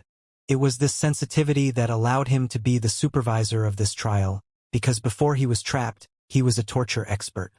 This expertise gave him the ability to toe the line of getting the information he wanted, while also keeping his victim sane. But all the clone sensed from the young man chained to this mountain was an endlessly growing killing intent that sent shivers down his spine. The clone slowly raised its eyes, only to find Dian staring at him with an unyielding gaze. It was truly an odd situation, because currently, his hand was wrapped around Dian's heart. By all logic, there should be some pleading in Dian's eyes. Shouldn't there? Unable to take the gaze, the clone inadvertently squeezed Dian's heart to pieces, once again killing him. In the clone's life, he was an assassin without match. Everything from his torture tactics to his cloning abilities to his power were top-notch and made him feared throughout the lands. He didn't fear death. In fact, he knew that when that day came, he would embrace it with a smile on his face. However, the first time he truly tasted death, the experience was completely different from what he expected, because when he opened his eyes he was once again alive only to experience death once again. After dying so valiantly the first time, it should have been done, no? Hadn't he gone out in a blaze of glory? The pride of all assassins in existence? So why was he still dying, again and again? He eventually broke, collapsing within his own misery. Even he, as the greatest assassin to ever live, had his own mental limit. Anyone who was human should have a limit. If you didn't have a limit to your perseverance, if you truly didn't care how much pain you felt or how often you died, wouldn't you be a god? I'll show you a life worse than death. I promise you that. Diane's voice forcibly awakened the clone from his thoughts. The dense killing intent sent him into a panic, causing flashbacks of the only man he had ever feared in his life to fill his mind. Without realizing it, Diane's every death had deteriorated his own mind, and Diane's words were like a wave of water bursting through a paper-thin dam. Somehow, he as the supervisor had his own mind collapse before Diane's. The fifth trial world rumbled. Without a suitable supervisor, a hidden rule had been enacted, and Diane disappeared from the world. In that moment, the fifth ranking stone of the God Trials erupted from a blinding blood-red light as Diane's name charged up. In the end, it took its place at the top, but unlike the other names, there was no number of deaths by his name. Diane appeared in the treasure room once again, an undisguised fury flaming in his eyes. He didn't feel happy or content. Instead, he felt like destroying everything in his path. There was nothing he hated more than a feeling of powerlessness, yet that was exactly what these trials forced him to feel again and again. In truth, Diane didn't know that, technically speaking, he was likely the least the powerless in the history of the trials. To take first place in 4 rankings, and place 11th in a 5th, that was only due to the scum-like actions of a supposed supervisor. It could be said that the number of individuals to accomplish such a feat could be counted on one's hands. Even the current top 3 geniuses, separated even within the renowned 10, didn't have more than a single top 1 finish. And now that Diane had taken their spots in the 3rd and 5th trials, only one of them still retained such an honor. Diane's grand teacher, however, was once again surprised beyond belief. He had a vague idea of what happened, but understanding didn't make the situation presented before him any easier to accept. The clone supervisor had been teetering on the edge of insanity for a long time, and after being humiliated by Diane in the 4th trial, something within him snapped. Although only millions of years had passed to the outside world, to him it had been hundreds of billions.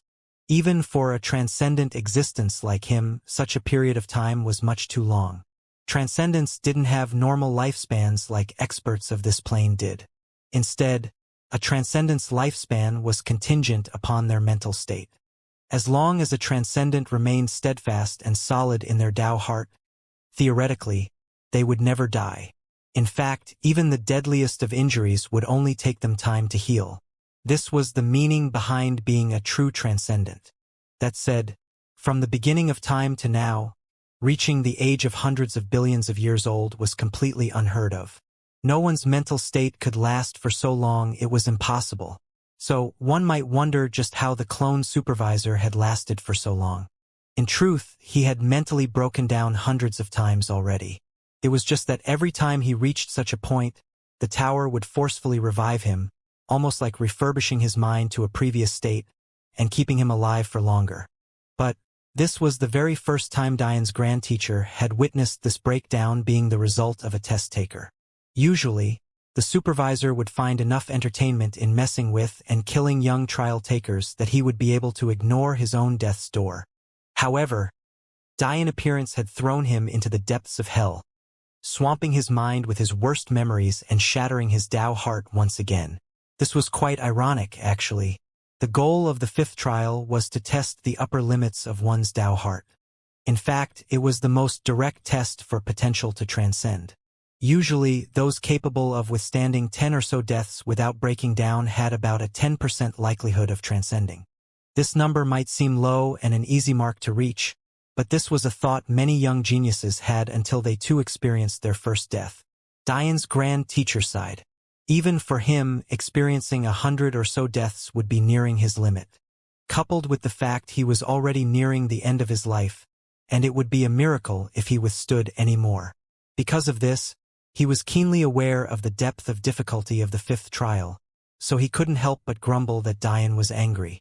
So unconcerned with heaven's gifts. This test is difficult even for transcendence, and you're worried about revenge. The clone isn't going anywhere. Don't you have important things to do? Your personality has only gotten darker over the past decade or so.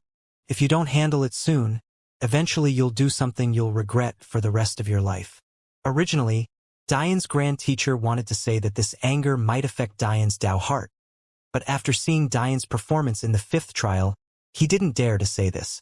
Although Diane might have not bothered to count the number of times he had died, and the clone supervisor was too maddened to do so either, Diane's grand teacher had clearly seen the number, and it was frightening. However, the most awe-inducing part was that he was clear on the fact that Diane's Tao heart had only grown stronger with every death.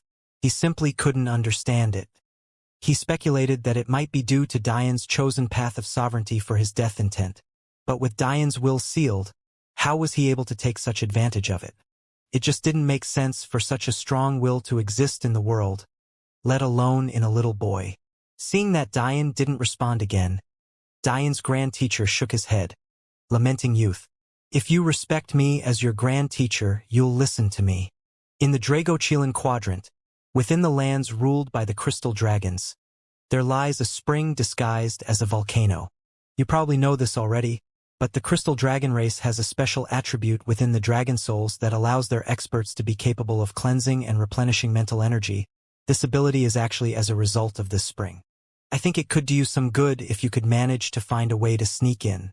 Despite the fact your Tao heart is incomparably strong, a calm disposition will do you good. Diane's brows furrowed when he heard this. It was true that he knew about this already. During the 2nd trial, when he needed to create that white pill to quickly replenish his mental energy, it was one of the legends he had stumbled across. Hearing that it was true stirred up feelings that the 2nd trial world was more real than he could imagine. But soon that made him relax. It was a good thing if the 2nd trial world was real.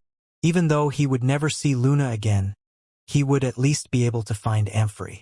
And, if what Luna said was true, her memories would reawaken when they met again. All right, I'll listen to you, old man. Diane's grand teacher snorted, but he felt better when Diane joked around with him like this. It's not an easy endeavor by any stretch, mind you. The Dragochilan lands aren't like other quadrants. They don't have a central emperor-god clans. In fact, their most powerful clan is at the mere king-god clan level. Dragons and Chilans are arrogant beyond belief, so they often break off from their original clans and start up new ones. This cycle is vicious and continuous. To become even a king-god clan in that quadrant means that you have power beyond imagination in this plane. Diane nodded. This was the actual reason why the Dragochilan lands were ranked number 2, and not 1. They never acted as a cohesive whole, and the competition between them was fierce, and this was also true of their younger generation. As a result, many promising dragons and Chilans died early deaths by fighting battles they shouldn't have. That said, the largest reason they were ranked 2nd and not 1st was because of the matter of faith. No matter how talented the younger generation of the Dragochilan lands were, they would at most be the legatees of king-god clans. Oftentimes, their most talented would be so arrogant to the point of cutting off all ties to their clan entirely, resulting in them not being legatees at all. This would put them at a disadvantage while fighting the legatees of emperor-god clans, but even then, they still managed to rank 2nd. Such was the prowess of the legendary dragons and Chilans. However, Diane still respected this quadrant more than any other, and that was because no dragon or Chilan, no matter which clan or family they were from, would ever lay a hand on someone not of their level. The pride in their bones ran far too deep. As such, despite the savagery of their lands, their quadrant was actually the most morally upright, which was why Diane finally decided on sending little Lila and little Zaire there. Diane didn't believe that there were any 10-year-olds on the level of his little brother. And even if there were, at most, they would be on par with him. Since he didn't have to worry about the older generation bullying him, it put him at ease. Unlike humans, beasts weren't so fickle with their personalities. This was because they were created by the universe to embody certain paths, and as such, these paths would be ingrained into their very souls. As such, Diane believed that every dragon and Chilan in existence would rather die than do something that would be shamed by others. Likewise, this was also why Diane's grand teacher suggested Diane go, even while cautioning. Even if the dragons wanted to kill Diane off after finding out about him, or the Dragon King, they would only send younger generation members after him. And after seeing Diane grow up before his eyes, an indescribable faith and been born within him for the young man. Of course, there was the matter of the Dragon King to take into account. In the eyes of the Dragon King, he never bullied anyone because he would start his cultivation from scratch every time. However, in the eyes of the other dragons and Qilins, a transcendent, even if they started from the beginning, was still above those of that level. As such, this fueled the hatred the Drago-Qilin lands had from the infamous Dragon King. I won't bore you with the details since I know you've studied the ins and outs of every quadrant to death, but the Crystal Dragons do happen to be one of the King God clans of the quadrant, so it's best to be incomparably careful. This is doubly true because one of the 10 geniuses originates from their clan. Meaning, just because they'll only send younger generation members, and just because they'll likely fight you one-on-one as well, doesn't mean you'll be safe. Although Dian knew the first part, he didn't know the second, although he could have probably guessed it. Among the 10 geniuses, 5 had king-level presences, but the other 5 had half-step king dragon souls. So obviously they were either dragons or Qilins. For one of them to be from the lauded Crystal Dragon clan made perfect sense. I got it. Dian waved his hand, not putting the danger in his eyes at all. Since he had decided to go, he would go. It was just he had some other things to do first. Then he would go and check on his little brother and sister before heading to the Crystal Dragon Den. But I have something more important to discuss with you, old man. The fog will disappear after I step out of this treasure room, but I'd rather it not just yet. Since the tower cheated me not once but twice, don't you think it owes me the ability to bend the rules a little, Dian's grand teacher rolled his eyes. This young man really never wanted to take a loss. Even in the case of being cheated, he still wanted to take advantage of his old limbs. How did I end up with such a shameless grand disciple? None of that, old man. You saw me getting cheated and did nothing. If you don't help me out, when I conquer and take this tower away, I'll put you in the same endless cycle as that clone bastard. P15. The old man snorted like he just heard a hilarious joke. Why are you pretending as though you weren't going to force me to help you even without being cheated? You think that just because you have the seal I can't see through you? You're too naive. Maybe so, Dian shrugged. But now I have a legitimate reason. If I ever find the dick that structured these tower rules to be so easily circumvented, I'll be sure to advise him on his shoddy craftsmanship. When did you become so sure it wasn't my creation? You should be so rude to me, or else I can make your life a living hell. Let's skip over the obvious cons, shall we? Dian ignored his grand teacher, instead looking around the treasure room. He hadn't had a chance to before, but now that he took a breath, these truly were outstanding treasures. There were herbs capable of increasing energy cultivation talent. There were supreme-level weapons. There were all sorts of high-quality ancient pills, even some capable of giving special constitutions like Dian's Queen Fairy Pill. Dian even noticed some small dosages of blood essence from high-level experts. Of course, most of these treasures were exclusive to God trial takers, and even then, many wouldn't be able to earn them. Dian was among the few who had the privilege of choosing from any of these presented treasures not once, but 6 times. The 6th time being compensation for his grand teacher trying to cheat him out of his reward. Truth be told, it wasn't that Dian's grand teacher tried to cheat Dian. At that point in time, Dian's body couldn't handle anything more than meridian formation level tempered meridians. If he tried to take a higher level reward, say essence gathering leveled or higher, he would have died without a doubt. In addition, it also wasn't Dian's grand teacher's fault that the meridians were quite low leveled. In fact, geniuses would never choose them as a reward. That was because changing your set of meridians also changed your energy cultivation talent, and because the meridians weren't originally yours, they would always end up being lower in quality. This was why Dian's energy cultivation talent was still poor despite replacing his meridians. In the end, this was why Dian wasn't truly angry with his grand teacher. The old man had done everything for his sake, so why would he be angry? What an irritating little bastard, the old man muttered. Of the epistemic tower participants, the only ones with the rights to speak to him were key wielders. However, even among them, Dian was the only one he spoke to consistently. The rest might hear his voice once or twice, and even then, they would be highly respectful. Nothing like Diane's nonchalant words at all. Suddenly, Diane's eyes landed on a beautiful silver and gold mask. It was perfectly oval, and didn't seem to have any other distinguishing structures aside from the exquisite patterns that covered its face. It didn't even have a protrusion for one's nose or eye holes. It was truly odd. However, the moment Diane's eyes landed on it, he knew instantly that this mask was a fourth-grade supreme treasure. This greatly moved Diane. The Demon Sage Tower was a supreme treasure, but it was only of the first grade. Aside from the demolition cube Diane had stolen from Elder Dayu, and his treasures of the 33 heavens, in addition to the Dragon King, of course, this was the greatest treasure he had ever seen. Supreme treasures, much like every ranking before it, were split into 12 stages, with stages 9 through 12 being classified as pseudo-weapons of the 33 heavens like the Dayu's demolition cube. Diane had no idea what grade the Dragon King classified as, but he knew that the demolition cube was a 9th grade supreme treasure. His spatial ring, which he took as the inheritor of the celestial deer sect, was also a 9th grade supreme treasure. Diane wasn't making full use of it because its grade was earned due to the quality of its soil and ability to grow spiritual plants and fruits. So he left it with Eli. From his grand teacher's words, it seemed that the ring was earned by his master during these trials, and seeing the treasures around, he definitely believed it. If people knew that Diane alone had so many treasures, it would definitely cause an uproar. But this was just the benefit of being the sole heir of a sect that once ranked first among all quadrants in existence. And Diane would take full advantage of it. "Old man, what's this mask?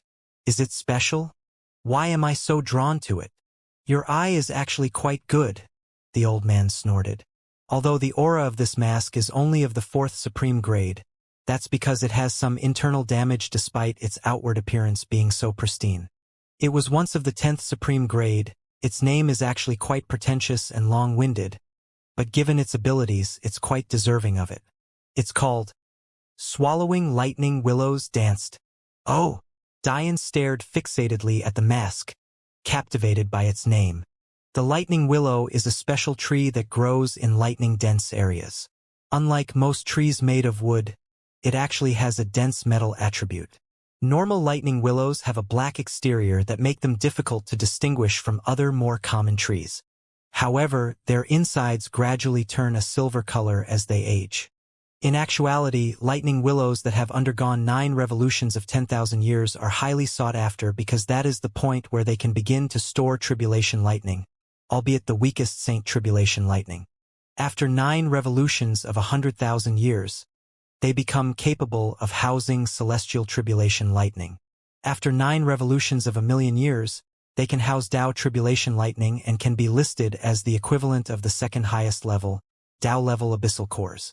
As you know, materials like these are very expensive because they're one of the known counters of presence, which is highly important in the cultivation world. That aside, once a lightning willow begins its 10th revolution of 1,000,000 years, it begins to evolve toward its first revolution of 10 million years, and thus begins to exhibit those golden veins you see on the mask there. "You mean?" Diane's eyes shone. "Yes, this mask is made from a lightning willow that has undergone 9 revolutions of 10 million years. Diane breathed out a turbid breath. How could such a treasure still be here? No one has taken it before. Well, for one, treasures of this level are plentiful within the tower. However, I guess you could still say that this is among the best. The reason it's still here is because just like you, others saw it as a mere 4th grade supreme treasure. But unlike you, they didn't see how special it was. Your sensitivity to weapons has truly helped you out here." "I see." Diane's brow furrowed. "How do I fix it?" "There's nothing to fix, Peresi. The mask is just running low on quality lightning. In addition, the lightning it needs to raise its grade must be of the tribulation grade, and it also needs to be a Tao tribulation. Until then, it will remain of the 4th supreme grade." "Are you saying this mask can make my tribulations easier?" "Not only that, it can store the tribulation lightning to allow you to temper your body slowly, something you wouldn't have the time to do normally. It should make tribulations easier by about 30 or so %. Although, currently, your tribulations would be pitifully weak considering your energy cultivation talent. So, cutting it by another 30% would be beating a dead horse. Dian almost felt like laughing at that joke, but he rolled his eyes instead. Was this old man really a supposed legendary transcendent? How lackluster. I'll be needing a mask anyway, Dian said. Might as well make it a high-level one. Normal masks are quite useless in the cultivation world. If you chose a normal plastic or metal one, it would be easily seen through. Only with a high-level mask could you truly hide your identity. Dian nodded. I probably won't wear it most of the time. I just need it, so I can visit Ree and Clara without anyone knowing who I am. You don't have to worry about that. The mask assimilates with your face, which is why it doesn't bother with the nose or eye holes. So, it can appear and disappear with a thought. I'll take it then. Dian's hand stretched out, causing the mask to fly toward him of its own will. Dian's grand teacher couldn't help but shake his head at this. Dian didn't use any energy to this, obviously, considering his energy cultivation was sealed. Rather, a supreme-level treasure had a will of its own and it was clearly begging to go with Dian. You don't even know its other abilities. Dian's grand teacher chided with unconcealed disdain. Dian waved his hand, placing the mask on his face and allowing it to brand him and form a connection. Well, now I do. Dian smiled. There's about a 10% boost to speed. There's a lightning shield it can generate as a life-saving measure. It makes me immune to lightning-based attacks that don't contain tribulation lightning. And there's also a movement technique inheritance within it. It also seems that this movement technique is far more suitable for me as compared to my other one. Oh? It seems the movement technique inheritance isn't alone. There's a whole lightning inheritance in here. It also looks like it can raise my affinity and comprehension of lightning-based techniques and wills. In addition to all of this, anyone who tries to pry into my true appearance or aura with their sensing abilities would be in for quite the bit of damage to their soul. Dian was completely enraptured by this mask. It seemed that using the lightning shield function was actually the reason the mask was damaged to begin with. Depending on who was attacking, the shield could completely drain the mask completely. As of now, it seemed to have enough energy left to block a full strike from a lower Dao formation expert. But after that, it would lose all of its abilities and become a normal mask. Dian wasn't too depressed about this, though. After all, a treasure that could do such a thing was rare beyond belief. So, he was quite content as the mask dissolved into his face, disappearing without a trace. Yeah. You didn't mention how it might evolve beyond a 10th grade supreme treasure if there was enough tribulation lightning? Cocky prick. Dian's eyes seemed to smile as he once again began to scan the treasure room. Suddenly, his eyes brightened. Is that a king-level reverse scale? Yes, but that reward is here for the dragons, not you. You can't use it anyway. I might have a way to, though. You mean with the technique from the second trial? You should be careful. The second trial was created using an odd-time will path, but that doesn't guarantee that everything from that era is true. I have no doubt that the technique once existed, but it's possible that there might be some small mistakes lost during the creation of the second trial world. If there are enough mistakes, you could go into cultivation deviation. If I was able to communicate with you during the trials, I would have told you not to waste so much time on it. But, alas, I couldn't. Dian pondered for a bit, but he still felt that the technique was real. On the other hand, his runic vein theory was still too shallow to make an accurate judgment. I'll listen to you, Grand Teacher, but only partially. I'll take this King reverse scale, but I won't use the essence blood within it for my technique until my attainments in runic vein theory are high enough. The old man sighed. Remember that a reverse scale is no joke, especially one of a king-level character. There's a reason why it takes a dragon multiple scales to upgrade their own. Much of the scale's efficacy is lost in the battle to assimilate it. But, if you're going to be stupid and make an enemy out of the whole Dragochilan lands, you might as well take the half-step sovereign dragon soul instead, lest you blame me for cheating you again. Dian's eyes refocused when he heard this. He had been staring so fixatedly at the king reverse scale that he almost missed the fact there was an even more powerful scale just nearby. When his eyes landed on the finger-length golden scale, he suddenly felt his heart stop beating. A roar that could have shaken the heavens resounded in his heart, causing blood to flow from his ears and his chest to contract and forcefully push blood out of his mouth. Dian coughed violently, spilling mouthful of blood after mouthful of blood onto the treasure room floor. What a bullshit reverse scale. Dian raged. You're already dead. Accept your fate. Dian had never seen such an overbearing reverse scale before. Although the Dayu had handed him millions of them, they were all seemingly red and from a particular dragon race that couldn't stand anywhere near the level of this golden scale. This scale is from the golden dragons of the Dragochilan lands. Much like the crystal dragons, they're a race born with gold dragon souls and also happen to be one of the king god clans of their quadrant. Even among dragons and Chilans, their arrogance is on another level. Dian stepped toward the scale, grabbing it with a fire in his eye. The scale seared his palm, attempting to burn all the way through. Dian's presence erupted in full force, bearing down on the scale. Although it couldn't match up to a half-step sovereign dragon soul, this particular reverse scale wasn't attached to a dragon or Chilan. This meant that it was far weaker than it would be should it be assimilated. The rage of the scale eventually became docile, allowing Dian to pick it up. Dian knew that his peak king presence was only the equivalent of a lower king to middle king level dragon soul. So he was quite lucky to be able to take this half-step sovereign dragon soul. With a flash, the dragon soul disappeared into Dian's inner world. The fact Dian could do this let him know that it wouldn't be long before the seals on him were undone, which was quite gratifying. Not having his soul to use felt particularly uncomfortable to him. Originally, it would have taken 5 to 10 years to complete his inner world, and that was because of his overwhelming soul talent. However, after his soul was damaged, the estimated time skyrocketed to centuries. After Amphrey healed his soul, the time once again dropped down to about 5 to 10 years. But that was when his inner world evolved to an ancient inner world, taking the characteristics of ancient times, and even beginning to produce its own primordial energy, made his inner world much more troublesome to form.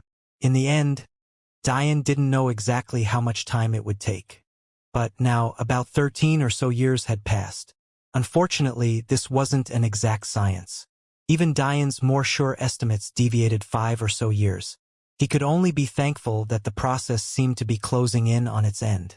What he did know, though, was that once his inner world entered the world formally, his power would increase to all new heights. After taking his second treasure, Dian once again began to look around. He had 4 more selections to make, so he wanted them to be as perfect as possible. That was when he remembered that the demon sage's blood essence had always been difficult on him. Because of its dark and demonic leanings, he constantly had uncontrollable lust. Maybe he could find a blood essence to balance it out here? What do you think? Is there such a treasure here? Dian asked after explaining his thoughts to his grand teacher. To balance out the demon sage's blood essence? The old man spoke thoughtfully, sinking into his own mind. The very first time he had met Dian, he had sensed the demon sage within him. Remembering the rampage the demon sage had gone on due to losing himself to the demonic path, Dian's grand teacher couldn't help but worry for his little grand disciple. After all, Dian's personality was much too similar to the demon sage. However, after time passed, and he observed Dian more, he began to see the error in his previous thinking. Although their personalities were similar, Dian never despaired. In truth, the losses the Dian had suffered weren't any less than the demon sage already. He had lost his parents at a young age. He was forced to endure shame and misery at the hands of powerful clans. His entire world was quite literally destroyed by a menacing old lady. Yet, unlike the demon sage, Dian didn't break. Honestly, that was partially due to Dian's master sacrificing herself to bring Dian's mind state back from an unchangeable depth. But something told the old man that Dian would have eventually climbed back out of those hells before anything too terrible happened. He just had too much confidence in Dian's Tao heart. That said, it wouldn't be too bad of an idea for Dian to mitigate the risk of the demon sage's bloodline. But this would be a highly difficult thing to do. For one, the demon sage was an incomparable talent, and his body cultivation reached the peak possible in this plane of existence. To find someone matching in this talent was nearly impossible. Secondly, body cultivators tended toward the demonic path to begin with. So, Not only was it difficult to find a matching talent, it was even more difficult to find a matching talent of a counterpath. Thirdly, there was the matter of quantity of essence. It was simply too rare for an expert to leave all of their blood essence back in a single place or to a single person. Usually, they would leave a drop or two in order to give their descendants a boost in talent or affinity. It was rarely enough to boost cultivation like what the demon sage had done for Dian. These three problems were a great hurdle to leap. There were definitely blood essences that might work here, but the quantity they were left in simply wasn't enough for Dian, who had already assimilated 32.2% of the demon sage's blood essence. Maybe, the old man started but suddenly paused, shaking his head. What is it? It's not possible for you right now, but it could be in the future. And, although there aren't any blood essences of this plane capable of countering the demon sage, a drop of blood from a transcendent would be more than capable of countering it 1,000 times over. It would definitely fulfill your needs. It's just that if you tried to absorb such a thing now, even to let it rest in your body, you would die in an instant. I'd only allow you to do something so stupid if you integrated the demon sage's blood essence to at least 90%. Dian raised both brows. According to his calculations, 55% was enough for him to be considering a Tao-level body cultivator. 90% would definitely correspond to a high-level Tao body cultivator. A single drop of blood essence was worth such caution? Transcendents were quite amazing. However, this reward is something only to be found on the Tao floors, for obvious reasons. You little kids have no business absorbing such a thing. In addition, it's very difficult to earn, easily as difficult as the God trials, although that's apparently not difficult to you. That said, you should keep in mind that it's not certain that you'll have the opportunity to earn it. Remember, you need to be a part of an Emperor God clan to climb to those peak floors. Not just that, but you need to be a member that carries the faith of your clan, or else you won't be recognized by the tower.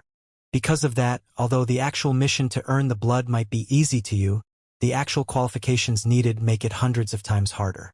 To climb from no clan to an Emperor God clan in a single lifetime is ridiculous, even for you. You're beating around the bush, old man. What is it that you're trying to say? Dian could almost feel the sly grin on his grand teacher's face. I can reserve the drop of blood for you right now, but it's worth your remaining treasure picks. How about it? Unexpectedly, Dian didn't even think about it. Instead, he snorted. Don't be ridiculous. Within a millennium, I'll be ruling over my own Emperor God clan. Within 10 millennia, I'll rule over 3 quadrants. I'll get that blood on my own time. Don't worry your pretty little bald head. I am not bald, snot-nosed brat. What was that? I can't hear you're over the shimmering of all these treasures I'm going to take. Or was that the light reflecting off your head? I can't tell. If anyone entered treasure room at this point, they would hear a mixture of cursing and laughter. They would be shocked to find out that it came from their highly respected tower entity. Hey, old man, is there a reward exchange for energy stones by any chance? I'm kind of broke right now. After teasing his grand teacher for a bit, Dian decided to get back down to business. When he left for the trials, he left all of his wealth with his wives so they wouldn't have to struggle for anything. He ended up leaving the most with Clara since he knew that her mission would require the most capital, but in the end, that left him with nothing. He didn't even have a spatial ring to carry his things anymore, although that role could be taken by his inner world. As of now, the only things he had on him were his ragged and torn sweatpants, the Dragon King wristband on his right arm, and the mask that had melded and disappeared into his face. He didn't even have a shirt. It was truly too sad to witness. You come to a treasure room like this and you ask for energy stones? Truly not putting heaven's treasures in your eyes. Don't waste the opportunity on useless things. If you need money, there are plenty of ways to make some in the outside world. With your strength, it's especially easy. And once your soul is unsealed, it'll be even easier. Dian sighed. He knew the old man was right, but having no money made him feel uncomfortable. Although he planned to see his wives as soon as he left this room, he couldn't very well ask for some back. Could he? How pathetic would that be? He would rather die. Putting that matter aside for now, Dian began to once again scan the room, when he suddenly thought of a question. How do you feel about my battle Chongpao, old man? Dian's battle Chongpao was a treasured armor he had only worn once during his very first campaign. It was designed exactly like the traditional Chinese garb, with elegant folds and an ancient air to it. But, obviously, Dian wasn't too fond of wearing it. Other than looking cool, with its bright white and gold leather-like exterior, he didn't find much benefit to it other than it adding an almost unnoticeable layer of protection. Truth be told, this wasn't necessarily the battle Chongpao's fault. It was a transcendent-level armor. But the problem was that without celestial-level energy cultivation, or at least sainthood level at a minimum, it wouldn't be able to bring out much of its power at all. As Dian had long learned, weapons could be split into two paths, the legendary path and the common path. The legendary path weapons had the ability to display their prowess regardless of the energy provided to them because they had the capability of borrowing energy from the universe. Common path weapons relied on their wielders to provide them with the necessary energy. Since the Chongpao was a common path weapon, since Dian didn't have the energy to give to it, it was only partially better than normal clothes. Not to mention the fact it was ridiculously heavy, so it restricted Dian's movements a lot. In the end, it just wasn't worth wearing. That said, pseudo-weapons of the 33 heavens, as well as actual treasures of the 33 heavens, could all count as pseudo-legendary weapons. This means that although many of their abilities might require the direct interference of their owner, they might have one or two abilities that can be used passively, or, in other words, with the help of the universe's energy. Knowing this, Dian was thinking of replacing his Chongpao with something more suitable not only in power but also helpfulness. After all, he couldn't very well take out the Dragon King armor all the time. Since you're asking that question, you probably already know that it's mostly useless to you.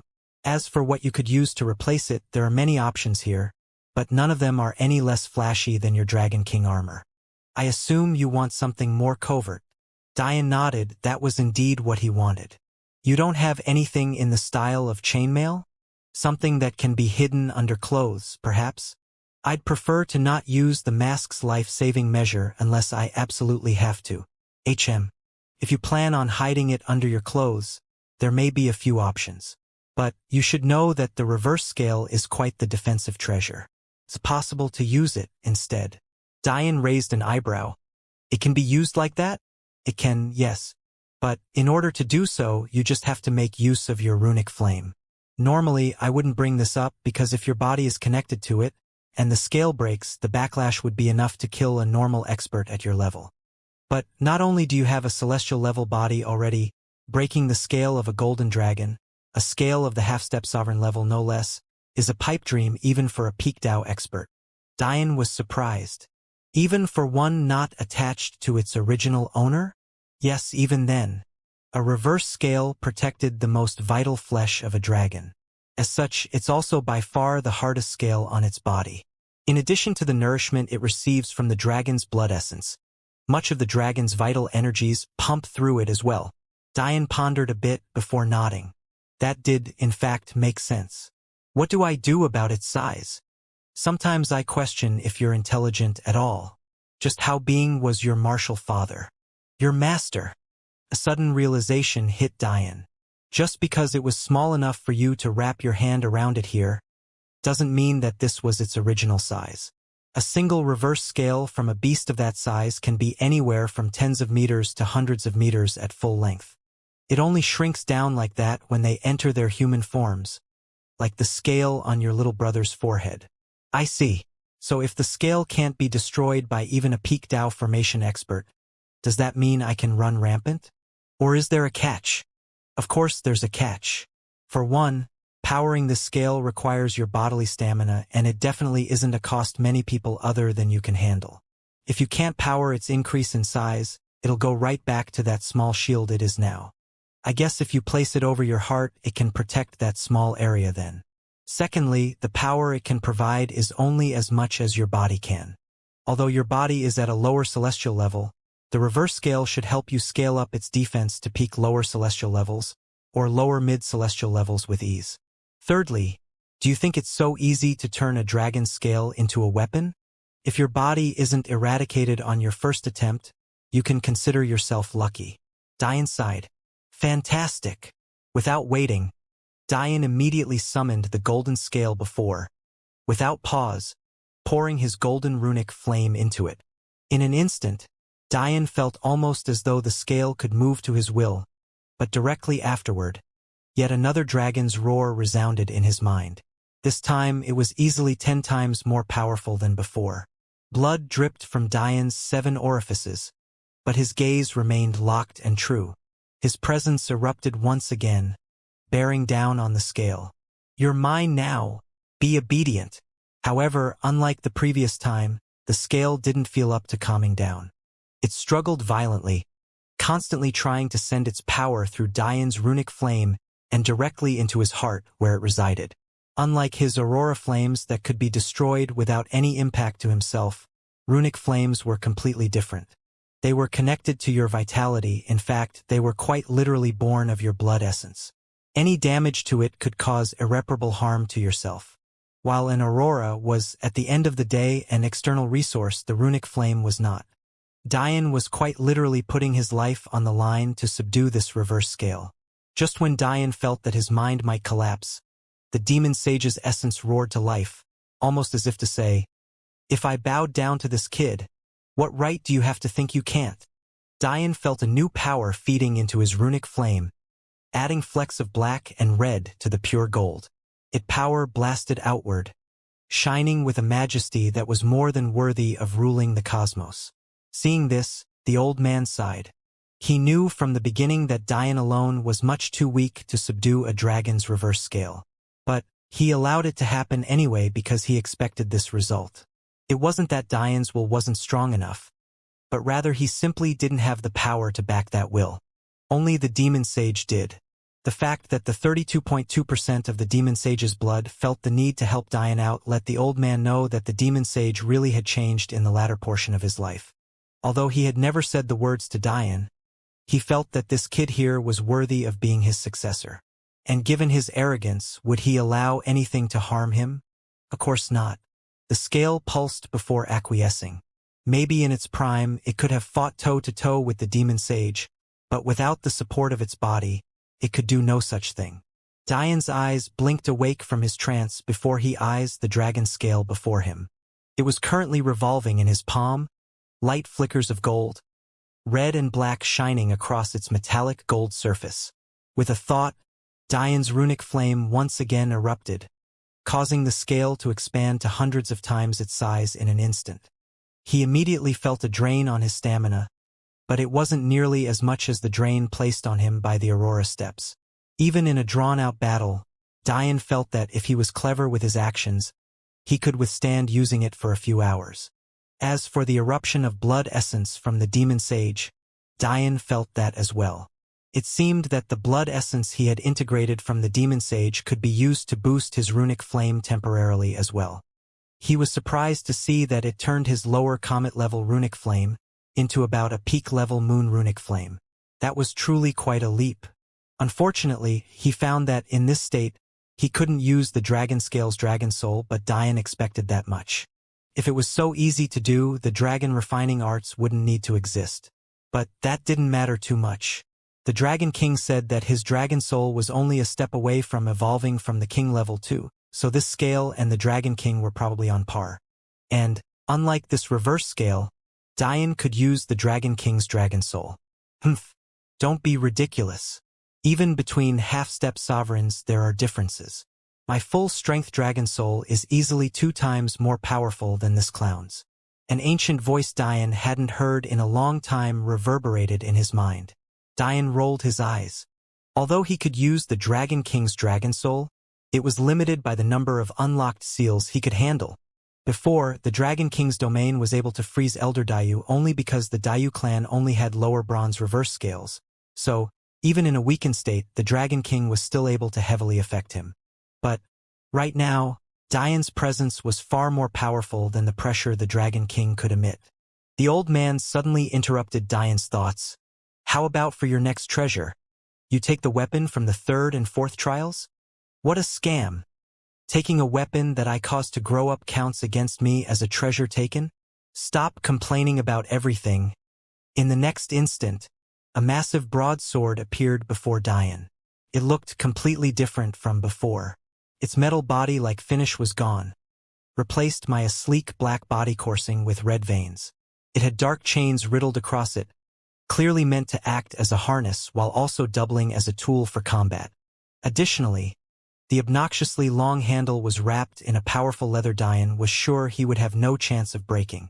The blade was blunt as always, but definitely made up for it in ridiculous size and weight. A 7-foot-long body and a 2.5-foot-long handle was truly pushing it, but Diane was still inexplicably drawn to it. You have no idea how many people would kill for a life-stealing weapon. Not only is it powerful, it's also the mark of the top 100 God Trial finishers because only they have the right to take this weapon away from the tower. In addition, although the life-stealing aspect is useless to many others for cultivation, since you have understood death intent, it will definitely help your comprehension. A warrior capable of comprehending the life-stealing path is one that will be feared across the cosmos. Oh? It's a matter of status? Then, of course I have to take it then, Diane said with a grin. It's also a weapon that cannot be stolen. No matter how greedy a person is, once they recognize the origin of this weapon, they wouldn't dare to. This is because a person who steals this weapon will forever be unable to enter the tower. I see. That's convenient. Do be careful though. Unless you use the life-stealing ability, all anyone will see is a supreme-level weapon. Diane nodded. I understand. Diane could immediately tell what his grand teacher was thinking. He had some things to do that required hiding his identity, so he couldn't very well use the life-stealing ability liberally, or else it would be very obvious who he was. But he still wanted to use the weapon. In that case, he would likely be hunted down for his treasures. That said, Diane wasn't too worried about it. Fists spoke louder than words. Taking the sword and strapping it diagonally across his back, Diane thought of something else. I think I should boost my energy cultivation talent. Currently, it's too poor, and I don't plan on absorbing the energy kernel. I was going to suggest that as well. There are quite a few herbs here capable of doing this. Although, keep in mind that such treasures only work once. That said, because there are so many different kinds here, you wouldn't have to take the same one twice anyway. What are your suggestions? Cultivation talent is split into grades by the abilities of your meridians. Although your current meridians were of the 3rd grade within your body, they're only capable of functioning as the equivalent of the 9th grade since they were transplanted. Much too pitiful. From 9th through 1st grade, lowest to highest, talent of meridians was ranked. Usually, only meridians of the 3rd grade and above can withstand tempering by gamma energy. Lower grade meridians can't handle the pressure. Those with God constitutions have 1st grade meridians by default, although it was also possible for those with God constitutions to also have 1st grade meridians. It was less sure. This level is the 2nd highest tier for meridians. This was because above 1st grade meridians were deity meridians. Unlike 1st grade meridians, one isn't born with deity meridians, it can only be trained up. Only those with 3rd, 2nd, and 1st grade meridians have a chance to do so. In order to train up to deity level meridians, one needs either a faith seed, faith of a legatee, or a true deity bloodline. Of these 3, the last makes upgrading the easiest, while the first makes upgrading the hardest.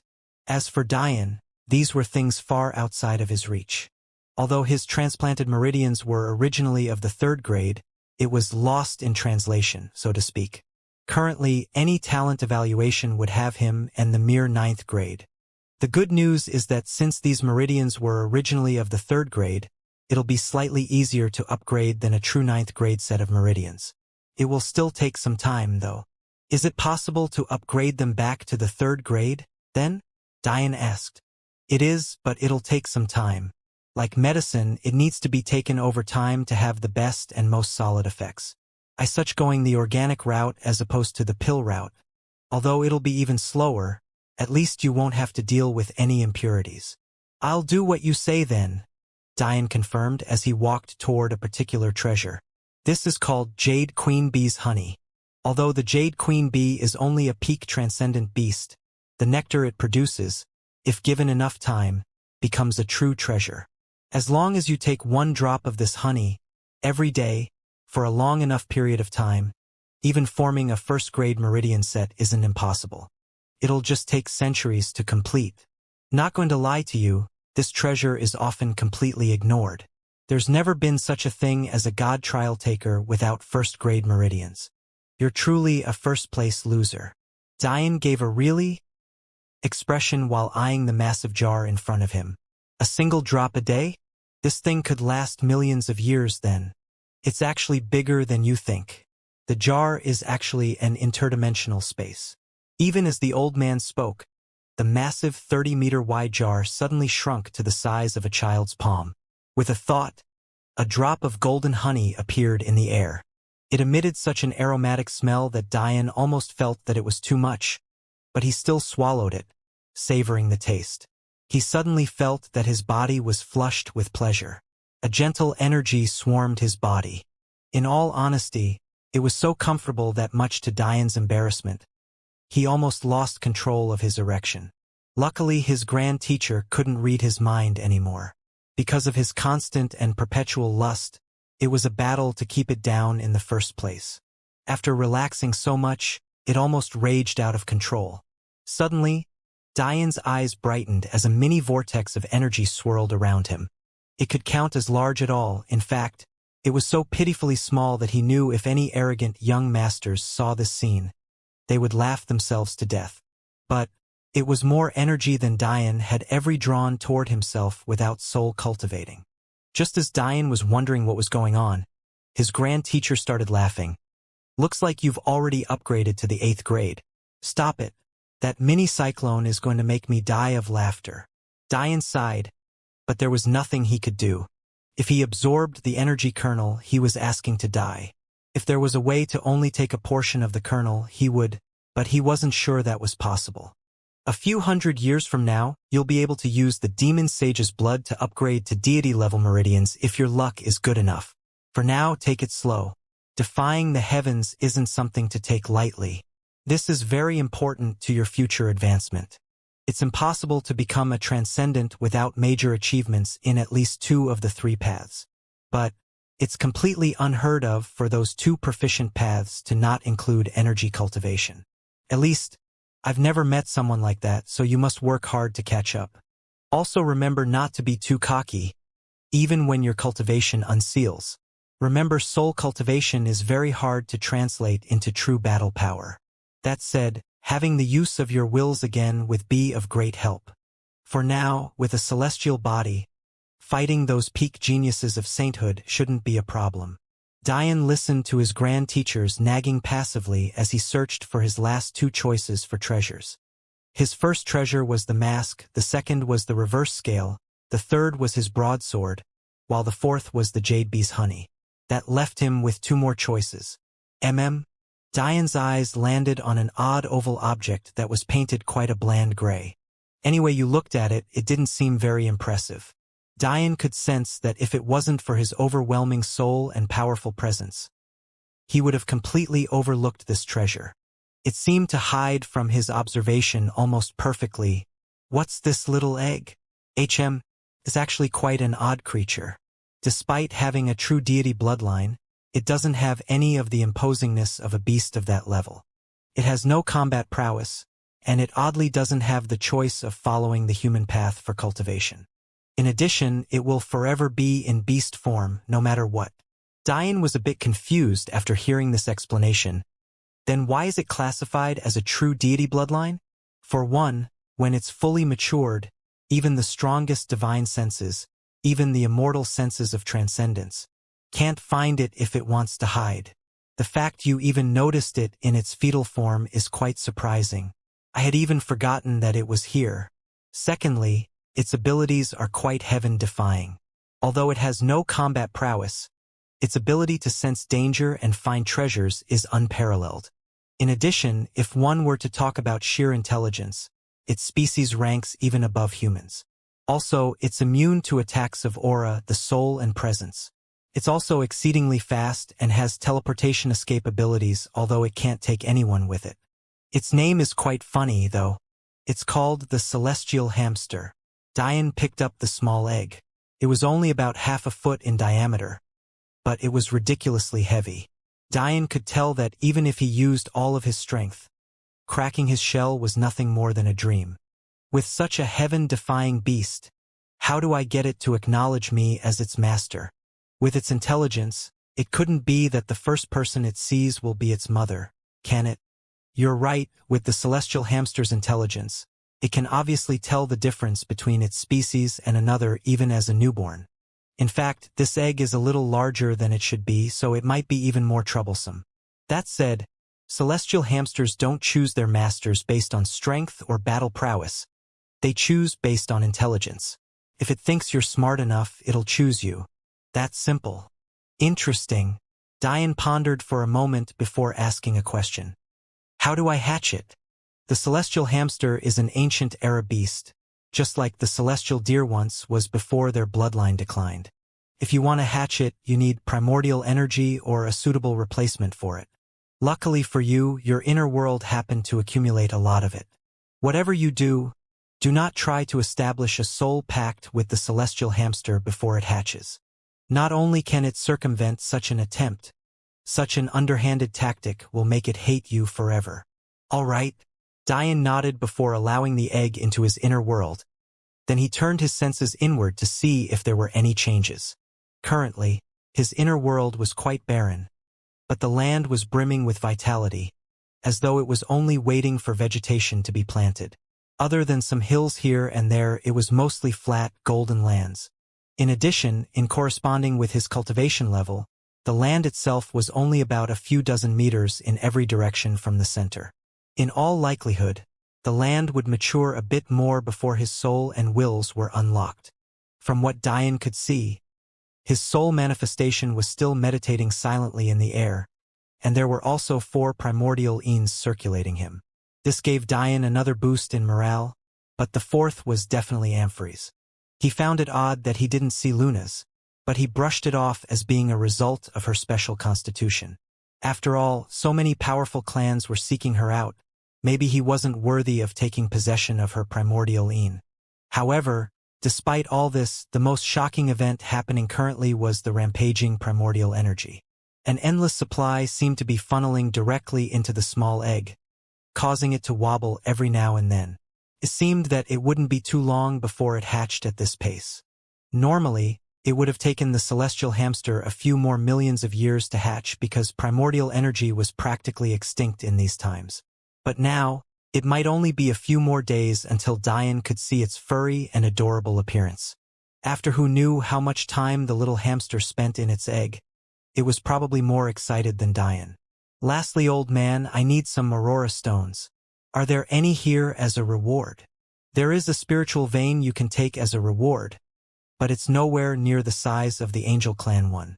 The Angel Clan vein could produce even Tao-level energy stones, meaning even Earth Aurora stones weren't an impossibility. However, these can at most create essence-level energy stones. There's potential for growth, especially since you have the energy core though. That said, don't let anyone find out you have it, because even Emperor God clans would go crazy for it. These weren't ancient times. Spiritual veins were especially rare. Even the spiritual vein of the celestial deer sect was dug up and taken away by its enemies. A spiritual vein capable of producing saint-level energy stones was already the peak of this era. Some of the exceptionally powerful clans might have a spiritual vein capable of producing lower celestial-level energy stones, but that was the absolute cap. In truth, this wasn't only because of the era, but also because of the limitations of spiritual veins. If they became too large, they would cause vicious apparitions of heavens to descend and destroy them. This would also result in the destruction of the clan that owned them. Only the energy core was able to mitigate this. This might seem odd. If even peak Emperor God clans could only produce lower celestial stones, then where do all of the high-level stones come from? At this point, it's important to separate the idea of energy stone mines from spiritual veins. The purpose of spiritual veins isn't to produce regular energy stones, but rather, to draw the energy of the universe toward a clan, making it easier to cultivate there. A byproduct of this would be the various energy stone types that are created. But energy stone mines are different. They don't have the same restrictions as spiritual veins because their abilities are much more focused. Their only reason for existing is to produce energy cultivation energy stones. As such, they don't produce things like life stones and aurora stones, and as such don't deft heaven's laws too much. Thus, they're allowed to fully mature. Essentially, the term energy stones has both a broad and narrow definition.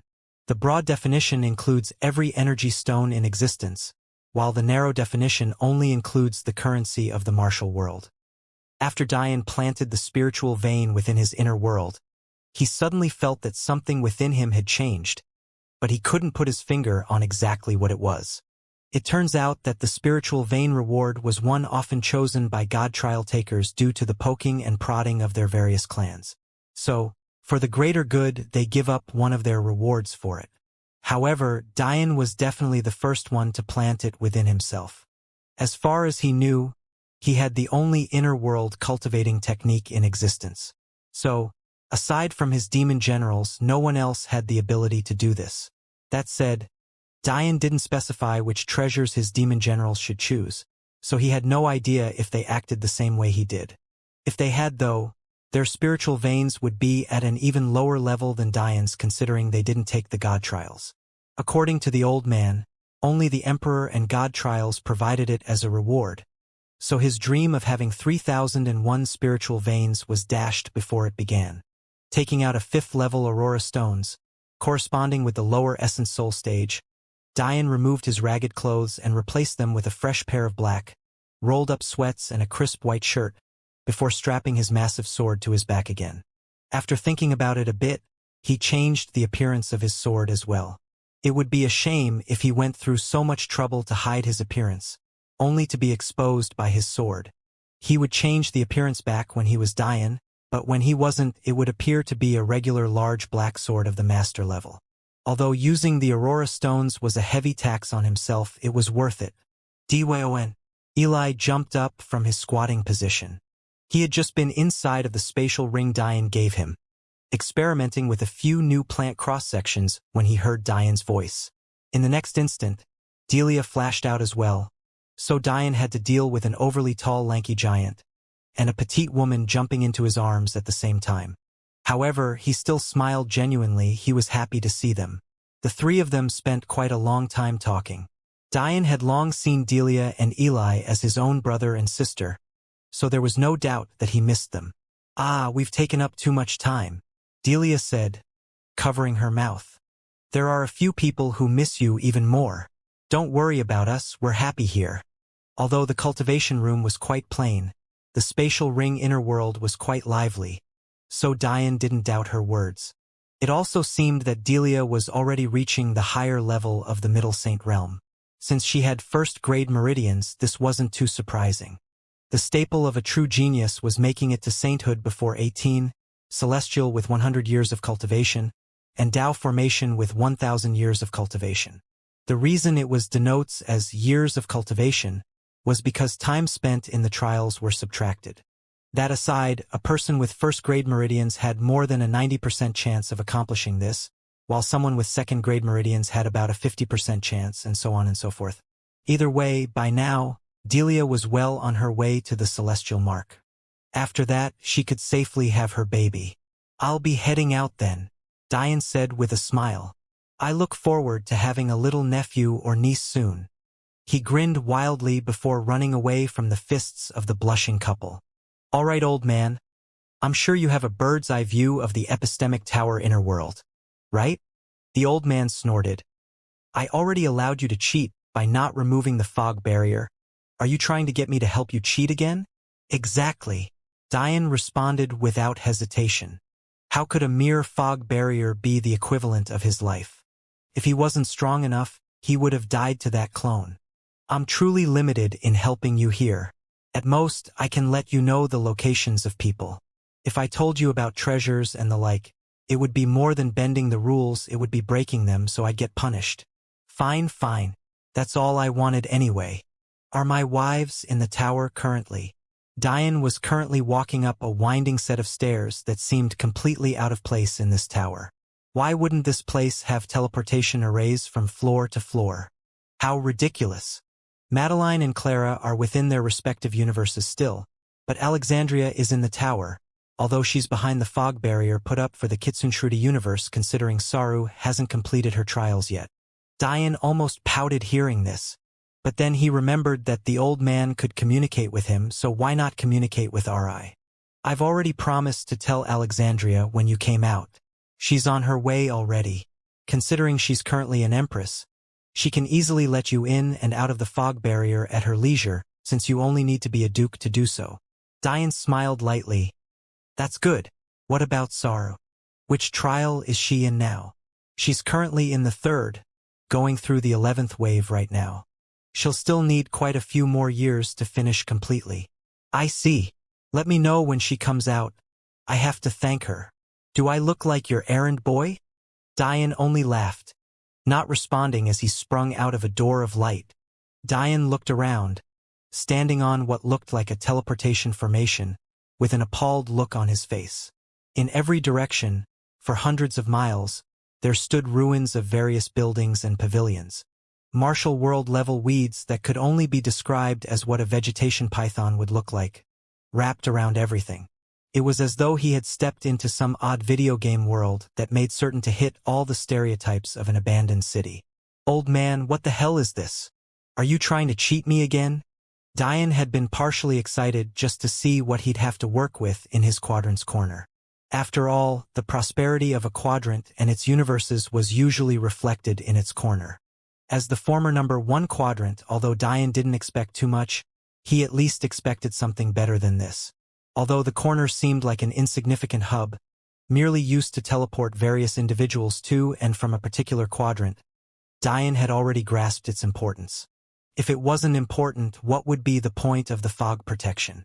There was a reason the barrier appeared whenever it was time for a corner or quadrant to choose its new key wielder. If this was just any old place, what would it need protection for? But, looking at this place now, it looked even worse than the celestial deer sect ruins in Dian's spatial ring. To put that into perspective, an entire war was fought in celestial deer sect territory. So, what the hell happened here? Can't be that it was just neglect, right? There's no mistake, this is indeed the celestial deer corner. The ranking of a quadrant decides the amount of protection the inner world gives to it. Since you dropped to the 100th spot for so long, you obviously lost that protection and the various types of bad energy began to permeate the air here. Such energy is quite delicious to those serpent vines you see wiggling around here. You're quite lucky. Because you demon generals passed through here already, the serpent vines are much more docile now. Be thankful. Is this some sort of joke? I don't know what rankings we have now, but I'm sure it's much higher than 100 by now. True. You're about 51st right now. But that level isn't enough to undo thousands of years of damage so quickly. After growing so large, these serpent vines have grown quite immune to purity forms of energy. Some of the stronger ones have even learned to cultivate with it. You've got a lot of cleaning to do.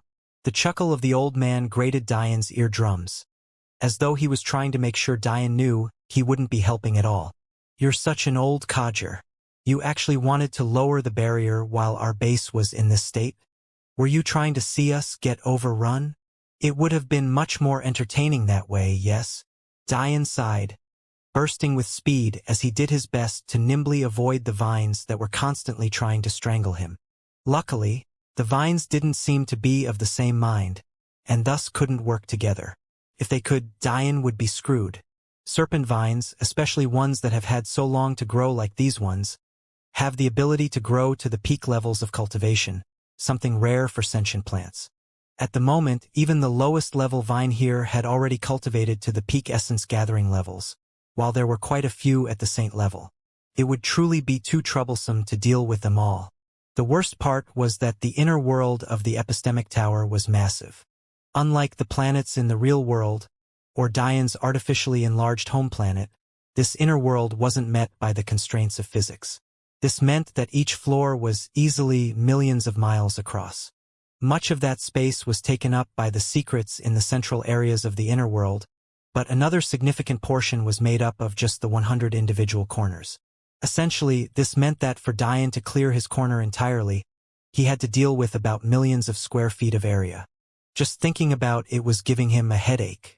In terms of manpower, aside from himself, he had barely 4,000 people. About a 1,000 from the Dayu, 3,000 from his demon generals, Then there were his friends and wives. Dealing with just this number of people, while other corners had access to millions, sounded like nothing more than a fool's dream. At the moment, the old man was dying of laughter. Maybe I should tell him that you can teleport around the corners with ease. You don't have to run to the barrier, idiot. But he let Diane struggle from a few more dozen minutes before he let him know. Of course, that led to a round of curses by Diane, which only made the old man laugh more. Diane was more angry because he felt like he should have known that. With such a large inner world, yet people interact so easily, of course there were teleportation formations everywhere. In fact, they were so protected that the serpent vines didn't dare touch them either. Also, as the key wielder, Diane could control who could and couldn't use these formations as well. Everything was a win-win, aside from the wasted time, of course. Exasperated, Diane stepped onto the teleportation portal, thinking about how in the hell he was going to fix up such a large space. Hey, hush! What is it? Don't you see that beauty over there? Who is she? Look at her tails. Isn't it obvious? She must be a member of the Kitsune Snow Clan.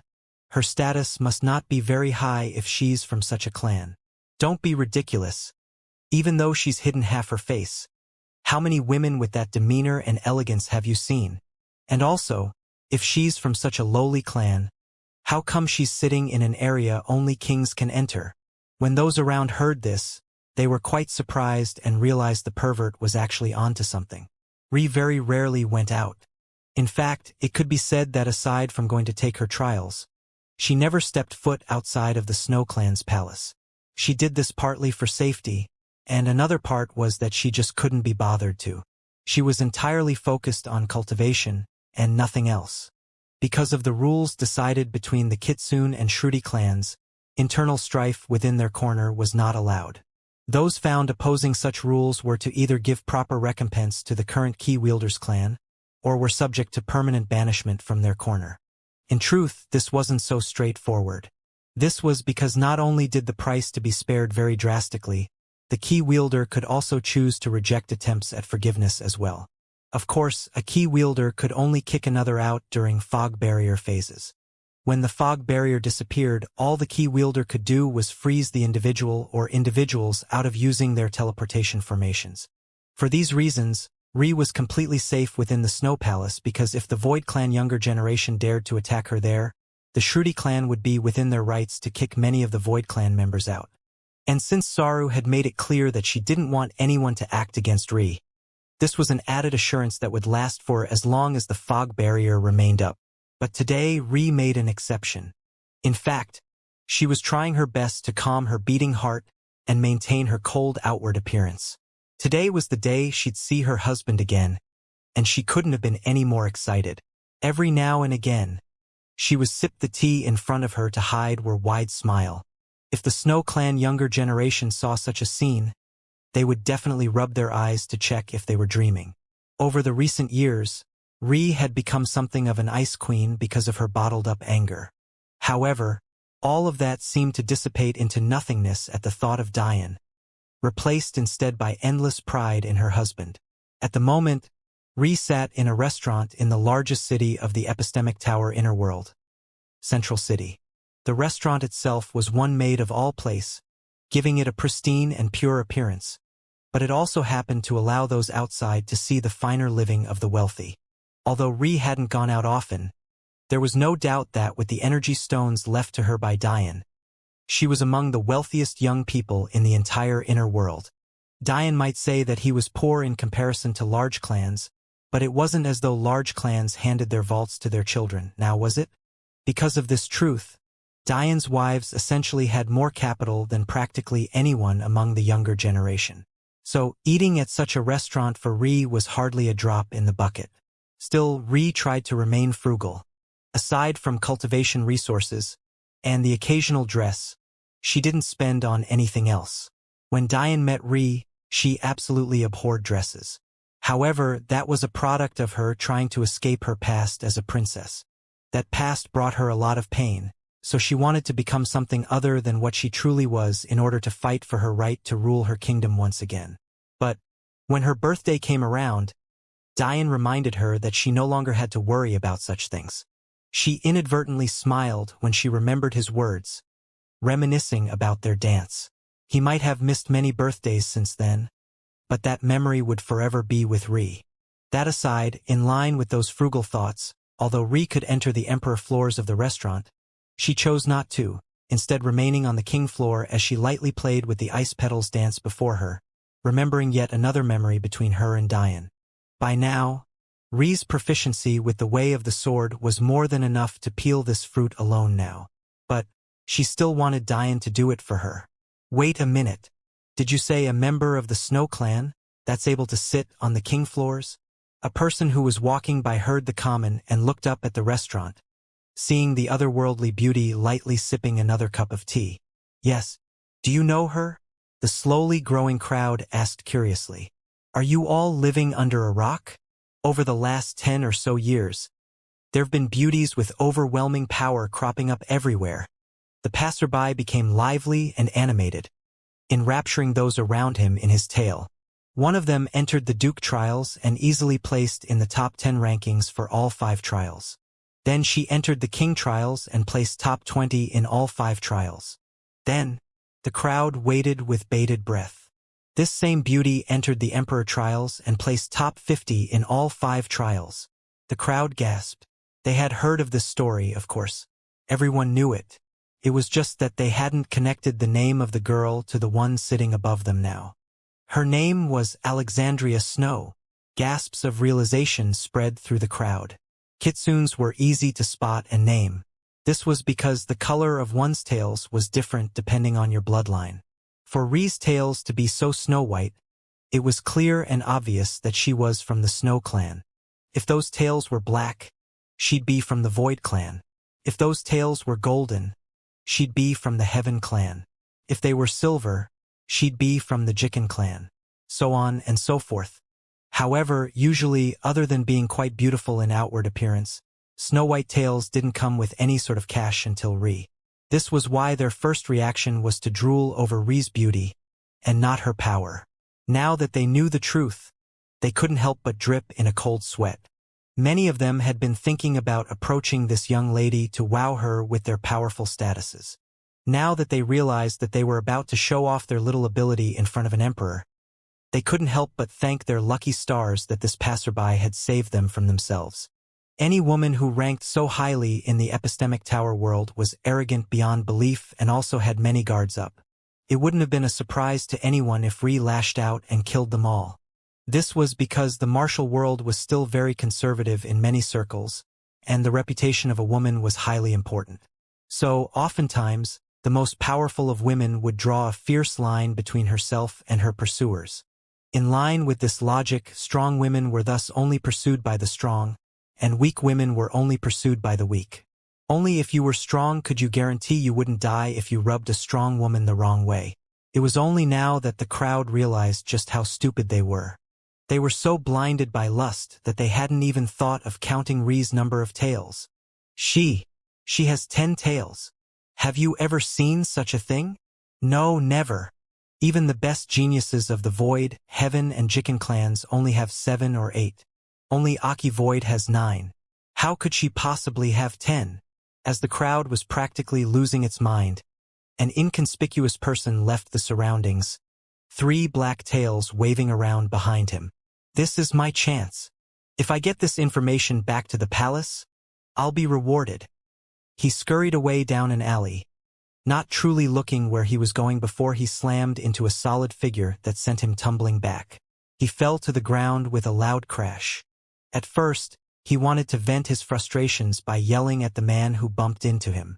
But, when he looked up he saw something that sent shivers down his spine. A tall man, draped in a black cloak, wearing a mask of silver and gold. Although he didn't say anything, this murderous aura he exuded shook him to his core. The reason he was planning on berating the cloaked man was because the fabrics of the cloak were exceedingly cheap. Because that was all he could see initially from his vantage point, he assumed that this man had lowly status. As a man of the Void Clan, despite being lowly there, he could raise his head high almost anywhere else. But when he was about to yell, All of his bestial instincts told him to not offend this man, or else his life would be on the line. So, he simply got up without saying a word, bowed in apology, before scurrying away again. From beginning to end, the cloaked man didn't say anything, only watching the 3 black tails of the Void clan member bounce as he ran away. "Why didn't you stop him?" The voice of the old man resounded. "I don't want to kill indiscriminately. This is his only chance. If he offends me, I'll kill him. I'd like to see just how much these Void clan clowns plan to push me." Although Diane didn't know what happened to Ree during his absence, knowing the way of the world, he didn't doubt that the Void clan had given his woman trouble. But, despite knowing that, he wouldn't go around killing every Void clan member he saw for no reason. However, if they gave him a reason, they would feel his wrath. At the end of the day, though, Diane was in a good mood, because as soon as he rounded the corner and left the alley, he saw a beauty that took his breath away, lightly smiling as she looked down at him. The breath of the still lingering crowd was taken away when this happened. They had never seen this beauty smile, as she was constantly hiding it up until now. But, for whatever reason, she seemed to be smiling down at them, as though she was a goddess looking favorably upon her people. Their hearts beat wildly, their visions blurring with tears for an inexplicable reason. They could sense the emotion in this smile, and it made them want to throw away everything to protect this woman with their lives. Even the women in the crowd couldn't help but get lost in the moment. Suddenly, their goddess disappeared from her seat, causing them to sigh. How could they be worthy of seeing such a scene for too long? The fact they had seen it at all was enough of a blessing. But that was when their goddess suddenly appeared again, this time on the ground, right in front of them. The guards of the restaurant couldn't even react as the fragrance of a woman blew past them. Were they seeing correctly? Was their goddess really rushing toward them? However, that was when a cloaked figure suddenly appeared before them all. No one could see his face, and he was definitely within the normal parameters of a human, yet his back seemed to block their vision out entirely. In the next moment, their goddess rushed into the open arms of this cloaked figure, clutching her small hands to his chest and hiding in his embrace. Ree's tails trembled with excitement, breathing in Diane's scent as though she had to make sure this was real and not a dream. Diane lightly stroked Ree's head, tangling his finger in her long blue-silver hair. He truly felt more comfortable with her in his arms. After a few moments, Ree finally stopped trembling enough to look up at Diane, but she could only sigh when she saw his mask. Diane grinned. "Feeling sad you can't see your husband's rugged and handsome appearance?" Ree giggled, flicking Diane's forehead. But the word husband set a bombshell off in the crowd.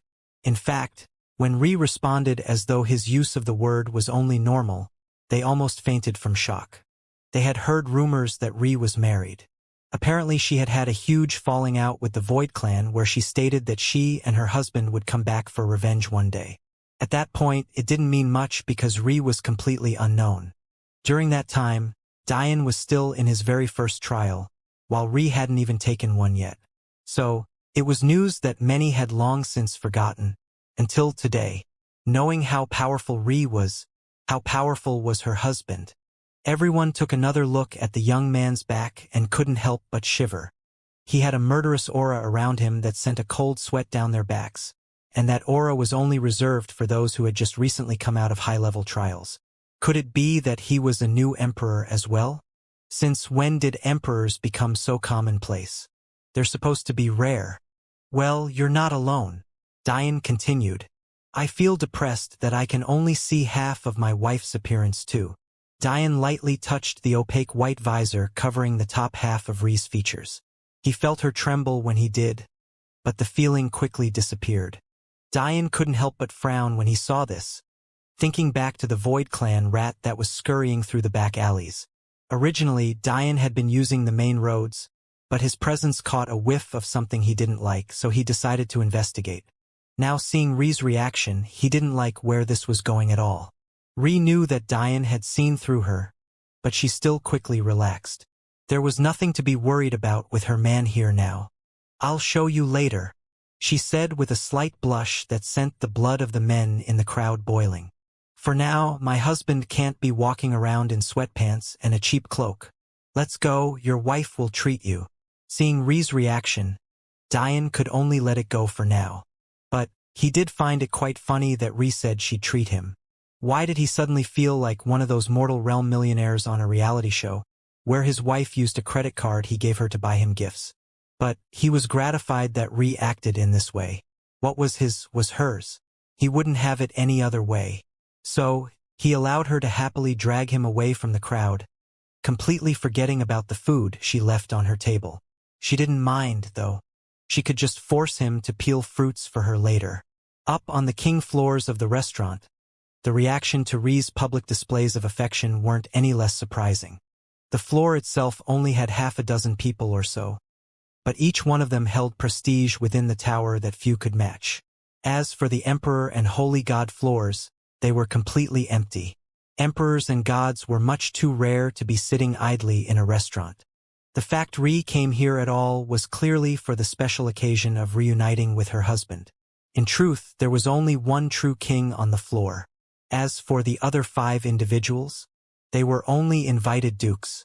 As a king, he had the ability of bringing people to floors they weren't qualified to enter.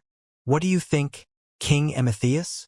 It was quite customary for titles to come before names within the epistemic tower culture.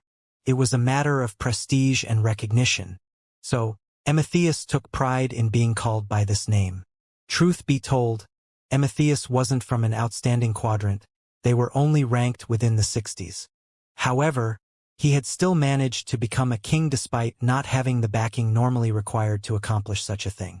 With his performance, he managed to gain the recognition of the elders of his family, and thus be granted more power and freedom. He was a person who knew how to bide his time well, and thus could be considered quite intelligent. When he saw Ri enter this floor, he knew who she was automatically, so cleverly decided not to bother her. However, he was curious about why she would appear here like this. It was only now that he knew why she would risk the Void Clan seeking revenge just for some tea. Suddenly, he smiled. It seems we'll have quite the show to watch soon. I'm quite interested in this husband of hers and just how powerful he is. That massive bandaged package on his back weighs at least 700,000 gene. Yet he's light on his feet. Even weirder, it seems to give off the fluctuations of a master-level weapon. Have you ever seen a master-level weapon or treasure be so heavy? He's either purposefully using it to train his body, or it isn't so simple as it seems. Even more odd, he's decided to cover his face. What young hero with such a wife wouldn't want the whole world to know who he was? Curious? Truly curious. Emetheus has a thoughtful expression on his handsome face, before he spoke again. The Void Clan should be here soon. I wonder how this will end. Despite saying this, Emetheus already had a guess. The fact Ri was going shopping with her husband and not running away meant that she hadn't been hiding all this time. She just couldn't be bothered to care about the Void family. It was either that or her husband was so powerful that even the kings of the Void family were nothing more than jokes to him. Ri clung to Diane's arm as they walked from store to store. Diane felt as though he had become some sort of live doll to be poked and prodded at for his wife's leisure. But he could only let it happen. He knew the day where his sweatpants empire would be assaulted would come. It had just happened too quickly for him to be ready. He didn't even get a chance to say goodbye. Soon, he was wearing pristine fabrics, draped in robes of black and gold. Ri seemed to think matched his appearance the best. His demeanor was enough to make him seem quite handsome. It was just that the store clerks couldn't help but sigh about the fact he kept his face behind a mask. But, considering the woman by his side and the money they spent as easily as breathing, this man had to be of pretty high status. By the end of it all, hours had passed, and Ri had managed to prim and trim everything about Diane's appearance but the bandaged bundle on his back. Not to mention the fact she filled a master-level spatial ring with more clothes than Diane could wear in a lifetime. When they finally walked out of the final story, they found a group of 5 waiting with disdainful expressions, and although he tried to hide in the back, Diane could clearly see the rat he had run into previously peeking from within the surrounding crowd. Central City was quite large, but information seemed to spread quite quickly. There was supposed to be a rule of no fighting within the city that was enforced by a council of emperors, but considering how much time those emperors spent cultivating and ignoring the matters of the world, There was practically no one but the strong to enforce such rules. And, unfortunately, the strong were often arrogant. What Diane found odd was that they dare so openly attack an emperor-level character like Ri. Wasn't Ri's status the same as those on the council? Diane leaned over to Ri's ear. When he did so, many sneered, thinking they were trying to plan an escape. However, Diane didn't hide his voice at all. Are they retarded?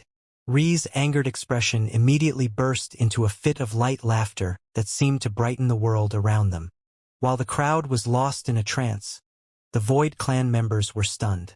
They had never seen Ri laugh before.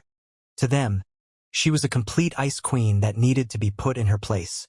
Were they seeing things? Eventually, Ri reined in her laughter and spoke. A retard named Aki is part of the Council of Emperors of Central City. He probably thinks he can use his position for leverage.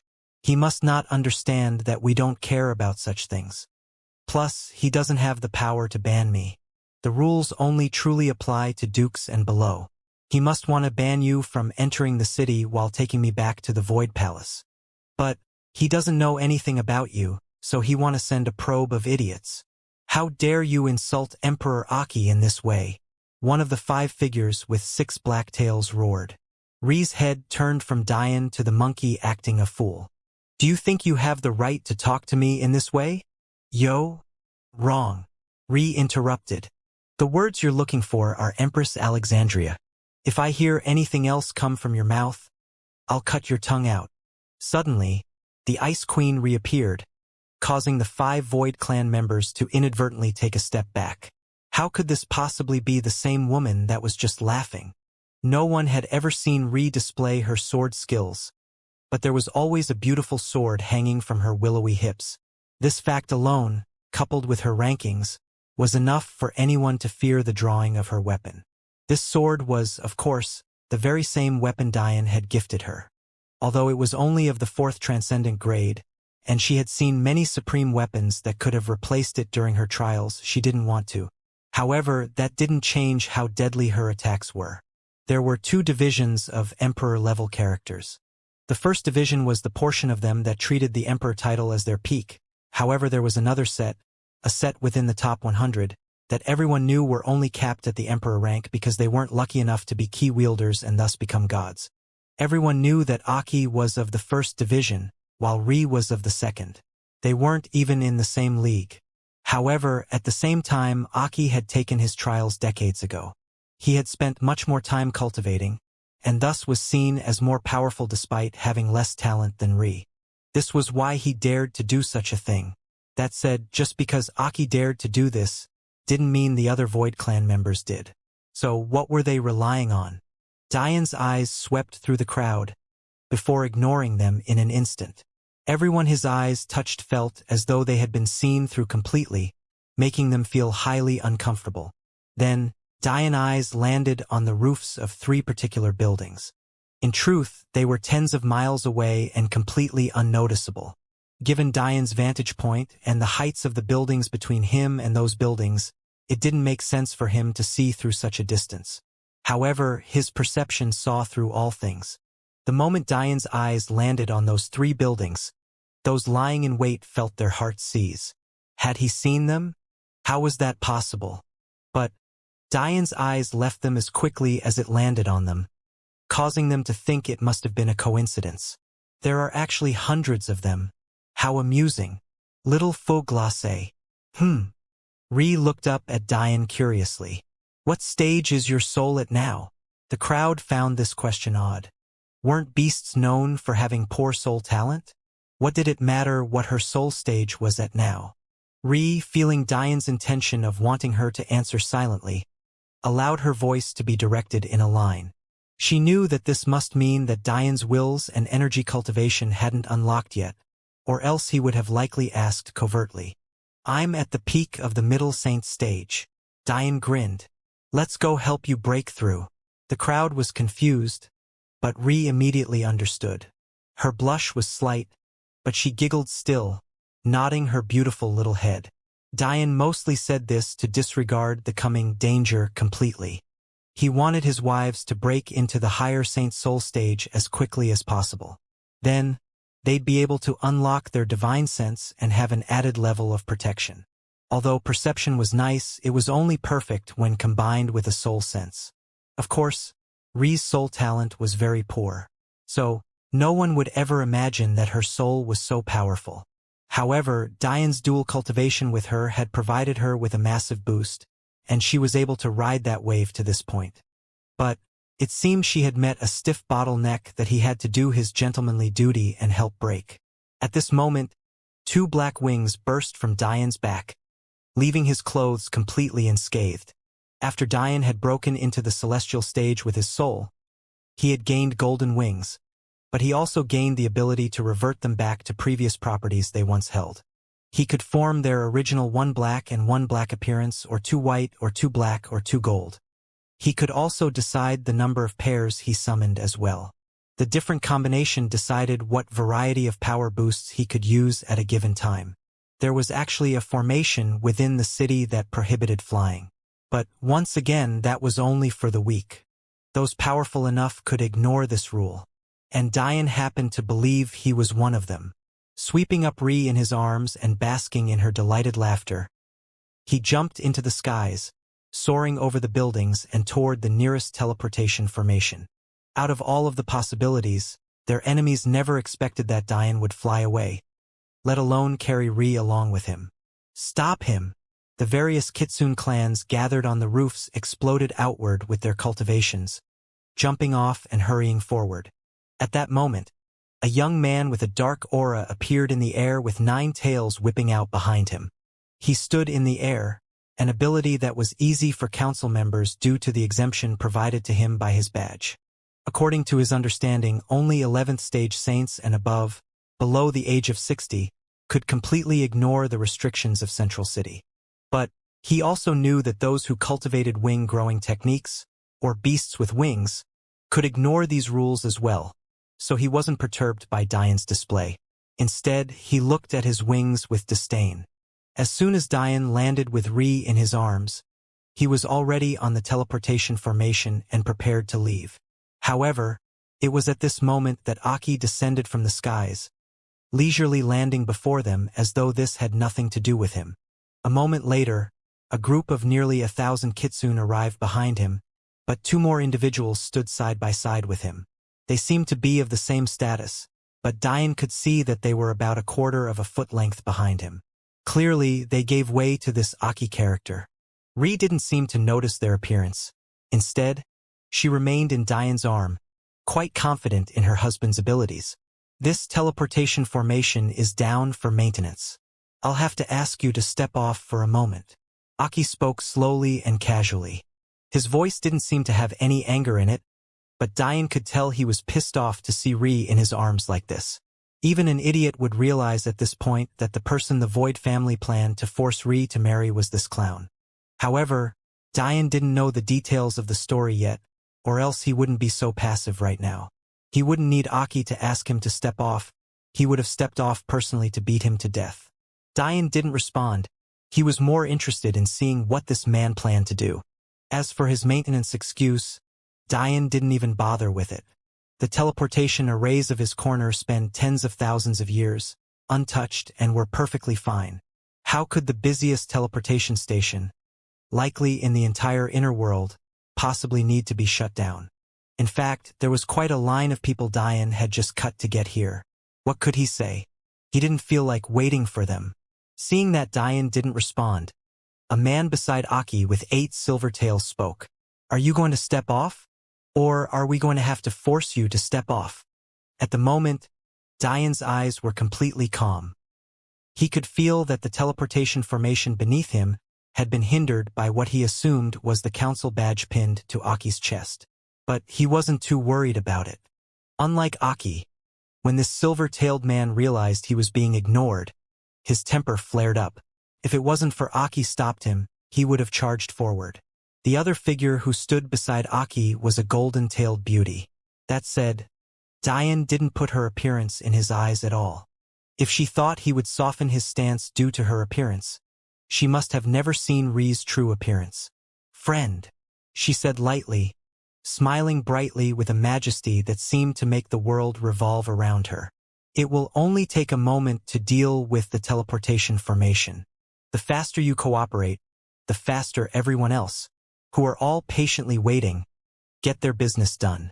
Hearing this, the crowd had a fire lit under them, causing them to call for Diane to step off. They didn't know what was going on, but they did have things to do, so they'd rather the formation get fixed quicker rather than slower.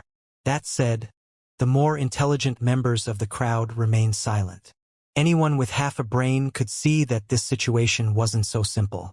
How those fools calling out were worthy of entering the tower was beyond them. Clearly, this golden-tailed beauty was much too confident in her beauty. Judging by how she kept glancing arrogantly at Ri, she must think she had a good chance of winning too. Is this all you people have to say? If that's all, I have things to do. Diane was almost too bored to respond.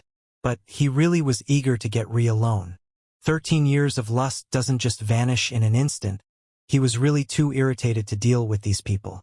The beauty was stunned by Diane's response, before she laughed angrily. Is he an idiot? Even if he knows that teleportation formation is in fine working condition, can't he see the badge on Aki's lapel? The same way key wielders decide who can use their teleportation formation, council members can decide who can teleport in Central City. I guess Alexandria's lauded husband is nothing more than a joke. She kept all of these thoughts to herself. She wanted to maintain her appearance as a kind-hearted goddess, and thus would be so free with her tongue as Ri was. Instead, she waited for Diane to slap himself in the face. Seeing Diane ignore their goddess, the golden-tailed members of the crowd of Kitsune seethed with rage, itching to teach this man a lesson.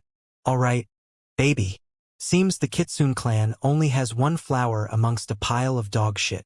With those words, a wisp of aurora flames entered the formation through Diane's foot, immediately finding the obstruction. After connecting the dimmed portion to the lit portions of the array manually, Aki's ability to stop the teleportation was completely nullified. Seeing the teleportation array light up, Aki's complacent and lazy expression immediately sharpened with disbelief. The golden-tailed beauty's eyes widened. Even the silver-tailed idiot seemed to notice something was wrong. Stop! Aki roared. If he missed this chance, he might never get another. But why would Diane bother to listen to him? He had better things to do, namely the beauty in his arms. So he only shrugged. I gave you a chance. Not my fault you didn't take it. The anger of the surrounding Kitsune erupted. When had they ever been insulted like this? They were from the 30th ranked quadrant. The vast majority of people wouldn't dare to offend them, and those ranked near them wouldn't treat them too badly either. As for those ranked much higher, they wouldn't be so bored as to bother them. Yet, this man called them a pile of shit and was still slowly disappearing before their eyes. Ri's light giggling was the last thing they heard before they disappeared completely. An instant later, Aki landed on the formation in complete rage, a baleful and dark fog emanating from him. However, the moment he landed, he activated a sound formation Diane left behind. Dumbass. The voice echoed through the city, centered around Aki and sounding off again and again. Aki's face turned red, then white, then blue, with rage. Finally, he couldn't stand it anymore and swung his fist down at the formation. Unfortunately, he truly was an idiot. There was a reason the serpent vines didn't dare to touch the teleportation formations. Obviously, they were protected. Boom! Before Aki's fist even connected, he was sent flying into the distance. Blood flew from his mouth as his chest completely caved in, while his arm became an unrecognizable clump of bloody flesh. In all likelihood, if he wasn't a beast, he would have died immediately. But, without top-tier healing pills, it would take him months to recover. The Kitsune could only watch in shock as their leader was almost played with to death by a completely unknown character. Maybe the worst part about all of this was that news, especially important news like this, could be sold for quite a bit of energy stones to the Sapientia News Network, even more so after their implementation of the internet. Because of this, the Kitsune could only watch as dozens of figures dashed out of the crowd, each one rushing with picture-capturing array plates to be the first to report this incident to the Sapientia. The happenings of today would soon be broadcasted throughout the corners of the tower, within a headquarters filled with golden-eyed individuals.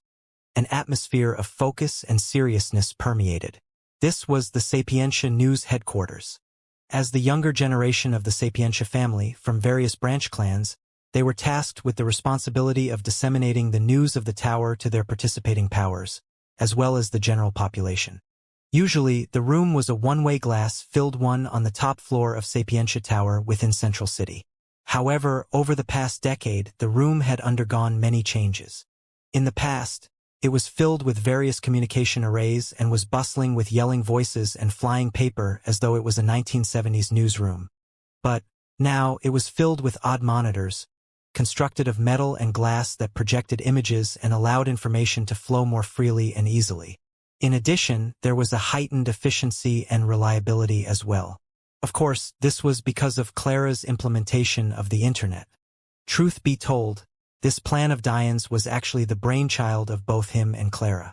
After expressing his dislike of the Xianxia family system and ability to control information, both he and Clara began brainstorming ideas before landing on this plan of action. At the moment, the Xianxia had full reign of the Internet. However, as time progressed, Diane and Clara both knew that they would find it harder and harder to control, especially after he and Clara implemented the later stages of the plan. However, that was a story for the coming future.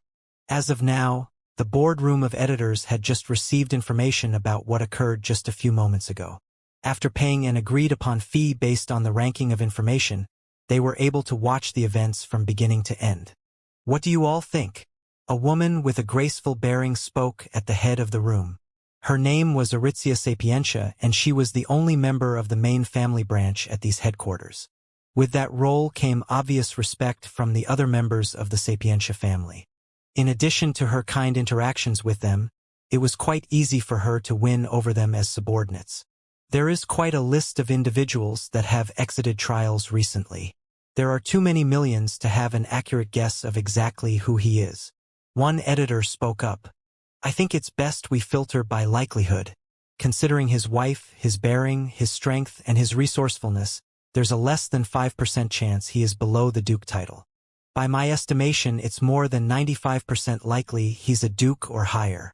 I believe considering his wife in your calculations is a mistake. Although they were disagreeing, there was no hostility between the editors. Much like all of their other discussions, things remained cordial and respectful. Thinking about it again, you are correct.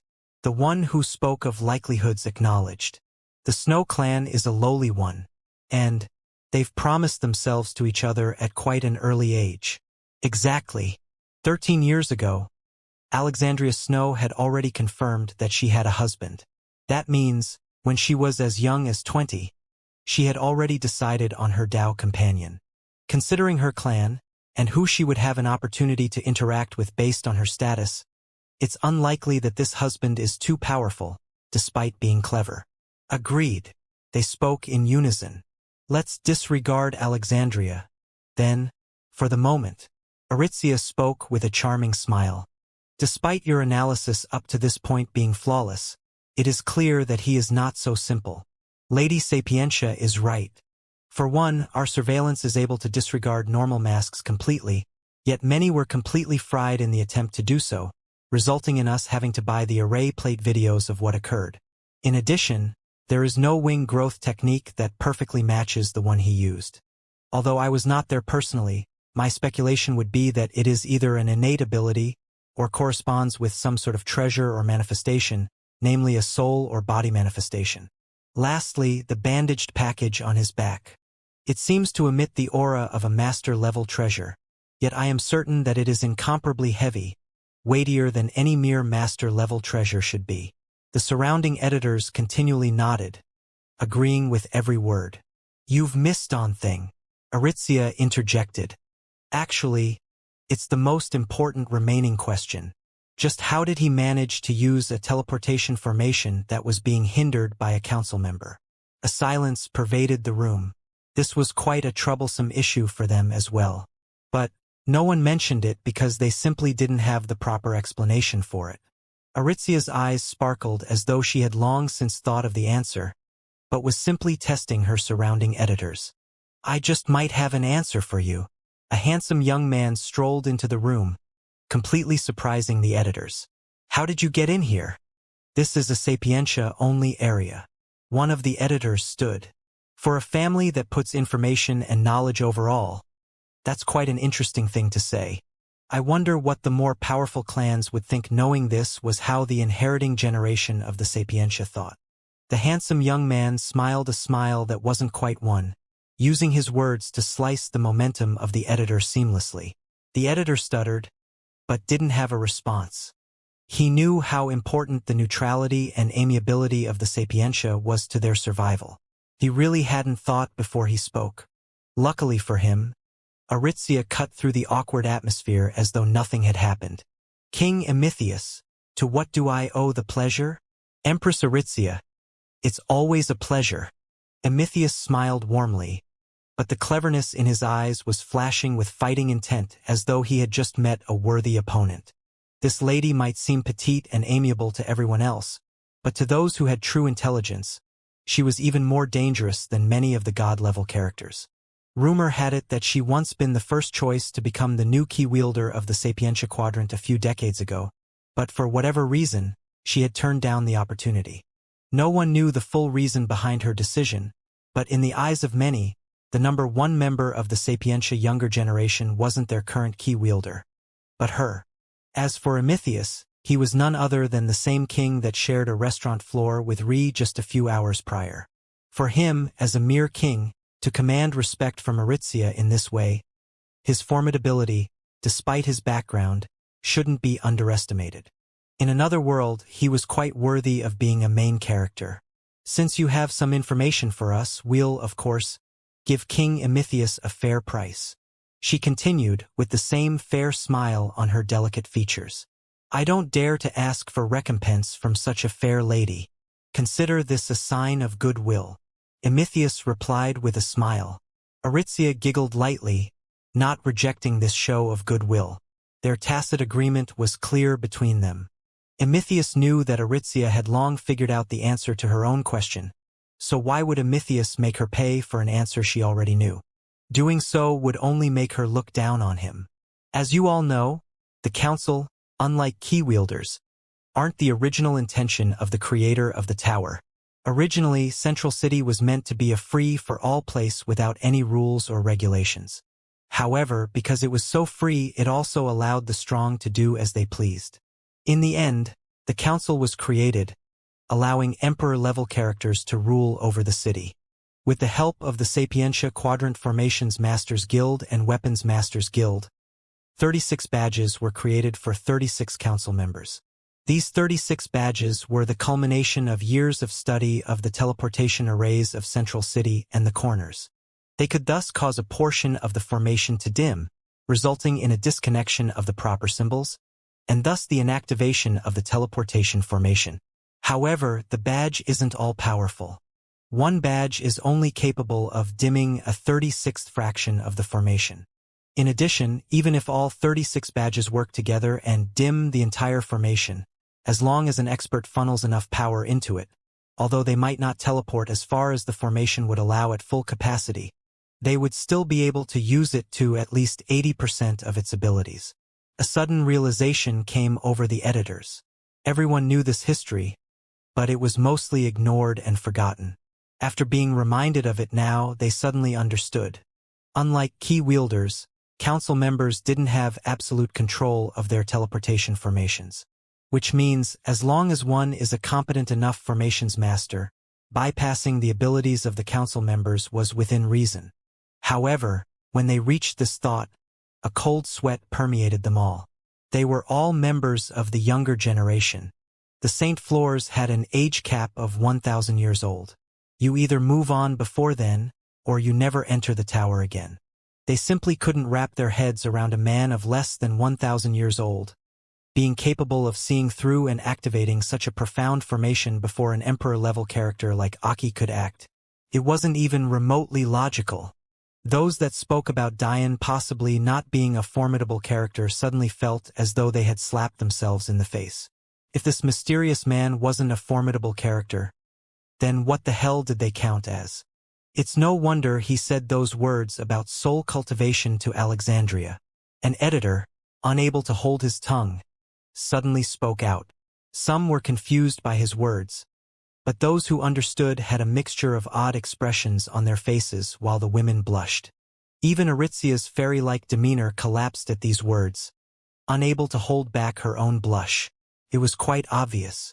For a man to have such formidable attainments in the formation Tao, his soul must be incomparably powerful.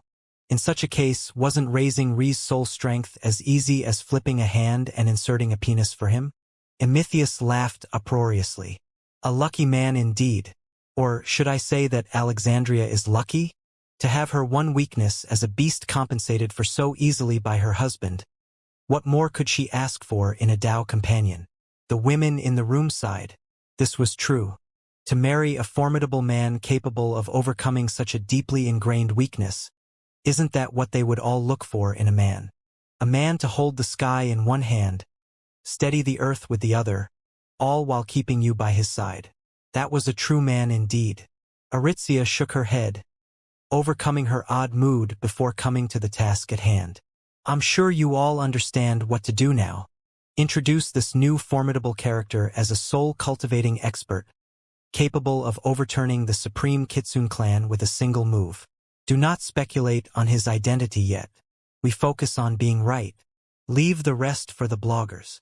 After finishing handing out her orders, Aritzia stood. Come with me, King Emithius. I'm sure that since you've come personally, there's something important you have to discuss with me. Soon, Aritzia and Emithius were in a room alone. It seemed almost like a typical corner office, but it had an odd mixture of things that also helped it double as a cultivation space. At this moment, while watching the back view of Aritzia's swaying hips as she made her way to look over the city, Emithius' clever eyes had washed over into unbridled lust. None of that now, King Emithius. Aritzia spoke lightly without turning back. With all of the information you have, Emithius spoke, taking a step forward. You should know that even with all of my success, I've never pursued a woman in my lifetime, nor have I ever touched one. You are the first and only to catch my eye, and I know that I've caught yours. With how much freedom we have in this world, without worry for our elders, why not allow yourself to fall? Aritzia lightly shook her head. I am quite fond of men who have made a name for themselves without the help of a powerful backer, and I'm quite aware that the only reason you haven't taken the Emperor trials is because you want to take the key-wielding responsibilities from your current quadrant's expert. However, I have yet to decide who my future husband is. I don't believe there's a man in existence more worthy of you than me, Emithius said with booming confidence. Emithius. Aritzia spoke serious. You know why all Sapientia women are destined to pick amongst men from lowly clans, do you not? Of course I do, Emithius responded. Because none of you are allowed to take another name in your lifetime. If I want to be with you, I must take the Sapientia name. It's in this way that the Sapientia have avoided problems in all these years. Since you know, why do you continue to try? You're a man of too much pride. The idea of marrying into your woman's family is appalling to you. There will come a day when there is not a single person in existence who can tell me what I can and cannot do. If I want to take a wife from the Sapientia main family, and have her take my name, I wonder who would dare squeak out a word when I stand at the top of the world. Emithius spoke as though he was saying speaking law. There was no a shred of doubt in his voice at all. Since you believe that, I will allow you to believe it. Aritzia didn't have any particular reaction to these words. If she was truly in love with Emithius, maybe she would have trembled at such passion. However, she hadn't told a single lie. While Emithius was on a short list of candidates to be her husband, she had not chosen yet. Even if she didn't choose for thousands more years, it would hardly matter. Emithius smiled. It seems you've added another to your list today. He didn't seem jealous at all, only his fighting spirit was lit. I've crushed the rest on your list. I'm surprised you keep adding names. Perhaps, Aritzia said lightly. But the previous names you've crushed were only tests laid out by me. This is not a test. This is the real deal. Emithius agreed with Aritzia's words. He had long since suspected this. I have a feeling this one is just as arrogant as I am, though. you'll have just as many problems getting him to join your clan as you do me. Furthermore, to ask him to abandon his wife for you as well? It doesn't seem you have much luck in love, Empress. Aritzia shrugged. Such is the life of a sapientia woman. The moment I decide who my husband should be, he won't be able to escape me even if he wants to 1,000 times over. Emithius sighed. If your sapientia clan continues to be so overbearing, it won't last for much longer. Not many are fooled by this outward appearance of amiability. The reach of my sapientia clan is much farther and deeper than you think. Do you believe that you're the first to see that the idea of a single clan controlling all information is dangerous? Yet, characters thousands of times more powerful than you don't dare to do a thing. They can only compromise. It's best you remember that for when you want to act against my clan in the future. Emithius only laughed, having heard this speech 1,000,000 times before. To repeat this so often, you must have definitely fallen for me already. Aritza responded with what sounded like an affirmative, but it was so unemotional that Emithius knew better than to think it was.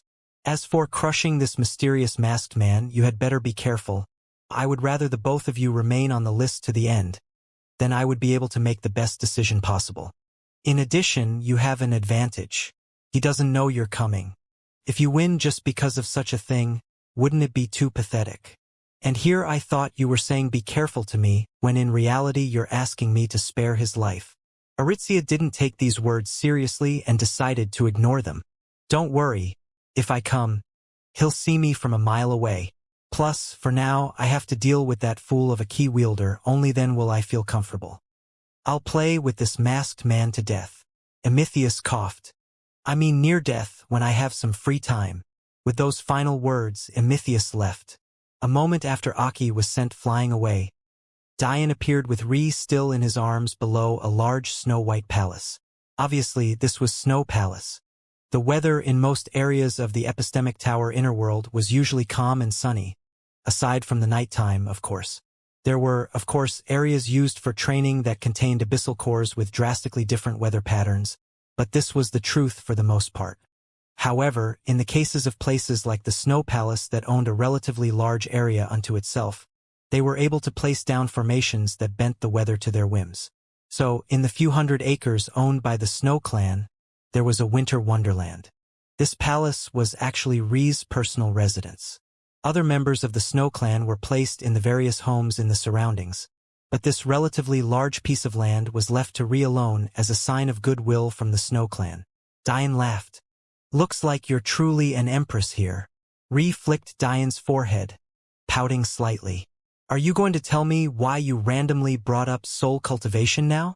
At first, Ree assumed that Dian had spoken aloud because his cultivation and abilities were still sealed. But then she remembered that her and Dian's souls were connected, as were their souls with Clara and Madeline. Although Dian's soul was sealed, it didn't mean they had an inability to communicate via their souls. In fact, the reason Ree knew exactly where Dian was despite his mask and the large crowd was because she had sensed Dian reaching out to her. Even more oddly, although Dian spoke aloud, he gave off the feeling that he wanted Ree to respond covertly. Thus, she used her energy to concentrate her voice into a line because Dian, for some reason, hadn't wanted her to communicate with her soul. It was all very curious. But Ree, of course, trusted Dian wholeheartedly. If he wanted something this complex done, he had done so for a reason. Dian smiled, taking a step forward and allowing the Snow Palace formation to activate and cause him, Ree and even the palace itself to disappear into a blizzard. Afterward, he allowed the mask to seep into his face, revealing his handsome and chiseled features. Ree, who was looking up at him this entire time, felt her heart flutter.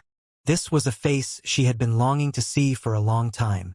So, when Dian lowered his head to kiss her, she accepted without reservation, allowing his masculine scent to overwhelm her soft lips. By the time Dian pulled away and allowed Ree to catch her breath, they had already made their way through the large palace doors and into the only room with a bed covered in white sheets. Dian set Ree down on her feet, his eyes ablaze as he slowly took off her snow-white dress to reveal laced lingerie that made his heart thump. He even teased her tails, unable to stop himself from getting lost in their softness, before he too took off his clothes to leave behind a pair of what he assumed were designer boxers in the martial world. He never particularly cared for such things, but when one's wife insists, you have no choice but to oblige. As for the large bandaged package on Diane's back, he had let it lean on a random wall as he embraced Ree in his arms and allowed the both of them to fall on the bed. From beginning to end, Diane didn't take off Ree's visor. He allowed her to tell her own story at her own pace. Soon the couple lay in the bed, Ree lying on Diane's chest, while Diane kept his arm wrapped around her slender waist, absent-mindedly fiddling with the outline of her panties. To answer your question, Diane finally spoke after toying with Ree's lips between his for long enough. There was a rat in the crowd I wanted to test out. Ree raised an eyebrow. Who? Do you know the name of the man on the same floor as you at that time? Ree thought for a bit. I didn't pay much attention, but I know there were 6 others. As for their names, I'm even less aware. Diane nodded. He expected this much. The reason I brought up soul cultivation was to help instill the fact that I am a soul cultivator. The more people think that that's my identity, the better. There were more covert ways for us to escape. For example, I could have clashed with Aki, secretly destroying his badge, and thus ruining his ability to fly in the city. At that time, escaping would have been as easy as turning a hand over. Although the badge is quite complex and durable, a bit of finesse is all it would have taken. Why do you want to come off as a soul cultivator? I assume your plan to strong-arm the tower spirit into allowing you to leave the fog barrier up worked, right? So, it would be unlikely for anyone to believe that you're Diane, no? For a time, you're right, but I'm sure everyone will find it odd if long enough passes without the fog barrier disappearing, considering my name already appeared on the 5th trial rankings. I believe I have, at most, 10 years before people start investigating our fog barrier. Although mere investigation doesn't mean much, my appearance coincides with when Diane Sacharo should leave the trial grounds. There are enough clever individuals from what I've seen today for them to at least begin poking and prodding at me. The level and number of formidable characters in the tower far exceed the number and level from our universe. Just as Diane was being serious, his hand suddenly brushed against the side boob of Ree, causing him to grin. When did these little guys get so big? Diane wantonly fondled while teasing Ree. However, he was surprised when he heard a moan come from her lips at his touch. Ree, slightly embarrassed, slapped his hand away. Focus, pervert. Okay. Diane laughed. Why did you bring up that guy? Diane pondered for a bit, seemingly arranging his thought. Oftentimes, he has a gut feeling of the truth behind things before understanding the true reason. It was almost as though his subconscious thought was too fast and too clever for his conscious thought.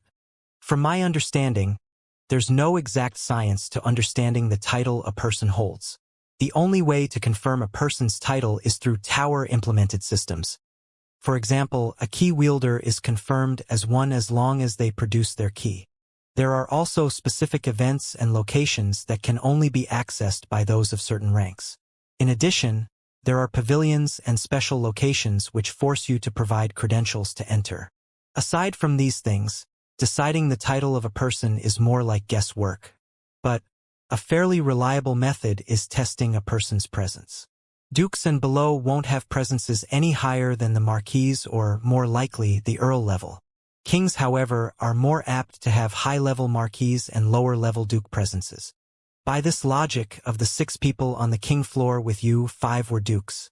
However, the 6th was impossible to see through, even for me. Ree's brows furrowed. Doesn't think mean that your title of God would be exposed as soon as someone tests your presence? Luckily, I have this mask. If not, what you said would be correct. It has the ability to hide everything from my face, to my cultivation, to even the objects connected to me. It's quite a handy supreme treasure. Also, I can manually decide how much pressure my presence puts out. With a combination of these two, unless a half-step transcendent decides to act, most of my secrets should be safe.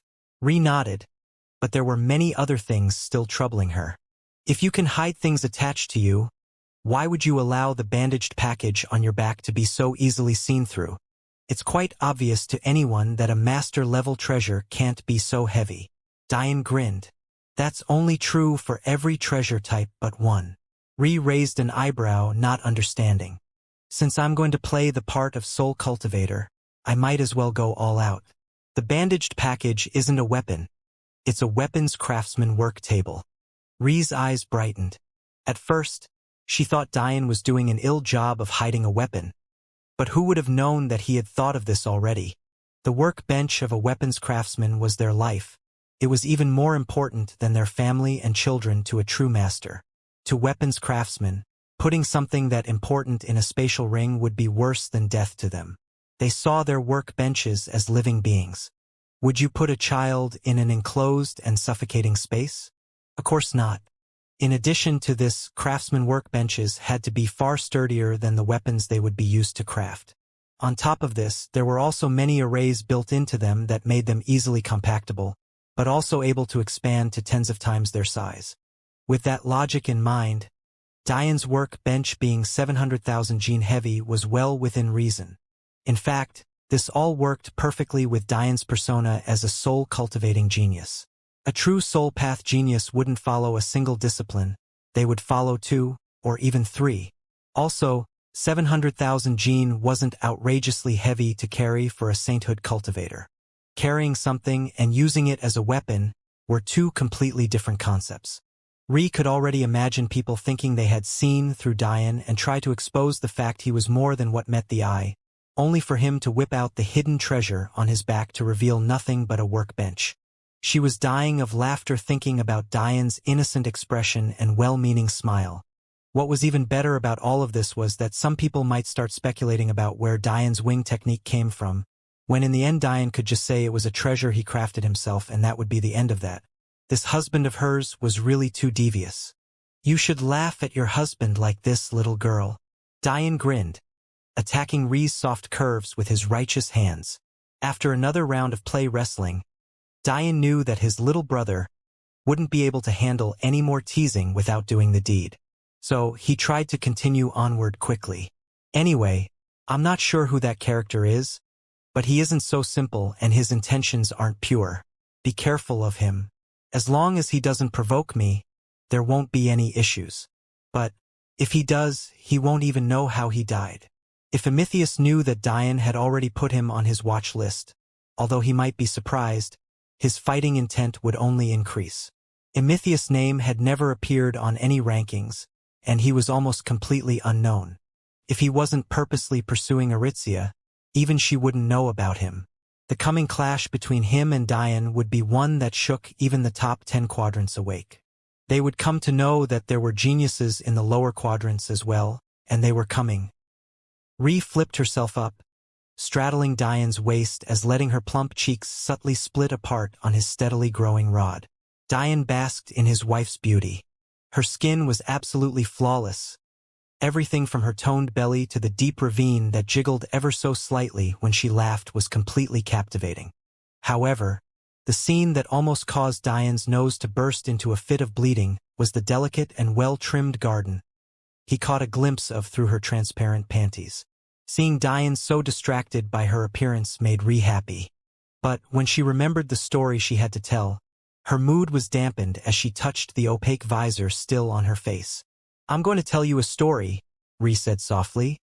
But I won't tell you unless you promise that we take revenge together against the Supreme Kitsune clan together. If you go alone, I'll divorce you and never speak to you again. Do you understand? Ri's voice, that had begun slightly weak, suddenly became strong and resolute. Diane was stunned for a moment before he nodded, his expression incomparably serious. When I went to check on the Snow Clan, I ran into a lot of hostility, namely from elders of the family who didn't appreciate my mixed blood. Even knowing I was part Elven, a clan that once used to be a part of our former number 1 quadrant, since the elves have fallen so far, they completely disregarded this. It wasn't until, in my anger, I revealed my kitsune form, and they noticed my 10 tails, that their attitudes changed. The beginning of Ri's story already pissed Diane off, but since he had already promised, He could only calm himself and continue to listen. It was suffice to say, though, that his hard-on had disappeared into the wind.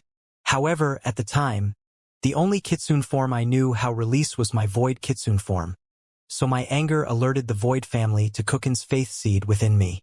After seeing that my tails were black, the elders immediately knew what would happen and started devising a plan. Unfortunately, they were too stupid and actually wanted to agree with the Void Clan's ask for a marriage alliance. Their goal was to cling to the legs of the Void Clan elders to raise the status of the Snow Clan. Hearing this, Dian's killing intent inadvertently exploded outward, causing his eyes to redden. Ree sighed when she saw this. She knew perfectly well that had Dian known about this before, he wouldn't have cared about hiding anything or any scheming, he would have directly fought with Aki. This was a major part of the reason Ree hadn't told him earlier. She didn't want to be the reason Dian's meticulously laid plans would fail. In the end, I was sent to the Void Clan and forced to wait. Although I could have escaped, the original reason I went to my clan in the first place was for the sake of my mother. I didn't grow up a kitsune, but she did. So I gave them more chances than they deserved. I didn't want to go back to Mom and not be able to tell her that I tried my best. Eventually, I was called into a council of elders and told about the things that I had no choice but to do. Originally, the elders wanted to directly kill me and take my faith seed away before implanting it into someone more worthy. However, that was when Aki came and spoke words about the greater good and how he took pity on me and was willing to take me as a concubine. Dian almost forcibly sat up at these words, but Ree's small hand pressed into the center of his chest, keeping him down before continuing with her story. Aki finished his resounding speech, smiling toward Ree as though he had just given her the greatest favor in existence. They were currently in a large, black-walled hall, with faint white lights hanging everywhere. This was the Void Clan throne room and was usually a place only elders came to convene. But today, members of the Void, Heaven, Jikin, and Snow family were all present. In the midst of it all stood one lone beautiful girl with long flowing blue-silver hair. However, currently, there was unbridled rage on her features. After listening to a shameless prick bloviate about just how magnanimous he was to take a woman from a lowly family as a concubine, she was so disgusted that she could puke. As for Aki, behind his mask of the good boy and magnanimous prince, he couldn't help but constantly rake his eyes over Ree's figure. This girl's figure, demeanor, talent, and appearance are all better than that last from the Heaven clan, Masako. I would have no issues making her my primary wife, but that would make her head a bit too big, plus her temper is a bit too fiery and not docile enough. Even if you have the legendary 10 tails, you need to learn to recognize who between us is the one in charge. A dense black aura began emitting from Ree as though she could implode at any time. Almost as if on cue, the elders of the Heaven and Jikin clans stepped in to mediate the situation. Little Prince Aki's words are correct. How could we kill such a talent? In the history of our Supreme Kitsune clan, only a small percentage of 10 tails don't reach at least the half-step transcendent level, and you want to kill her. I agree with Elder Heaven. Her existence is very important for the future of our clan and prosperity against the damned Shruti elephants. Allow her to raise her status and become a Tao companion of little Prince Aki's. What's the harm? Elder Heaven turned toward Ree with a light smile as though to say, I have your best intentions at heart. What do you think, little princess of the Snow Clan? Ree's anger simmered, looking at the shameless expressions on the faces of the elders around her. I think that you should all rot in hell. The face of the elders darkened when they heard this, while the Snow Clan elders almost stood to force Ree to apologize beforehand. But before anyone could react, Aki flashed forward. At this time, it had only been a few weeks since Dian entered his trials. Ree was only 20 years old. In addition to this, she had grown up in an energy-poor environment. It wasn't until she met Dian that she gained the cultivation resources necessary to make full use of her talent. Because of these factors, Ree was only at the 12th essence gathering stage. She stood no chance against a character like Aki who had entered the Saint Realm for decades already. Ree could only watch a blur approach her, before a vicious slash cut across her eyes from ear to ear. In that moment, her beautiful, clear blue-silver eyes were sliced in half, destroying her vision completely. As for her delicate features, they were completely mangled and overflowing with streams of blood. Aki leisurely cut off a bottom portion of Ri's dress, revealing her ankles. With the torn cloth, he slowly wiped his sword's blade before grabbing Ri's hand and placing the bloodied fabric in her hand. The next time you believe you can speak as you wish in my presence, you do well to remember what happened today. I expect you to keep that piece of fabric. If you can't produce it when next I ask to see it, I'll take another piece of you. For every time you defy me, I'll take another piece of you. For every time you raise your voice, I'll take another piece of you. From today onward, you are my maidservant. You do not have the bearing of a wife, nor are you deserving of being a concubine. I took pity on you and wanted to elevate your status, but it seems that you aren't very intelligent. You grew up in a pitiful snow clan and were gifted with dog shit luck to roll into my Void clan's legacy. Now you think you can flaunt yourself by wielding power that was never meant to be yours. Today you've learned a bit about how high the heavens are. Unless you become smarter, I'll force you to learn more about it. If in the end you still decide to be defiant, I'll directly kill you and take your faith seed away. Aki's every word caused the elders surrounding him to feel uncomfortable in their hearts. It was as though he was talking to them. But the Void clan elders were feeling quite content. They hadn't even needed to lift a finger to put this girl in her place. However, it was only after Aki had finished his slow walk to place him behind his elders once again, that everyone realized that from beginning to end, Ri hadn't said a word. Despite the saint energy seeping into her wounds, hindering her body from healing, she didn't cry out in pain, she didn't tremble, and although one couldn't truly tell with all of the blood, she didn't cry. The elders and Aki didn't say anything, as though they were waiting for Ri to break down and lose it, but she remained deathly calm as blood trickled down her face, dripping onto her dress and staining it in a bloody red color. Suddenly, a light flashed from her spatial ring, causing a tower to erupt into existence. The roof of the palace room was blasted apart, making room for its towering peak. Supreme treasure! One of the elders' eyes glistened with greed. To think the Snow clan was hiding such a treasure. Although the trials provided supreme treasures as rewards, that privilege was only reserved for god-level characters and emperor-level characters who performed exceedingly well. In the entire Supreme Kitsune clan, they might have 2 or 3 supreme treasures at the most. Even Aki, their current best genius, didn't do well enough in his emperor trials to earn a supreme weapon. I knew that little clan was hiding something. A Void clan elder spoke out. This is good. With such a dowry, you're definitely worthy of being a concubine. Little Aki's temper is quite bad, but you must forgive him as his wife, don't you think? Men should be like the earth, while women should be the rivers that fill the cracks, gently forming new paths. The Snow clan is quite lucky. First, they steal the River clan's legacy with that little Kawa who ran away. Now they have another one. How odd, truly curious. Out of all the words said, none were worried about re-escaping. Although they didn't know the abilities of this tower, they knew it wasn't an attack-type treasure. In addition, it was a mere first-grade supreme treasure at that. Even if it was able to attack, it wouldn't be too devastating. So, they didn't think anyone would be stupid enough to use this treasure for revenge. As such, they assumed Ri had brought this out to ask for forgiveness. However, in the next instant, the bloodied cloth in Ri's hand iced over before she shattered it to pieces, causing the expressions of those surrounding her to freeze. Similarly, Aki frowned. Did I not give you enough of a lesson the first time? It seems you have such little comprehension. He flashed forward again, but this time, before he could make his way over, an elder stopped him.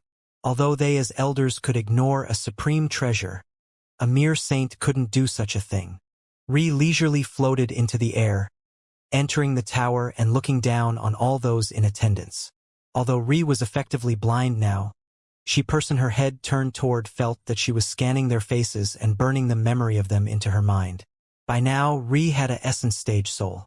So, although she couldn't see with her eyes and hadn't manifested a divine sense, her soul could still fulfill the basic requirements of a sixth sense.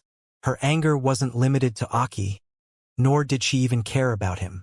The people she blamed were the hypocritical, backstabbing elders in this room. She wanted nothing more than to shatter their whole existences. But she simply didn't have the power to do so. How could she, as a mere essence gatherer, match up against Tao experts? It was impossible. So, she simply committed their faces to memory. She would remember each and every one of them. Then she began to speak. There'll come a day when my husband and I return to this clan. That will be the day where your existences are eradicated and the Snow Clan becomes the supreme ruler. Ri didn't say this because she cared about the Kitsune clan. Instead, she said it because this way the Snow Clan was face heavier than normal suppression by the other clans, which was a punishment they deserved for being spineless cowards. Her husband faced off against a Tao expert who had fallen to the celestial level as a mere meridian formation boy. And these men and women, who had thousands of years of cultivation, couldn't muster enough courage to fight for their place in this world. She found herself completely disgusted with them. Aki was stunned by these words before he began laughing. Do you believe that you'll be leaving here today? How adorable. Wait until I get my hands on you. You'll learn what true pain is then. Of course Aki would be confident. Void clan elders were spatial will experts.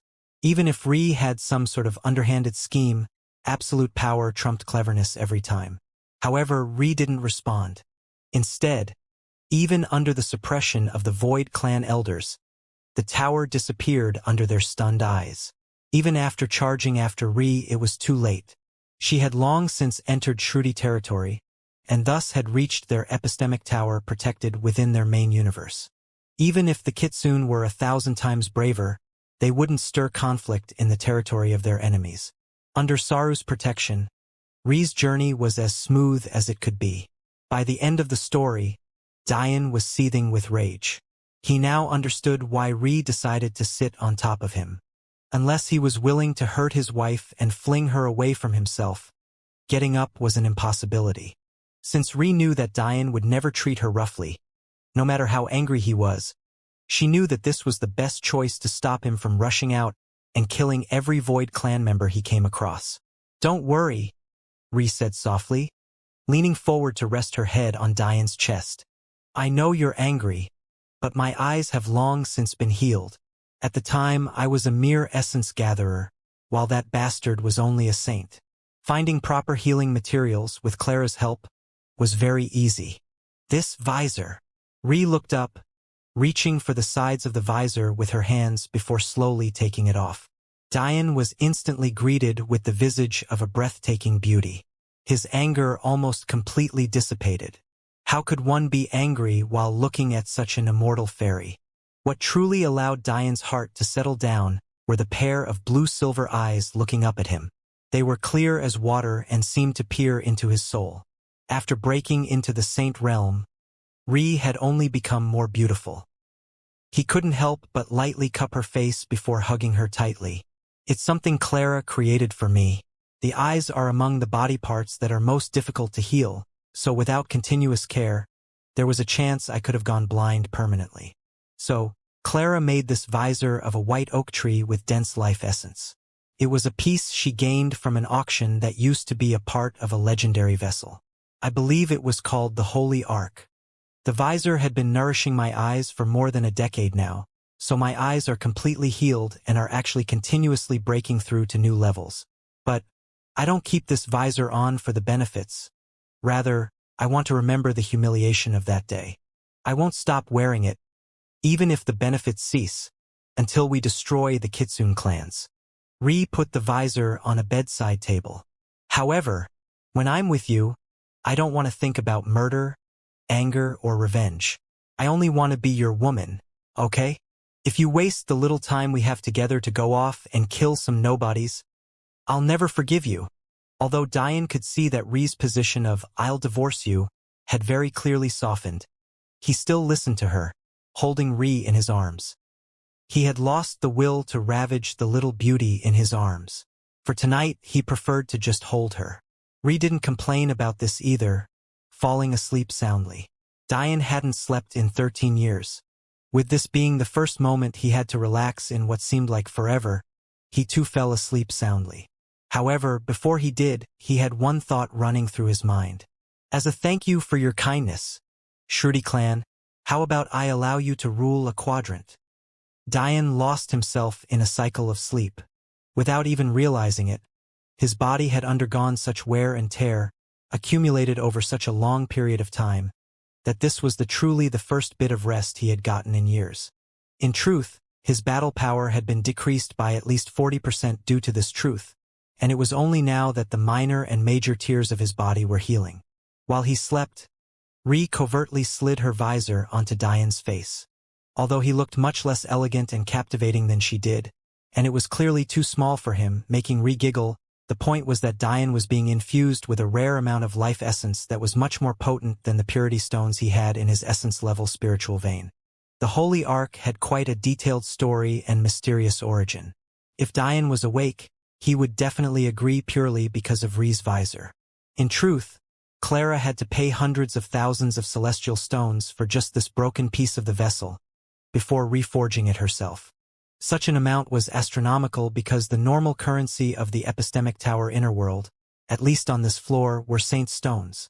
To put that into perspective, one celestial stone was worth 1,000 saint stones. For this item to reach such a number was mind-boggling on these floors was beyond understanding. However, such was the prestige of the Holy Ark. Under the power of the life essence, Dian's hidden inner wounds were healed remarkably quickly. It wasn't that the healing abilities of the visor were so amazing. After all, it still took it months to heal Ri's eyes. Rather, it was a hidden property of the material. Within Dian, the visor found something it had a high level of affinity with Amphory's primordial een. After being spurned on by the shadow of Amphory, the visor reached into its depth, releasing hidden life essence it once only released slowly. A floor of pure energy wafted through Dian's body, healing every wound it came across. In the end, the coarse skin on Dian flaked off, revealing the smooth, caramel skin beneath.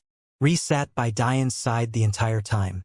So, when she saw this, she decided to bring Dian's sleeping body to her bath and gently scrub him down. Like a loving wife, she bathed Dian before bringing him back to sleep once more. This process was hardly burdensome for Ri, after all. She was a cultivator of the saint level. By the end of the week, Dian finally showed signs of waking up, causing Ri to smile.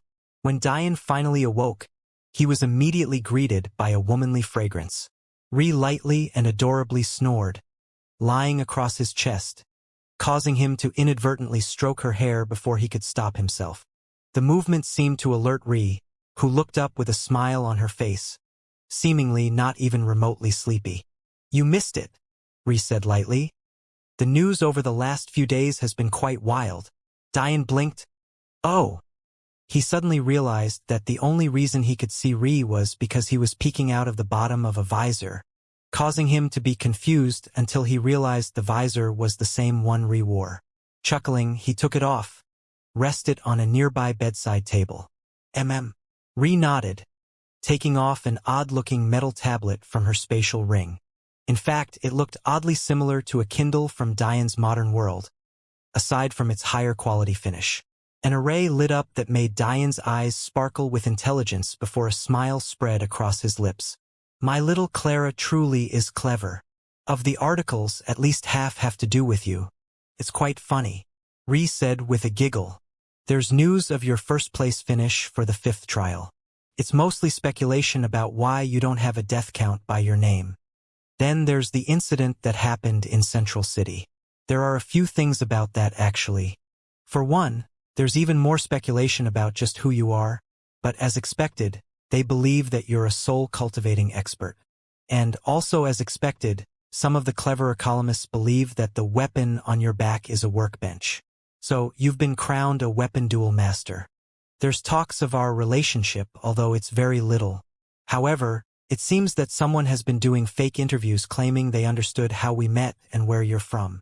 As Ri spoke, she continuously scrolled along the projected image. "Apparently you're a love-struck runaway prince of the Sapientia family main branch who fell in love with me. Diane smiled as he listened to Ri continue. Quite a few particularly hot-blooded soul cultivation masters have challenged you to master duels in both craftsmanship and formations. Apparently, they're waiting for you to challenge the master rankings. But maybe the funniest thing of all is the video of Aki attacking the teleportation formation. You're so bad. Ri giggled. You were about to go and kill him before, when you had already practically crippled him before you even knew what happened. A video of Aki flying backward with a fountain of blood erupting from him played again and again, while the echo of him being called a dumbass resounded. Seeing this, Diane really did feel much better. But this was hardly 1% of what that bastard deserved. Diane grabbed the tablet, tossing it to God knows where as he lifted Ri up by her waist, not letting her react before his lips found their way to hers. Mm. Ri's words were lost in translation. In the end, she gave up trying to speak, instead allowing herself to fall into a wave of pleasure. Kid, if you're going to dual cultivate, you should use the technique I told you about before. Diane, clearly pissed by this sudden interruption, almost lashed out. What did I tell you about these sorts of times? My energy and soul cultivation are sealed. I can't use such a technique right now. The technique comes in 3 parts, which is why it's far better than other dual cultivation techniques. It improves the soul, energy, and body. Even though you can't practice 2 of the 3 for now, there's still one path available to you. All right, save it. I don't want the first time I'm making love to my woman in years to be for the sake of cultivation. Close off your senses for now. Come back later and give me the 3rd of the technique. The Dragon King seemed to be exasperated with such a sentimental master, but he still obliged. Diane! A moaning voice awoke Diane from his distraction. His lips were caught on Ri's neck, and she was quite enjoying it until he abruptly stopped. Since Ri didn't need to pretend to be a full-blooded kitsune anymore, she had long since retracted her tales. However, because she had been immersed in learning the ins and outs of her Snow Clan bloodline, she had become much more in tune with her bestial side.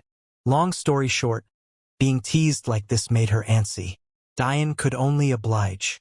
Feeling the moist and soft paradise tightening around him, Diane became lost in a pleasure he hadn't felt in years. Before he even realized what had happened, he had had his way with Ri for days, climaxing a number of times he would be too afraid to count. Diane would normally never do this.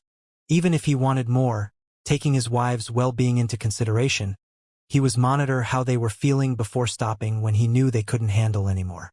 But, for some reason, this time Diane became more like a raging beast. After breaking through the celestial level and integrating such a high percentage of the demon sage's blood, and then combine that with the inner turmoil and loneliness he had faced for the past more than decade, and you created a man with little to no self-control. With a beauty at the level of Ri in his arms, willing to do everything she could to please him without a word of complaint, Diane lost himself. By the time he gripped Ri's soft and willowy hips for the last time, finally feeling a semblance of contentment, days had passed and Diane finally awakened to what he had done. Ri's cheeks were flushed with a red glow, a slight pain hidden behind her soft and caring smile. She didn't seem to care for herself, instead choosing to lightly stroke Diane's cheeks and kiss his lips again, as though she was prepared for him to lose control again. However, Diane's soul was connected to Ri's. He knew the truth. After the first day, Ri had been on the same wave of pleasure as Diane, but as the 2nd and 3rd days approached and left, that pleasure had been replaced by pain for her instead. Guilt filled Diane's heart as he slowly pulled out, unwilling to hurt Ri anymore. The worst part was his soul was still sealed, so he couldn't heal her quickly. He knew that it should be possible for him to use his runic flame to help her, but his mastery of runic vein theory was pitifully low and definitely not enough to heal a saint-level expert. Ri winced slightly when she felt Diane slide out of her gorgeous breasts waving, covered with a thin sheet of sweat that made them all the more alluring. Despite her pain, her smile didn't fade. "What are you so down for?" she said, flicking his forehead lovingly. "Is it not my duty as your wife to take on your lust?" These words only made Diane feel worse. He wrapped up the weak and fragile Ri as though she was a small kitten, unwilling for any more harm to come to her. Duty as a wife to take on his lust? He spit on such a concept. If a wife had such a duty, wasn't his duty to be considerate of her even more important? Ree silently lay in Diane's arms, listening to the beating of his heart. Do you want to tell me about it? After that, Diane didn't much more prompting. His experiences with the trials, and especially the second trial world, came pouring out. When he said the words aloud, he felt slightly ridiculous. Falling for a trial world imaginary woman, then coming to tell the very real woman in your arms about it? Wasn't that too much of a joke? However, Ree's soul was intertwined with Diane's. In this world, there were only two other people who could claim to know her husband as well as she did. Diane wasn't free with his love, nor was his heart easy to sway. Although the number of beauties who could match up to her, Ree and Madeline could fit in a single reasonably sized room. Ree knew very well that beauty wasn't enough to move Diane. There was something else going. For some reason, the Luna character who manipulated Diane's emotions had less of a place in his heart than the Amphrey character he had abandoned, and somehow she, herself, had found a place in Diane's heart, along with Clara. Even though Madeline's impact on his was untouchable, the more she peered into her husband's soul and listened to his words, the more she felt at peace with his choices and his love. Oh right, I almost forgot. Ree pulled out a silver box from her spatial ring before handing it to Diane. Clara made some major improvements to your communication device, so we could talk to each other even across quadrants. Saying these words, Ree giggled thinking about Clara's insults toward Diane's shabby designs. Just a big-headed brute. No finesse. No sense of style. All the space he should have had for aesthetics was replaced by all those perverted thoughts. Hearing Ree retell the story in such an animated fashion made black lines appeared on Diane's features. Was this really his wife? Or was she his enemy? The communication devices that Clara was referring to were the ones Diane had created back when his soul was at the mere blossom stage. They only had the ability to communicate across a single planet, and needed ridiculously high-level Dao stones to function properly, but he had literally just stepped into the martial world at that point. To be able to accomplish such a feat, the word genius wasn't enough to describe him. And yet, his partner in life was tearing down his ingenuity in such a fashion. Truly too heartbreaking. However, when Diane opened the box and saw the design, he couldn't help but be impressed with his little Clara once again. She truly was a genius amongst geniuses. Truly worthy of being my wife, Diane thought with a grin. Within the box was a sleek, silver necklace. However, it was much bulkier than the ones Ree, Clara, and Madeline now wore. It was fit to be called a chain, but a still very compact one. Diane could see that Clara made an effort to give him a more masculine design. As for the internal structure, the more Diane looked, the more intrigued he became. The metal itself was in tune with his own soul. Usually, something like this would only be possible if Diane was a part of the forging process, or better yet, forged it himself. However, Clara had managed to do it by relying on her familiarity and connection to his soul. The material was a very rare and special or of the soul path. It was known as spirit tuning or. However, what truly impressed Diane was the fact that one usually had to be a moon-level weapons master to smith with this level of or. Yet, he was quite certain Clara's soul hadn't reached that point yet. Normally, even with this particular or, it would be impossible to communicate across quadrants. However, this was where Clara's ingenuity came in. From what Diane could tell, this chain acted as a signal sender, which would then bounce off of various relay stations before reaching its destination, thus effectively increasing the range of these chains to near infinity, theoretically, as long as the proper relay stations were available. As for how Clara set up relay stations across the cosmos, she didn't have to. The Sapientia had done all the work for her in the past 10 years. The best part was that this chat room, between the four of them, was completely exclusive. Not only was it on a frequency the Sapientia had no way of accessing unless they somehow had one of their souls transplanted into them, even if the necklaces and chains were stolen, it would be impossible for anyone to use them for the same reason the Sapientia couldn't wiretap their talks.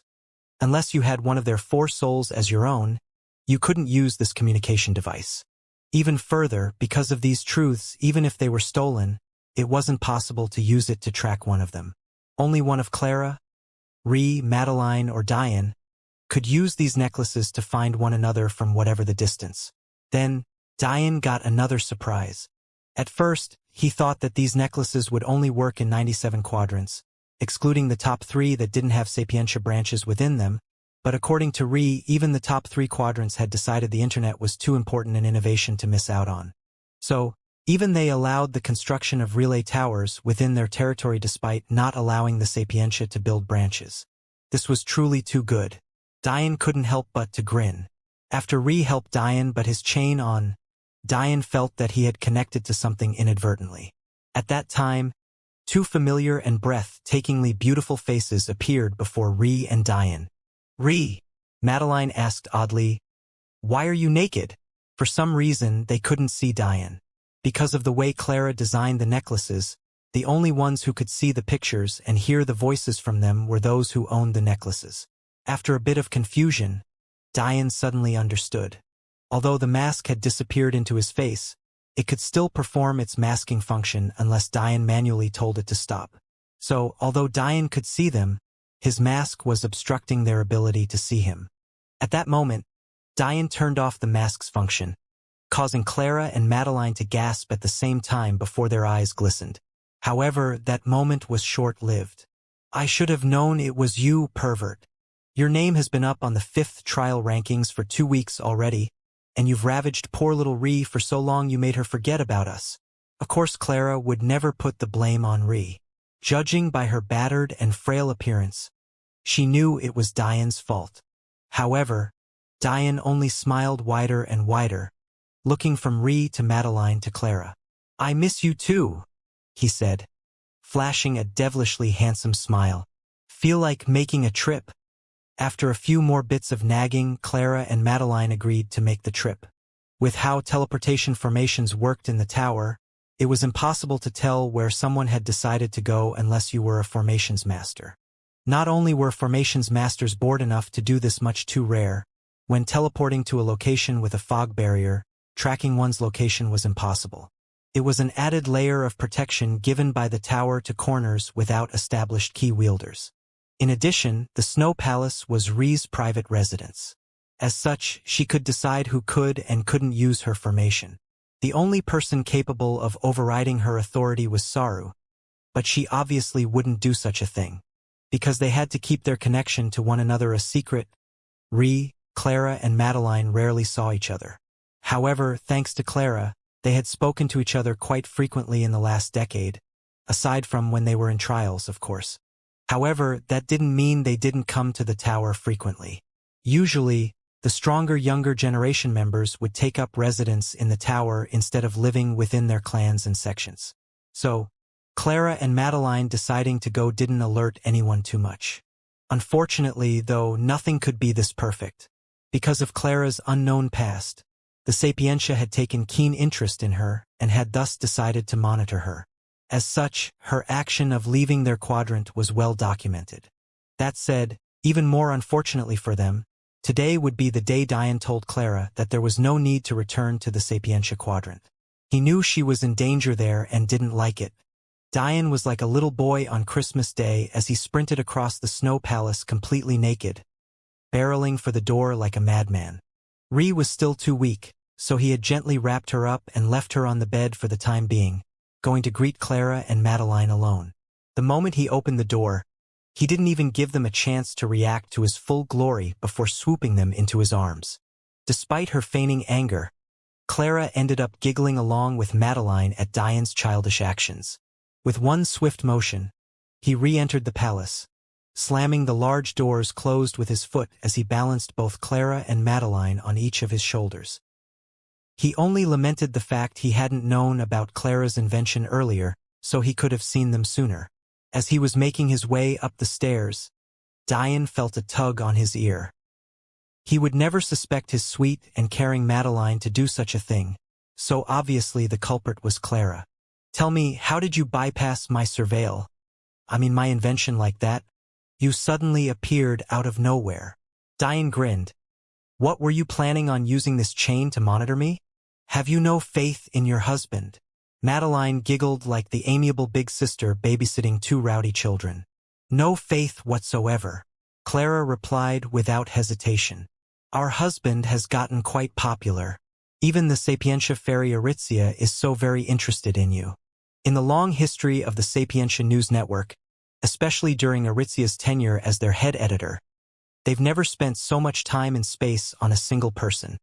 Madeline was only passively commenting as she took advantage of her position of Diane's shoulder to stroke his hair, but she only managed to pour oil on the already raging fire that was Clara. Ow, ow, Diane protested. This Aritzia doesn't even know that all her articles are about the same person. The Masked Man and Diane Sacharo are two different people to her. Spare me. By now, Diane had made it back to bedroom to find Ree taking a nap with a smile on her face, not bothering with them in the least. Who asked you to be so popular? Clara berated. For now, news of Madeline being your wife has remained within the Flaming Lily sect, and only a select few core disciples and elders know of this fact. But, now that you should be exiting soon, the Flaming Lily sect might decide to become more liberal with the information. Since people can't find you, they'll go to find Madeline. Don't you know how to be more loque? Diane dived onto the large bed, causing Clara to squeal mid-nag. Somehow, in the process of diving onto the bed, Diane's hands had unclothed Madeline and Clara. Madeline had been wearing her sex formal dress. But how Diane managed to unclothe Clara, who had been wearing pants and armor, was beyond them. The methods of a horny man truly were astounding. Okay, I'm listening now, Diane said innocently, leering at Clara and Madeline's barely covered bodies. Clara rolled her eyes, but actually didn't mind her body being exposed in front of Diane like this. Despite being separated for so long, the moment they met again, they felt right at home again. Diane plopped down between the two of them, closing his eyes to listen to Clara's ravings with a content smile on his face, when suddenly a thought crossed his mind. You mentioned the Flaming Lily sect. Are there movements I should be aware of? Madeline interjected. Because of the odd political landscape of that quadrant, I have no choice but to go back for every campaign. During a campaign 3 years ago, while I was in the Emperor trials, we lost one of the final 2 towers of a universe we have a weak position in. So, right now, the Fiery Lotus sect owns 7 of the 8 towers and will likely make a big push, once again, to conquer the last tower and force an invasion. They've come close in the past 2 campaigns, but we managed to hold them off. However, this time we've gotten word that they've partnered with the Golden Crow sect to form a joint attack and force us to split our focus. If we lose this tower, we're only a step away from losing a universe. If that happens, we'll slip down from the Emperor God Clan ranks down to the King God Clan ranks. Diane finally understood just how serious this was. Clara wasn't nagging just for the sake of doing so.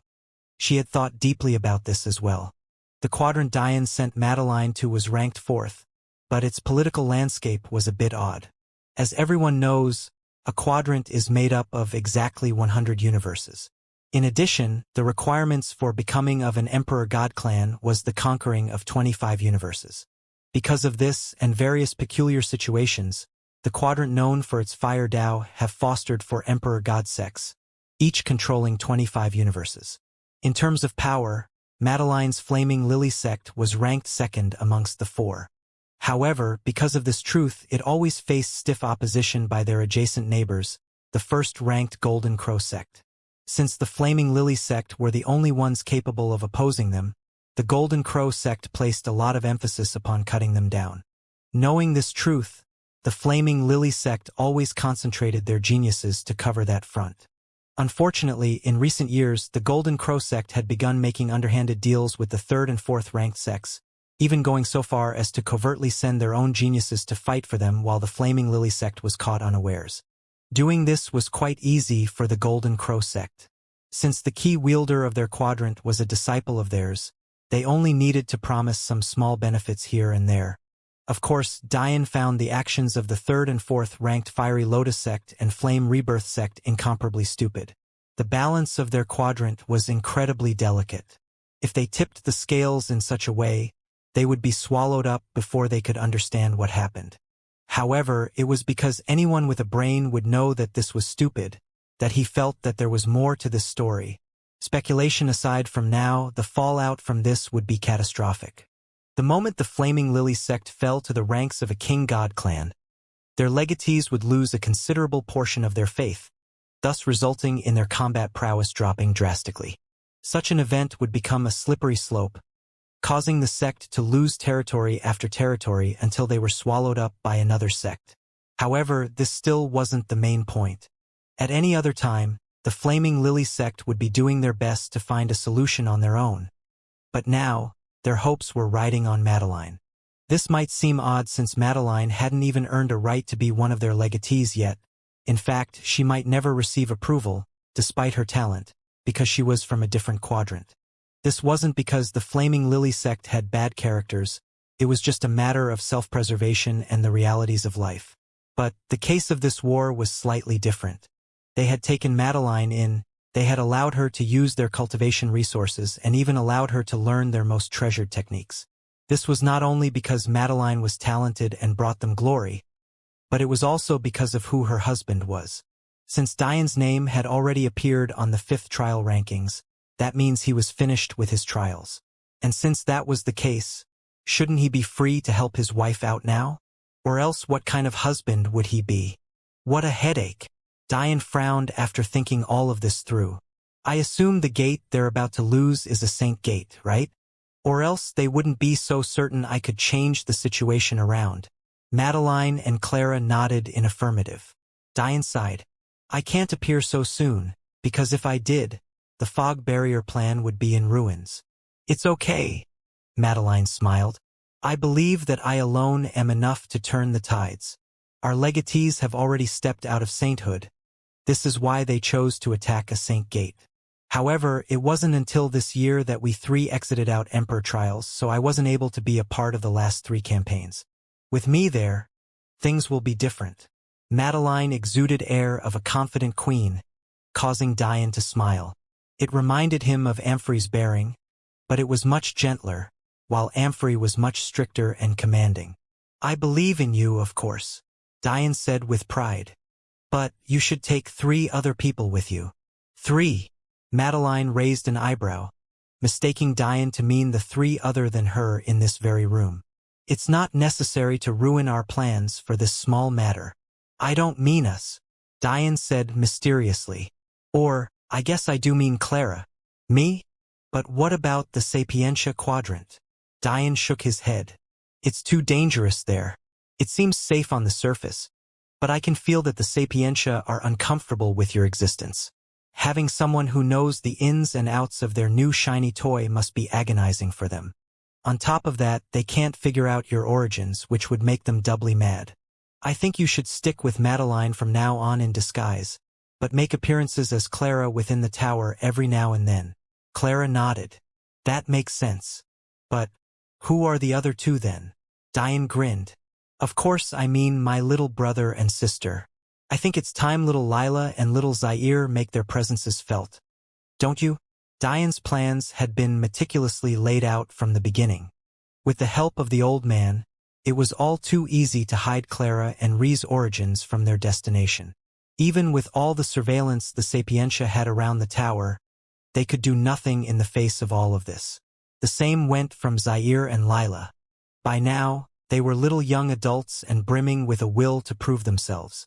But Diane had strictly barred them from taking part in the trials for now.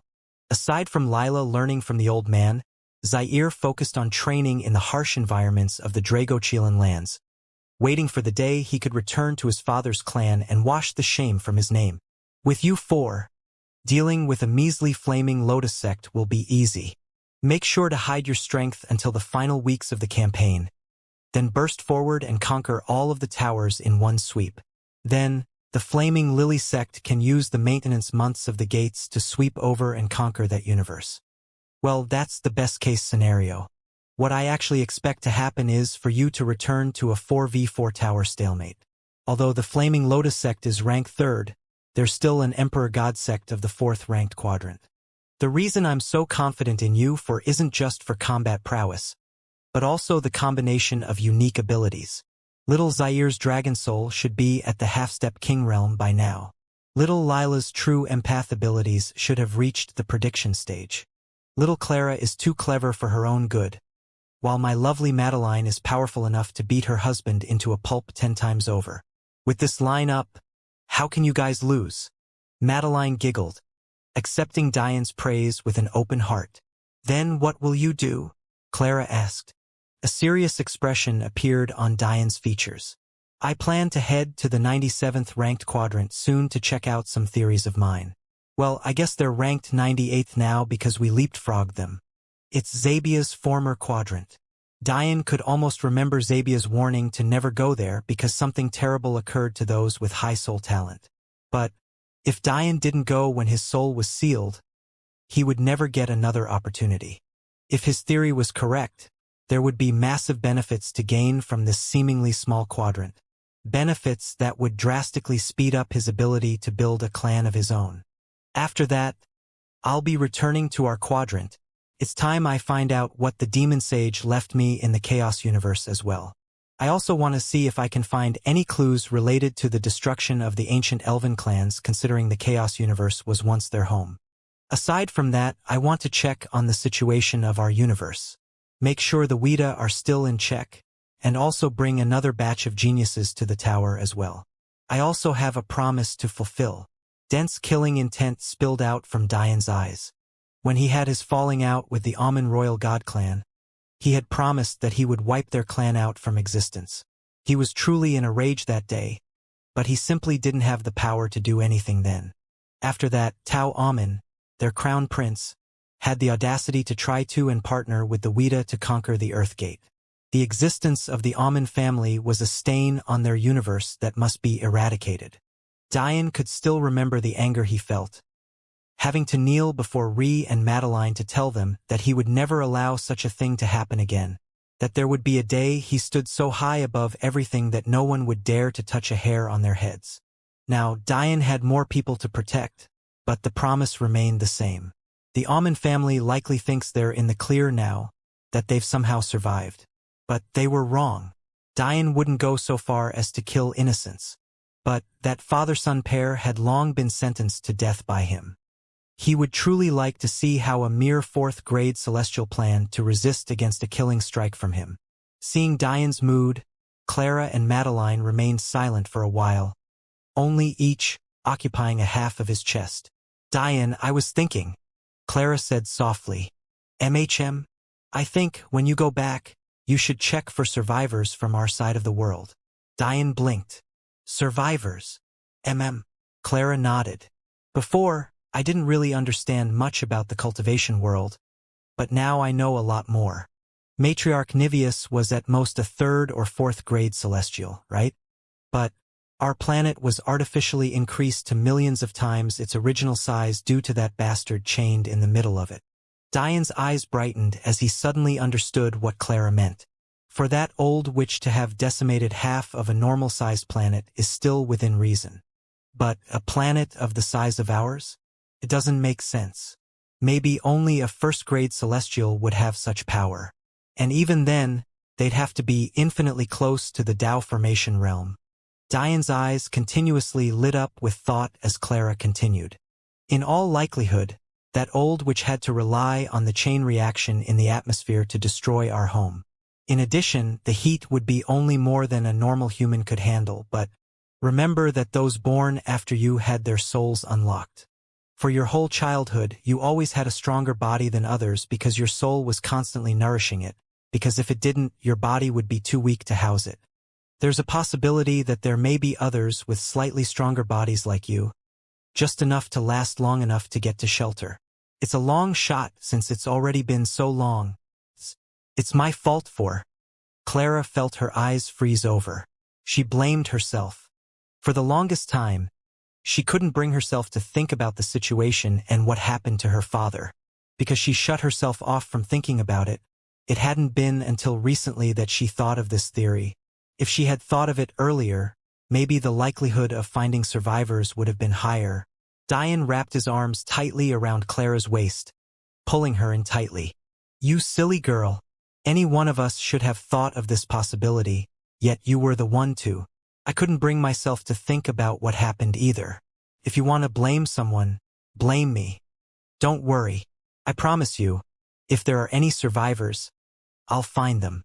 If your theory is correct, and that old witch didn't have enough power to eradicate everything and could only cheat to reach her desired effect, then that means that that bastard General Mace is still alive too. I'll be sure to give him the life he deserves.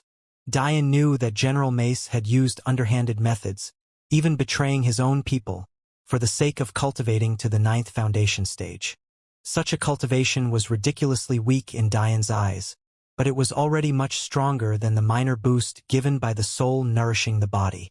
So, if anything, General Mace had the highest chance of survival. Despite this, Diane didn't change his plans. If these people really managed to survive 13 years already, he was sure that they had their own way of life already. For now, his priority was still to go to the current 98th quadrant. He had a feeling that the mystery behind the hatred of soul cultivators wasn't so simple. However, it wouldn't be the first time some elder-level idiots stifled talents for their own personal gain. You have to find time to talk to us at least once a week, okay? Or else I'll let Clara have free reign over you once you get back. Madeline said in an adorably menacing voice. Big sister, you're too lenient, Clara harumphed. Once every 3 days.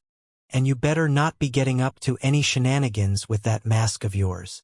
It was at this point that the supposedly napping re-chimed in. Yeah? Or else you'll owe an explanation to the 4 of us. Diane's face froze when he heard this and began to slowly inch off the bed. 4. Clara immediately sniffed out the main point of Ree's interjection. The steadily escaping Diane was suddenly pulled by the ears, only to look up and find the evil glare of Clara's gray eyes. It seems you have some explaining to do. Diane cringed while Madeline only giggled, snuggling in for a good story.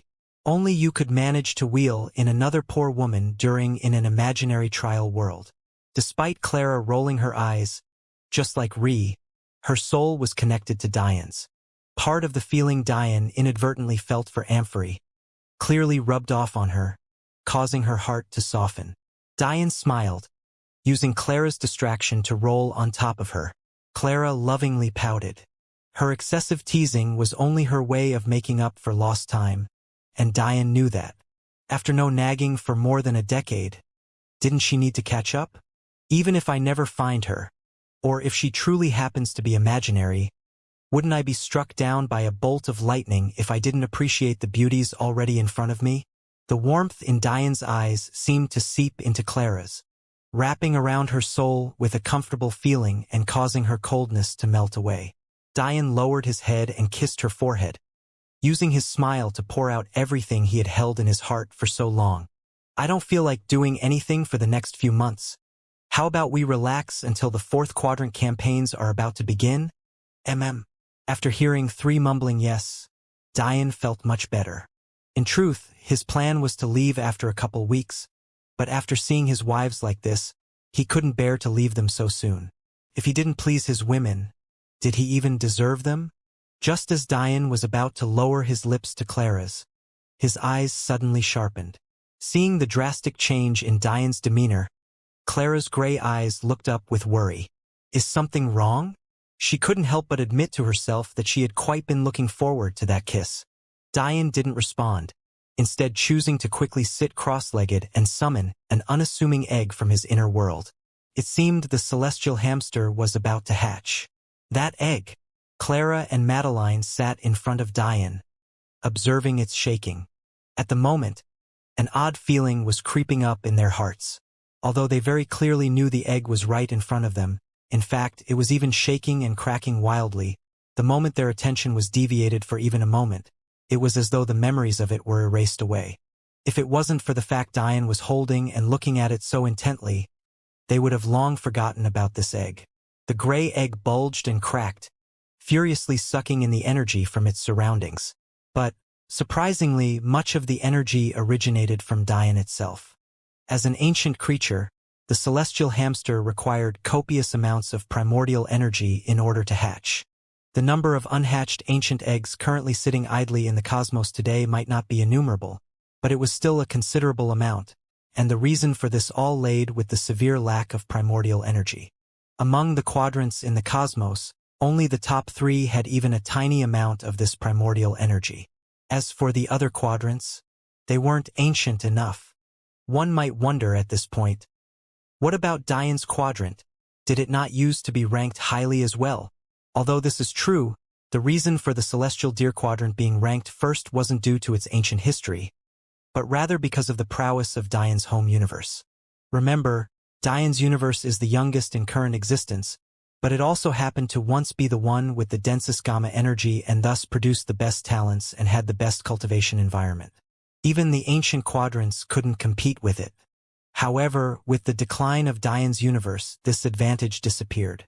Although the other universes still have relatively good energy density, enough to be at the middle of the pack, it wasn't enough to counteract the loss of Diane's one universe. In the next moment, a burst of profound light erupted from the egg, causing it grow to 10 times its original size. Diane was overwhelmed by the sudden burst, but he continued to hold on, peering into the light intently. Soon, the light began to morph and Diane's hands became engulfed in a sudden warmth and softness. None of the expected juices of birth coated his hands at all. The light slowly faded away, but Diane's concentration never broke. He felt that if he lost concentration for even an instant, he would never find this little creature again.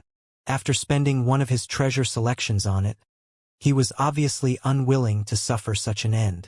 However, what happened next still surprised Diane. By the time the light had completely disappeared, allowing Diane to see just what was in his hands, he finally realized why the egg was slightly larger than normal. This egg actually held twins. In Diane's hands sat the most adorable little creatures he had ever seen. He instantly felt a will to protect them from any harm. One had pristine white fur and large, beady black eyes that glistened cleverly. The other had a pristine black coat, but its eyes were like 2 white pearls, reflecting a milky richness that was filled with wisdom. Both siblings looked more like little chipmunks than hamsters, despite their name. Their cheeks were chubby, along with their little bodies, but unlike hamsters, their tails were more pronounced. They both looked up at Diane curiously, almost surprised that this young man, who was clearly very weak, still somehow had the ability to see them, and for so long at that. It had to be said that the concealment abilities of the celestial hamsters far exceeded the abilities of Diane's supreme-level mask. They could even hide from transcendence if they so chose. In the next moment, they understood. It wasn't that Diane's perceptive abilities were better than a transcendence, but because he was well aware of their abilities. As such, he was like a lucid dreamer, forcibly awakening his consciousness in a dream in order to be able to control his surroundings. In addition, they had just been born and weren't fully mature yet. Because of that, they couldn't hide from Diane, who they currently lay in the palms of. However, judging by the confused expressions on Clara and Madeline's faces, despite Diane holding them, they couldn't see the 2 adorable hamsters at all. "Diane? What's going on?" Madeline suddenly asked. It felt like reality was distorting before her, but she couldn't put her finger on just what was wrong. The fact Madeline could even tell something was off to begin with a testament to her perceptive abilities. As a music-will lover, it wasn't surprising she had such sensitivity to things. As for she could feel her bestial bloodline shift uncomfortably, as though there was a powerful beast bloodline in the close vicinity, but she didn't know where it was coming from. Then there was Clara. Her soul talent was, by far, the best amongst the 3 women, which also meant her sixth sense was also the best, but she still couldn't put her finger on the problem either. In truth, none of these 3 would be able to sense a thing had it not been for the fact that these little hamsters were just born. Diane smiled down at his seemingly empty palms. "I gained an egg from the trials, and it only just hatched. But the little creatures inside of it have outstanding concealment abilities, even so soon after birth. I'm quite impressed. If I lose concentration for even a moment, I'm afraid they'll disappear before my eyes. Big brother, this human's cultivation technique is so interesting. Have you ever heard of it?" Suddenly, the white-furred hamster spoke. It had the voice of an adorable little toddler, and was clearly female. "I haven't." The black-furred hamster was just as immature in his voice. "But this human language is so coarse and foul-sounding. Why do you want him to understand us so badly?" The white-furred hamster giggled. Don't be so mean, big brother. We've roamed the cosmos for millions of years to accumulate enough primordial energy to hatch. I'm certain we've never seen another human more intelligent than him. At most, we've only seen his equals. Diane raised an eyebrow. People as intelligent as he was? Other than Clara, who could boast such a thing? The black-furred hamster laughed at Diane's reaction. I like him, he's just as arrogant as we are. But the difference is we know the heights of the heavens while he doesn't. His arrogance is blind while ours is deserved. Following him would at least be more interesting than wandering about randomly. Don't you think? We should at least test him first. We've only followed him for 2 weeks. He spent one of those weeks sleeping, and the other doing those unholy actions. The black-furred hamster sounded like a disappointed elder, but the immaturity in his voice almost made Diane burst out with laughter. The little white hamster seemed to blush. Don't say those things, big brother. What would you do if mother heard you? The black-furred hamster's nose twitched. I didn't sense this before, but this one has the bloodline of another ancient celestial within him. Hearing her brother's words, the little sister obliged, sniffing as well. Ooh, the celestial deer. If a race that was once our equal so happily gave him their blood essence, he can't be so bad, right? That was long ago, the black-furred hamster replied. From what I can tell, their bloodline has degenerated quite a bit to this point. It's hardly 0.0001% as potent as it once was. To gain the approval of them now isn't too big a deal. To think they once used to make fun of us for our poor reproduction abilities. Clearly, being able to reproduce quicker has its downsides. It couldn't be said that the reproductive abilities of the celestial deer were vastly greater than ours, but rather that it became easier for them to reproduce as their bloodline declined. Diane listened intently from beginning to end, making certain to not miss a single word. As for his wives, they sat silently seeing the concentration on their husband's face. The white hamster suddenly looked around. Big brother, look. That must be the source of the life essence that sped up our birth last week. It seems to be a piece of the Holy Ark. The black-furred hamster's white eyes adorably blinked in astonishment. However, he quickly calmed down. This piece is just from a bit of furniture. Now, if it had been from the hull of the vessel, that would truly be something extraordinary. Even if it was 1/100th of the size of the visor, it would be thousands of times more valuable. To think that a mere piece of furniture would still house such pure energy within it. It's no wonder, the little sister hamster spoke up. Hey you! The big brother hamster suddenly turned to Diane, who was still focused on them. We've been speaking in your language out of courtesy this whole time. Don't you have anything to say to us? Burning questions? Clearing up any misunderstandings? Begging us to become your companions? Anything aside from that focused expression would do. Diane smiled. Why would I interrupt 2 babies getting to know the world for the first time? That would be rude of me. Who are you calling babies? I've had my consciousness awakened for millions of years already.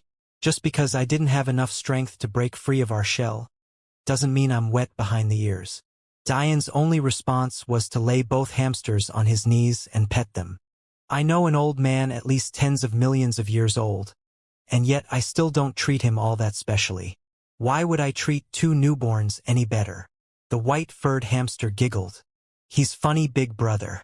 He didn't start begging like you assumed. We're gonna test you now to see if you're worthy of us following you for a bit. Consider this opportunity a thank you for speeding up our birthing process. After our mother left, we didn't think we'd be born so soon. Isn't that exactly why such a test is useless? Diane responded with a smile. Useless? Of course. You 2 need primordial energy to fully mature, while I have the densest source of it in these times. Isn't a test added on top of this kind of useless? What you say makes sense, giant brother. The white-furred hamster interjected. But we have a tradition of finding master's worth before settling down. Choosing based on benefits is against our ancient codes. While the ancient dragons were the embodiment of sovereignty, and ancient celestial deer were the embodiments of purity, and ancient kitsune embodied the elements and their mischief, We celestial hamsters are the embodiment of knowledge and its pursuit. Our reason for existing isn't to rule the world, but to raise those who rule it. Oh? Is that so? Diane said with a smile. He didn't seem too perturbed by the grandstanding of these adorable little hamsters. He wasn't the type of person so easily swayed by such things. Will you take our test? The black-furred celestial hamster spoke up. To tell you the truth, I'm not too interested in such things. For the first time, Diane's eyes lost focus of the furry hamsters that were resting on his knees. You don't want to rule the world? The white-furred hamster jumped in. No. There will come a day I rule the world. I'd just rather the credit for me doing so not go to some newborns. How arrogant! Do you think you can rule the world alone? Clearly the black-furred hamster was getting exasperated. The twin brother and sister hadn't even noticed that if they wanted to, they could disappear right now and Diane would never be able to find them. Wrong. I rely heavily on my comrades, my friends, my family, my women, and in the future, my children. But who are you two to me that I should share my glory with you? You are testing me to see whether I have the right to gain your help? You're too naive. Diane's sharp eyes turned back to the twin newborns. He didn't release any presence. He knew that attacks of aura were completely useless on them, especially at his level. But that didn't mean they couldn't be affected by his unrestrained confidence. It should be me testing you to see whether you're worthy of being by my side. You! The twins were completely speechless. They were a celestial race. They had long since stopped counting how many transcendents they had raised during their existence. Maybe they hadn't done so personally, but the legacies that ran through their blood carried the knowledge of every celestial hamster before them. To call them the most knowledgeable existences in the current cosmos wouldn't be an exaggeration at all. Not to mention the fact that they both came from the royal line of their species. The worst part was that maybe this response would be acceptable if Diane was ignorant of who and what they were. But they were far too intelligent to delude themselves in such a way. They could very clearly tell that Diane simply didn't care. This wasn't a confidence that was possible to fake. Nor was this an aura another person had. In the end, no matter how many years their consciousness had been awake for, they were still newborns. They had knowledge exceeding anyone or anything in existence, but their hands-on experience was next to zero. Seeing such a valiant aura for the first time, they already knew that this would be a day burned into their hearts forever. Diane's eyes softened. He knew he was too harsh. They were just a pair of babies, no matter how powerful their ancestry was. It's not that I don't see the value of you two. I do. Diane stroked their small heads. But what I need are friends. People who will stay by my side no matter what. I'm not a person who seeks benefits without consequence, nor am I blinded by my pursuit of power. Despite knowing how urgent my plans are, I don't hesitate to set months aside to be with my wives. Despite knowing that any sect or clan in existence would accept me with arms simply by telling them my name, I don't seek them out. Despite knowing that my road will be harder, crueler and far more struggle-laden than any other, I will continue to follow the path laid out by my own heart. But the voices of the celestial hamsters softened considerably, as though they were feeling incredibly wronged. If a day comes when my principles dictate that I must kill one of your kind, would you stand by my side? I have a sworn brother. His name is Zabia. There was a time when I threatened the life of both his child and his woman. Today, we have a mutual understanding hard to find even if you search 1,000 universes. I have a wife. Her name is Madeline. Even if I saw it fit to eradicate her clan from existence, she wouldn't bat an eyelash. I have a little brother. His name is Zaire.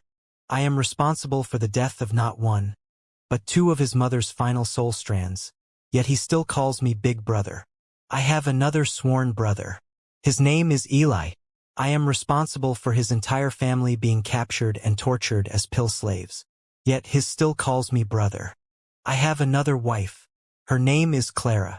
I am responsible for the eradication of our entire clan of people. Billions gone in the blink of an eye, yet she still calls me husband. If you cannot see me as a brother, as a part of your family, there is no value in my seeking your help. In addition, There is no value in your raising me up to become a ruler of the world either. With the knowledge of your people, do you really need to choose the most outstanding candidates for you to raise them up? With the legacies you possess, even someone of average talent can rise up and become a dragon amongst men. So why then do you choose based on such shallow credentials? Do you not care about the heart of a person? Do you raise up evil just as easily as you raise up good? Do you foster hate just as easily as you do love? If you want to choose me purely based on my intelligence, I do not want the two of you. Maybe in the history of the celestial hamster, this was the first time they had heard such a thing. No, that was wrong. According to the information the celestial hamster had, this very scenario had occurred 11 other times. And in each instant they all died premature deaths. One might not understand what it meant to have the legacy of knowledge the celestial hamsters wielded, but it quite simply meant that they were a library that far exceeded even the timeless library. Despite the timeless library being a scam that led to the death of the demon sage's kingdom, within it, there still lied a host of information only available to transcendence. If those who created this library hadn't gone out of their way to make it real, how could they have tricked such high-level characters for so long? However, such a repository of information was actually looked down upon by the celestial hamsters. Starting from the very first celestial hamster, information was passed down through their bloodline. As a race that existed from the beginning of time, one can imagine just the level and quality of information they had accumulated to this point. Even further, as a pair of prince and princess, the bloodline that possessed once coursed through the veins of the most famous and accomplished celestial hamsters to ever live. Maybe if this was the limit of their knowledge, it would be acceptable. But even when it came to things they didn't know or understand, it was possible for them to use their bloodline abilities to come to understand them at a depth that was only comparable to a peakmost expert. To explain, the second trial of the God Trials was created using a particular path of time that was known as the historical path. Of course, this was already mentioned in passing, but its importance was never clearer or more relevant than now. What did it mean to follow the historical path? It meant that depending on your level of proficiency, it was possible to learn about the past of an object simply by observing it. Imagine finding an artifact you had no prior knowledge of. If you followed this particular path or mastered this path, it wasn't necessary for you to guess or speculate as to its uses. One could directly learn about an object from the object itself. While celestial deer were masters of celestial will, celestial hamsters were the masters of time will. Not only was this a large reason for their vast knowledge stores, and also attested to the accuracy of this knowledge, it was also the reason why their concealment abilities were so heaven-defying. The requirements for an object, person, or thing to exist would be its placement and movement along a timeline. What validated one's existence was the cause and effect that revolved around them. However, what if it was possible for a race of beings to completely displace themselves from time, to exist outside of it? Humans, and creatures in general, couldn't hope to wrap their minds around an instant where time didn't exist or flow. Even in explaining such a concept, it was necessary to use terms like an instant, which is, by definition, impossible to separate from time. When it comes to making up for things a person doesn't understand, the brain is excellent at filling in the gaps, although those fill-ins might not necessarily be correct. The brain often creates false memories, it often forgets traumatic experiences, and even when it comes to things as simple as sight, the blind spot located in everyone's eyes are often filled in with the incorrect images. Now, imagine this same flaw-infested brain was tasked with comprehending and visualizing a being existing out of a time itself. Even if you were a transcendent, was it even remotely possible for you to understand such a concept? When a celestial hamster matured, it would grasp the highest levels of time will, and become able to hide from even the peakmost existences in the cosmos. Even if one had a mastery of time will on the same level, if you weren't aware that there was an oddity you were meant to be paying attention for, how could you see through a technique of such a level? To be capable of doing this, even directly after their birth, the level of the celestial hamster was completely unfathomable. And yet, Dian knew all of this, from beginning to end. He even read copious amounts of legends praising this race of beings without end, and chronicling the exploits of those they chose to serve. But he still rejected them without batting an eye. The white and black furred twins were silent for a long time. They large, glistening eyes trained on his face, as though they were trying to memorize something. Diane only continued to smile, silently petting them. He even began to converse with his wives again, listening to Clara berate him for being naked this entire time. Sometime during the silence of the celestial hamsters, their eyes began to glow as though they had come to a certain understanding. They had only just been born, and despite their lofty attitudes, they weren't ready to run into such a complex and mind-numbing issue. Unfortunately, trillions of years of accumulated knowledge didn't provide them with the one thing they needed right now: wisdom. At some unknown time, they disappeared. "Aren't you disappointed they disappeared?" Madeline asked a while later. Honestly, she found it difficult to even remember exactly what she was referring to.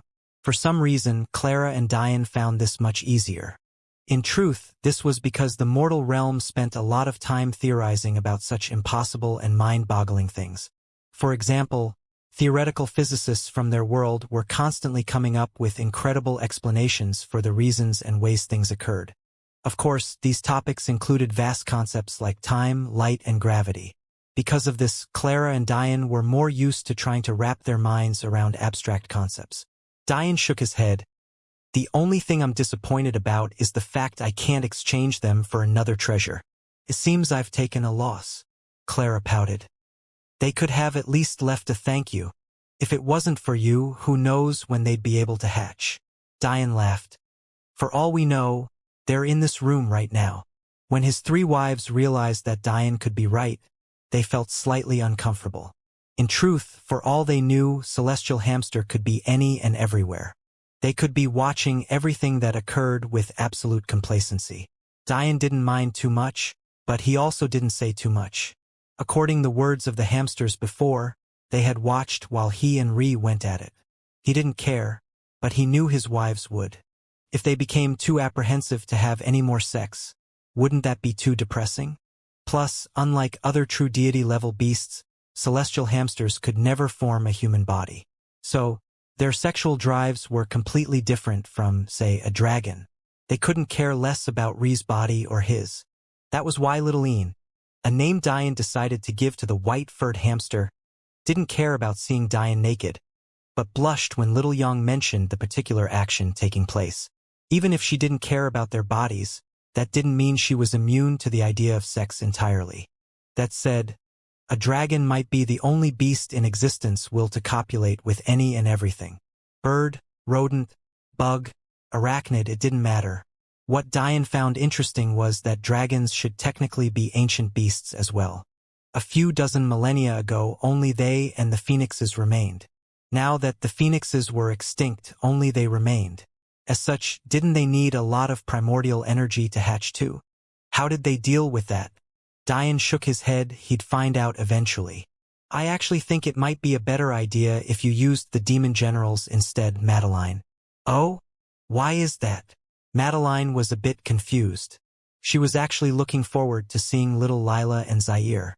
"I'm not actually sure what little Zaire and little Lila are up to. If they were up to something of importance, it would be a shame to interrupt them if they were. Also, I'm heading to the Dragochilan quadrant eventually. The Crystal Dragon clan has something I need." Clara and Madeline frowned while Ree rolled over from her nap.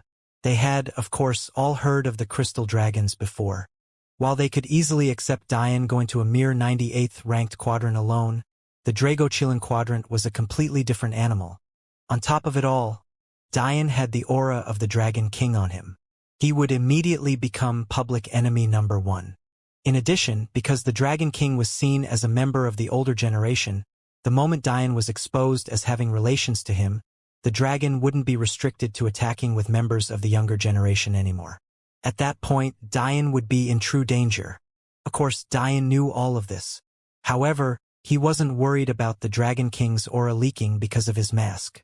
As long as he didn't actually use the Dragon King in battle, he would be fine. "Don't worry," Diane smiled. "My mask can avoid such base-level detection. Also, even if something unexpected occurs, simply releasing my manifestation would be enough to prove my identity.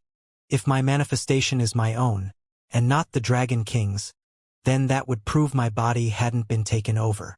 Of course, despite saying this, Dian didn't mention whether or not he would wait until his soul unsealed to go. He simply glossed over it. He couldn't afford to allow this seal to slow down his plans. He was willing to slow down for his wives, but not such inconsequential things. That aside, there's a more important reason I want the demon generals to go instead, Dian said with a grin. Seeing Dian smile, Madeline couldn't help but put down her worries and smile as well. With how intelligent Dian's wives were, how could they not tell that he was trying to pull the wool over their eyes? However, they all recognized this smile. So they all knew the person it was directed toward would truly be played with to death. My wife's flaming lily sect wants to make use of her to strong-arm me into helping them. Of course, I don't mind. They've treated my little beauty well. So how could I not repay them? Dian pulled Madeline into his arms, watching with a blazing light in his eyes as her skin reddened under his gentle touch. She was truly too beautiful. However, the Flaming Lily sect, and the entire Golden Flame Quadrant, needs to understand just what type of man I am. Not only am I capable, but the men under my command are as well. They need to understand that a mere 4th-ranked quadrant disputing over a single gate isn't enough for me to take action personally. Dian slowly removed the rest of Madeline's clothing, getting lost in her outrageous curves. Her breasts had grown so large that even Dian's large hands could no longer completely cover them. Dian didn't speak anymore, instead using his lips to seal the moan that escaped Madeline's lips as he entered her. He had already forgotten whatever nonsense he was saying before. But one thing was for certain. The name Dian Sicharo would spread in the coming months for entirely new reasons. The top 9 quadrants had already begun making preparations. Because the 10th-ranked Sapientia quadrant had a reserved spot with Dian's existence, one of them was doomed to fall to the 11th spot. Although the top 3 didn't care about such a thing, ranks 4 through 9 were constantly fluctuating. Although Dian wouldn't be able to make drastic changes right now, because he was only at the Saint floors, as he grew, he would raise to new floors, and thus begin to suppress the geniuses they held there as well.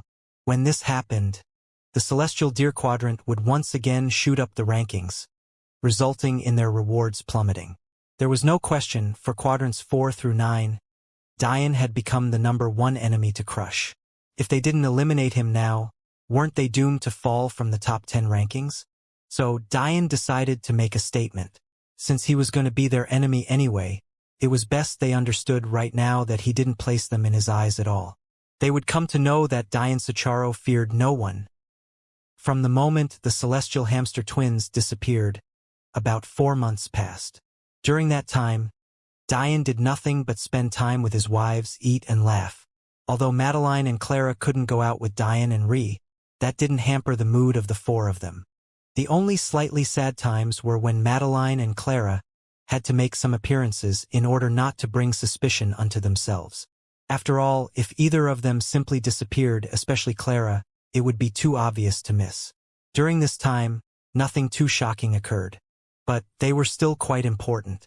Many articles concerning the Celestial Deer Quadrant and their meteoric rise to 51st place were written in this time, many of which circulated around just when the famous Dian Sicharo would finally leave seclusion and reopen their long-closed corner for the world to see. In truth, no one found it too odd that the Celestial Deer Corner's fog had yet to disappear. This was because as long as one didn't leave their tower and enter the inner world, the tower itself wouldn't consider that your trials had ended. Many speculated that Dian was still taking advantage of the tower resources in order to rapidly increase his strength before stepping out. This was because a corner without proper protection would be slowly weeded away by surrounding corners in order to steal benefits. When Dian's grand teacher explained that ranking decided the quality of a corner, he hadn't told the whole story. Ranking did, in fact, decide the quality of a corner, everything from density of energy, to protection from poisonous-type cheese, to even things such as better soil for growing spiritual plants. However, what was missed was that this also included a certain level of faith as well. Within the tower, the prosperity of a corner was contingent on not only its ranking, but the size of its land as well. Every floor of the epistemic tower was rife with competition. Everything from the constant rankings to the tournaments to the inter-corner wars all revolved around this. As such, the fog barrier existed to stop corners from taking advantage of an absent key wielder. Knowing this, everyone could understand Diane's actions. There was a reason the tower floors began with saint floors and not essence floors or meridian floors or even foundation floors. This was because the cultivation rooms of the individual epistemic towers themselves made a need for those floors redundant. The fact that Diane hadn't exited his own tower yet meant one thing to the cosmos. He was far younger and weaker than they had first imagined. But, at the same time, his potential was only that much more frightening. The optimal time to enter the trials, as anyone could tell you, was the moment you broke into sainthood. At that time, it would be the perfect combination of youth and power to epitomize your results within the tower. This concept was similar to what is seen in weaker universe, where those without heavenly herbs or special constitutions must wait until they are 18 to cultivate. This provided the perfect mixture of meridian maturity, while also not leaping over the youthful cultivation window. In this same way, the instant one breaks into sainthood is the optimal time to enter one's trials. Why was this so? It was because the difficulty of the trials was based on age, not power. The fact Diane still saw it fit to remain within the tower, even after completing his god trials, meant he hadn't even entered the trials at the optimal time. And yet he still performed like this. It was no wonder why he placed 11th in the 4th trial. If he was as young as they all thought he was, that meant the clone had less techniques and wills of a high level to copy, which would also mean that his reflection of Diane's abilities would be far more accurate, and thus make him even more difficult for Diane to defeat. When those of the cosmos thought to this point, they felt a bout of despair and cold sweat. Could there really be such a genius in existence? What would they do once he decides to show himself? Wouldn't their time at the top come crumbling down? The quadrants ranked 4th through 9th felt even more pressure bearing down on them, and they became even more determined to snuff out this genius before he could grow. Of course, Diane had already seen through this possibility, and he was well prepared to be hunted. However, although Diane was intelligent, he wasn't omnipotent, nor was he all-powerful. Before entering the trials, Diane had no idea what they entailed, so it wasn't now that he came to understand just what the 4th trial represented and how it could be used to analyze a genius. As a result of this, a whole new set of problems arose due to Diane's arrogance. Originally, Diane wanted to place as much pressure on himself as possible. So, he didn't ask about the trials, he wanted to be forced to adapt to whatever came. However, because of this, the more intelligent individuals of the quadrants began to deduce the most likely location of the celestial deer quadrant's epistemic tower. Although their logic was flawed, it wasn't so far from the truth that they were completely off base. Because of this, Diane's home universe might soon be in danger. It was only over the course of those few months that Diane began to understand the potential problem. As of now, no one was entirely certain of the location of the epistemic tower. For whatever reason, the Sapientia were pretending to not have knowledge of it, or maybe more likely, they had lost communication with Diane's universe long ago. However, after knowing Diane was likely very young and comparatively very weak, it became possible to deduce a few things. For one, the celestial quadrant had not had a key wielder for tens of thousands of years. They were, without a doubt, the corner that had had its fog barrier up for the longest time. What did this mean? It meant that for Diane to be chosen as the key wielder, he would have had to fight for the opportunity. There were two main branches of this so-called celestial deer quadrant theory. The first branch assumed that after the destruction of the celestial deer sect, something every quadrant knew about, it took the time between the fog barrier going up and Diane entering his first trial for a new peak-level clan to come into existence and thrust their genius, i.e. Diane, into the world of the tower. The second branch assumed that after the destruction of the celestial deer sect, the epistemic tower was completely forgotten.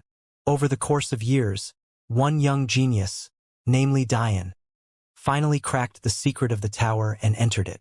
The reason these two possible theories were deduced is obvious. After disappearing for so long from the main martial world, something must have been occurring in the celestial deer quadrant to keep them away. As such, there were only two possible explanations: inner strife or simply forgetting. So, the question was, How did these thoughts lead to the narrowing down of where their epistemic tower might lie? It was simple. If the second branch and Aritzia's favored theory was true, that meant that Dian would have had to be fighting in a campaign. And, for him to have been fighting in a campaign, he would have had to be within a gate that matched with his power level. And for him to still be within the tower meant one thing. That gate had to be an essence gate. If the first branch was true, although the deduction was more roundabout, it was still sound. Every quadrant understood that even if you were the supreme clan or sect of your quadrant, you had to compromise and allow others to use the epistemic tower benefits. In addition, you also had to provide the opportunity for other clans to compete for the key wielder position. If the first branch was true, that would mean the Celestial Deer Quadrant wouldn't have forgotten about these traditions and unwritten rules, and it would also mean that Dian would have to prove his worthiness. In the end, no matter how much of a genius he was, being below sainthood cultivation would mean you were still far too weak to compete. The exceptions to this rule were very few in number, and although Dian might be one, it was less likely. Either way, it didn't matter. To Aritzia, she made it clear that her first branch theory was only a formality. In her belief, the second branch was far more likely. The reason for this was also obvious. War between universes, meaning intraquadrant warfare, was very difficult unless one uses the gates as a means of attack. However, the gates were closed off for 66% of the year, staying open for only about 3 to 4 months. This all meant one thing. Universes would only war with each other during those time periods. If the Celestial Deer Quadrant was only warring during those 3 to 4 months, what the hell were they doing for the remaining 8 to 9?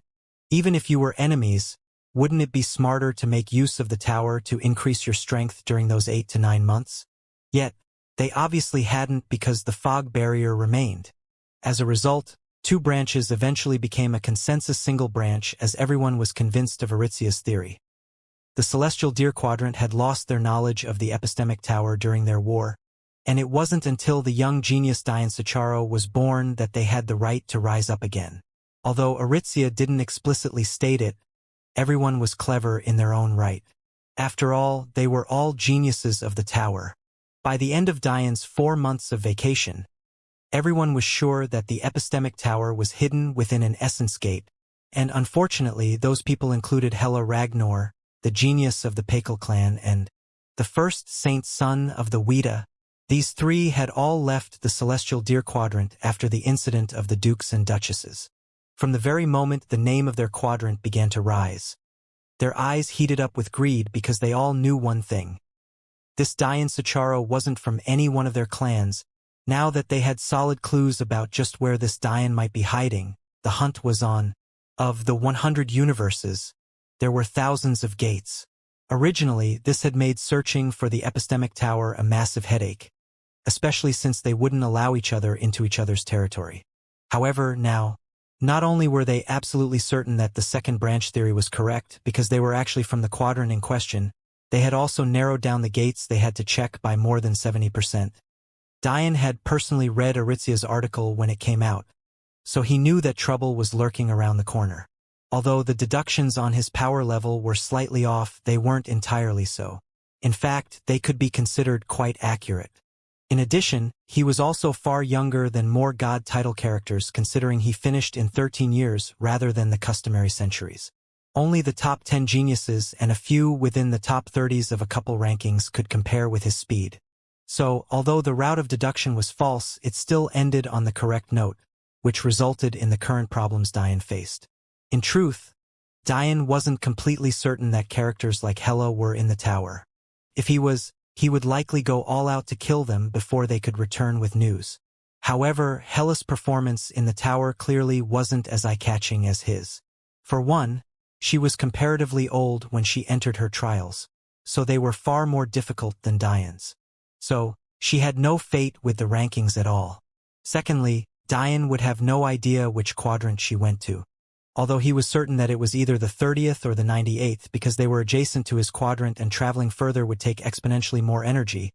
That still left 200 possible universes they could be in, as well as thousands of sects and clans on top of trillions of people. He simply had no fate with finding them. So, Dian immediately went to the worst-case scenario. This information would soon be received by those of his quadrant. That said, Dian managed to calm himself and think rationally. Firstly, despite only roughly 30% of gates being of the essence level, 30% of thousands was still thousands in this context. Secondly, because of the fog barrier, it would take forever for Hela and the other two to get information back to their respective clans. Unlike Clara, they couldn't make use of the internet as they saw fit because the Sapientia had put many restrictions on it. And, even if they could, it wouldn't mean anything considering the Celestial Deer Quadrant hadn't had contact with the outside world, and thus had no internet to speak of either. Thirdly, even if they found his universe, so what? Dian already had a mole within the Weta, and the Pakel and Ragnars couldn't encroach on Weta territory. Since he controlled all the sons and daughters of the Meridian and Saint level, the Weta had no chance of attacking an Essence Gate successfully, and for obvious reasons they couldn't send any higher-powered beings into the gate, lest they wanted to die an ugly death. The only thing Dian had to worry about was the Weta using other devices to enter their universe like the Kitsune and Madeline estranged parents had. Unfortunately for them, Dian highly doubted they had access to such a treasure. The dukes and duchesses, as well as the Kitsune, were all from a 30th ranked quadrant. Dian had already deduced this because dukes and duchesses of the 98th quadrant couldn't possibly beat the like of Loki and the rest. In addition, Madeline's mother was moon-level alchemist. She was, without a doubt, among the richest individuals in the entire quadrant. Her being able to afford such a treasure was also within reason. However, the Ragnar, Pakel, and Weta clans were all relatively newly established. Even when sending their top genius, Loki, to an unknown universe, the Ragnars hadn't been able to give him even one spiritual treasure, causing him to become greedy for Dian's possessions. Their quadrant was one that had even forgotten about its own epistemic tower. They were pitiful in terms of resources despite having the energy density of a once first-ranked quadrant. Despite his mind being at ease, and not allowing this to ruin his vacation, Dian placed this Aritzia alongside Amithius among characters he would have to pay close attention to. He wasn't particularly angry with either of because they had yet to do anything to cross his bottom line, but their deviousness and cleverness put Dian on guard. In truth, if Aritzia knew Dian thought this, she would only smile. She had been the first to state not to make an opinion piece, yet what had she done almost immediately afterward? She knew exactly what she was doing. In fact, she had only written this article for one reason, in order to catch Dian's attention. Why? Because while Amithius thought her list of potential husbands had expanded to 2, in reality to Aritzia it was 3. It was just too bad she didn't know that 2 of those 3 were the exact same man. It had been decades since the last time Aritzia personally wrote an article, but this one truly swept the world up into a storm.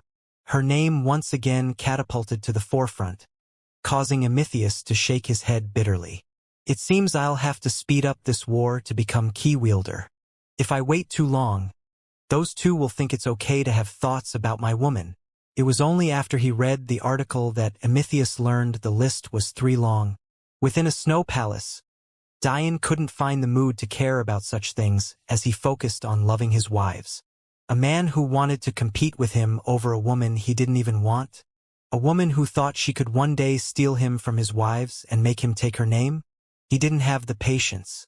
If they wanted to test him, come one, come all. Soon, the end of the 4th month came and the time for the Golden Flame Quadrants campaigns was quickly approaching. It was about time for Dian to go off on a new adventure. Early the morning of the last day Dian would spend with his wives for a while, Dian began by taking his daily drop of Jade Queen Bee honey. In these 4 months, his meridian grade had broken into the 7th grade and he could faintly sense it approaching the 6th, although he still felt a ways away. Of course, with the excessive amount he had, he gave quite a bit to Clara. This treasure was obviously useless to Ree and Madeline, but to Clara, it was a godsend. A while back, Clara had perfectly completed the innate Aurora trials, and thus earned a set of meridians of her own. However, she hadn't integrated them until she completed her Emperor trials because her body was too weak to withstand the transplant before. After all, she wasn't like Dian who had the demon sage's blood essence within him. Dian felt pain thinking about Clara going through the same torturous agony he had gone through, but he also felt pride in the fact she had made it through.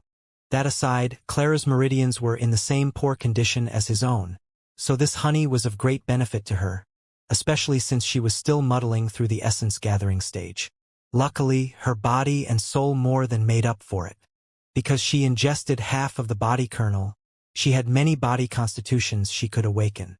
However, without the help of the spirit body treasure of the 33 heavens, she could only awaken 3 because of restrictions resulting from the efficacy of pills dropping when you used them more than once. When Clara told Diane what 3 she had chosen, he couldn't help but once again be blown back by his wife's ingenuity. It was rare for a single person to have multiple constitutions, but for a single person to have multiple constitutions that were all compatible with each other was even rarer. Yet, Clara had the special opportunity to do exactly that. Firstly, she manifested her soul to see what it was. It turned out that she had a very interesting wind-type manifestation that granted her a domain before even entering the celestial stage. Although this was surprising, it wasn't outrageously rare to the point it never happened. This manifestation allowed Clara mastery over wind in a certain radius, giving her great boosts to speed and agility, as well as biting attacks. In fact, it was because of this wind domain that she could forge without relying on a bulky body and ridiculous muscles. She could rely on precision, and even use wind to boost her strength, when necessary. After knowing what her soul tended toward, Clara began to do research on just what kind of constitutions would best complement those abilities. Her first choice was an eye and skin constitution within the top 10 god-level constitutions. It was called the Energy Flow Constitution. Those with this constitution were not only highly talented in sensing and perceiving energy, they could also see it. This was highly effective for forging since seeing through the essence of a material was highly important, some might say the most important, but it was also great for combat. Those who had the Energy Flow Constitution could see the flow of energy in their opponent's meridians, as well as the flow of energy around them, to calculate how best to negate attacks. It was essentially using soft to counter hard, something wind cultivators were exceedingly good at. It was clear and obvious why Clara would choose this constitution. Her second choice was the Wind Spirit Constitution. This was only a heaven-level constitution, and normally had quite weak effects, but when combined with Ri's soul manifestation, it reached a level exceeding even many of the top 10 god constitutions. The Wind Spirit Constitution was exactly what it sounded like. It allowed the easy cultivation of wind will, and the ease of manipulating wind. However, since wind was a normal elemental will type, and not a supreme law or even a high-level will, this constitution was seen as average. But that was only when its effects weren't stacked with a wind domain. At this point, Clara was at the point where others couldn't use wind without her permission if they were of the same cultivation level. In fact, even those above her would struggle and feel stifled. She could form wings of wind, create vacuums of combustible air, vibrate air particles to create vicious and resounding attacks. Even better, all of these were hundreds of times more effective than normal due to the wind domain and wind spirit body stack. Not to mention, the speed of her wind will cultivation was mind-boggling. If it wasn't for limitations of her body, she might have already reached the 6th intent level. However, for now, she was restricted to the one with will level. The last choice Clara made was a familiar one to us all, and it was the choice that made Diane truly frightened of Clara's future potential. Back in their home universe, King Belmont was always struggling with combining his inherited red and blue flames. However, his son, Lionel, did so easily after taking the virginity of Evelyn. The reason it was so easy was because Evelyn had the Eternity's Balance Constitution, a constitution that allowed the perfect melding of wills, no matter how diametrically opposed they were. The one weakness of wind will was its power. Although it was a great support will, it was still lacking. It could make you faster and it could make you stronger, but that was all contingent on the abilities you already had. But what if you mixed it with other wills?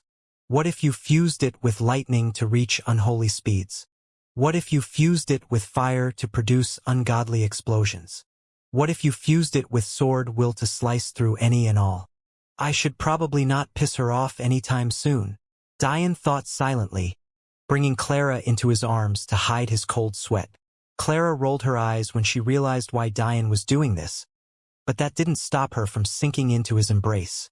Tomorrow was the day they'd separate, so she didn't have the heart to do much nagging today.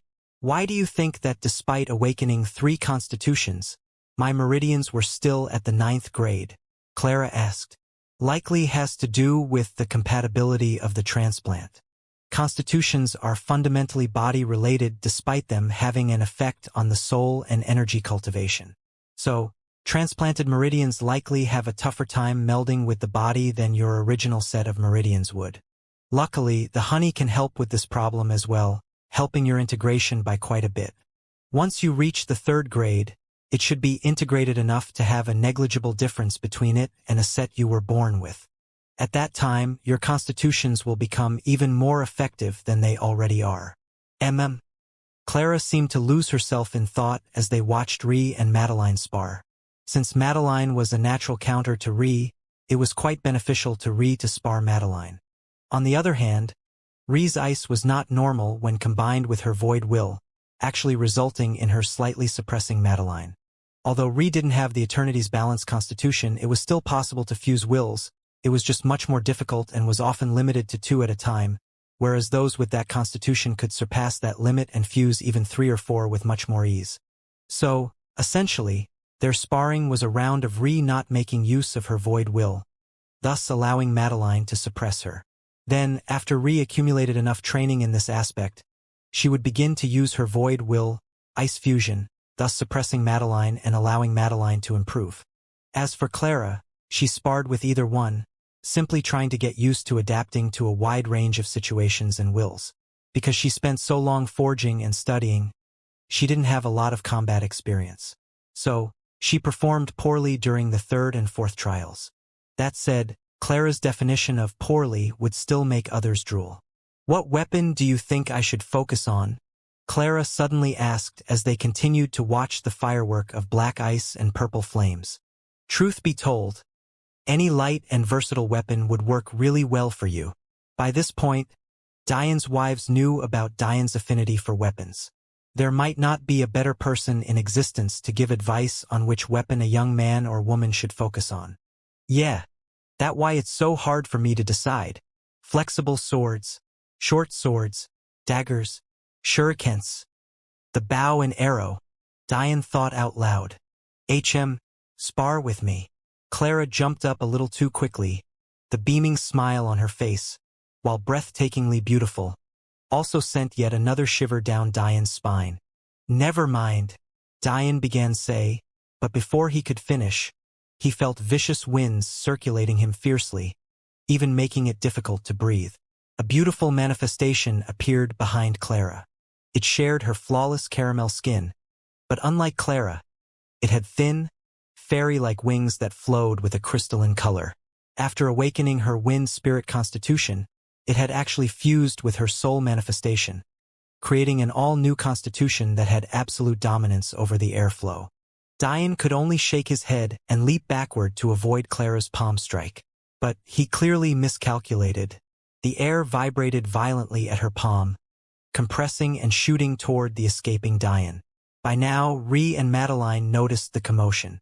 After sending a glance toward each other, they laughed and leapt into the air, reclining to enjoy the coming show. Diane was blasted backward. If Clara hadn't held back, he knew he would have coughed up some blood. This realization made him depressed beyond belief, but there was nothing he could do about it. With Clara's wind domain, not only was his movement technique suppressed, hers reached ungodly levels.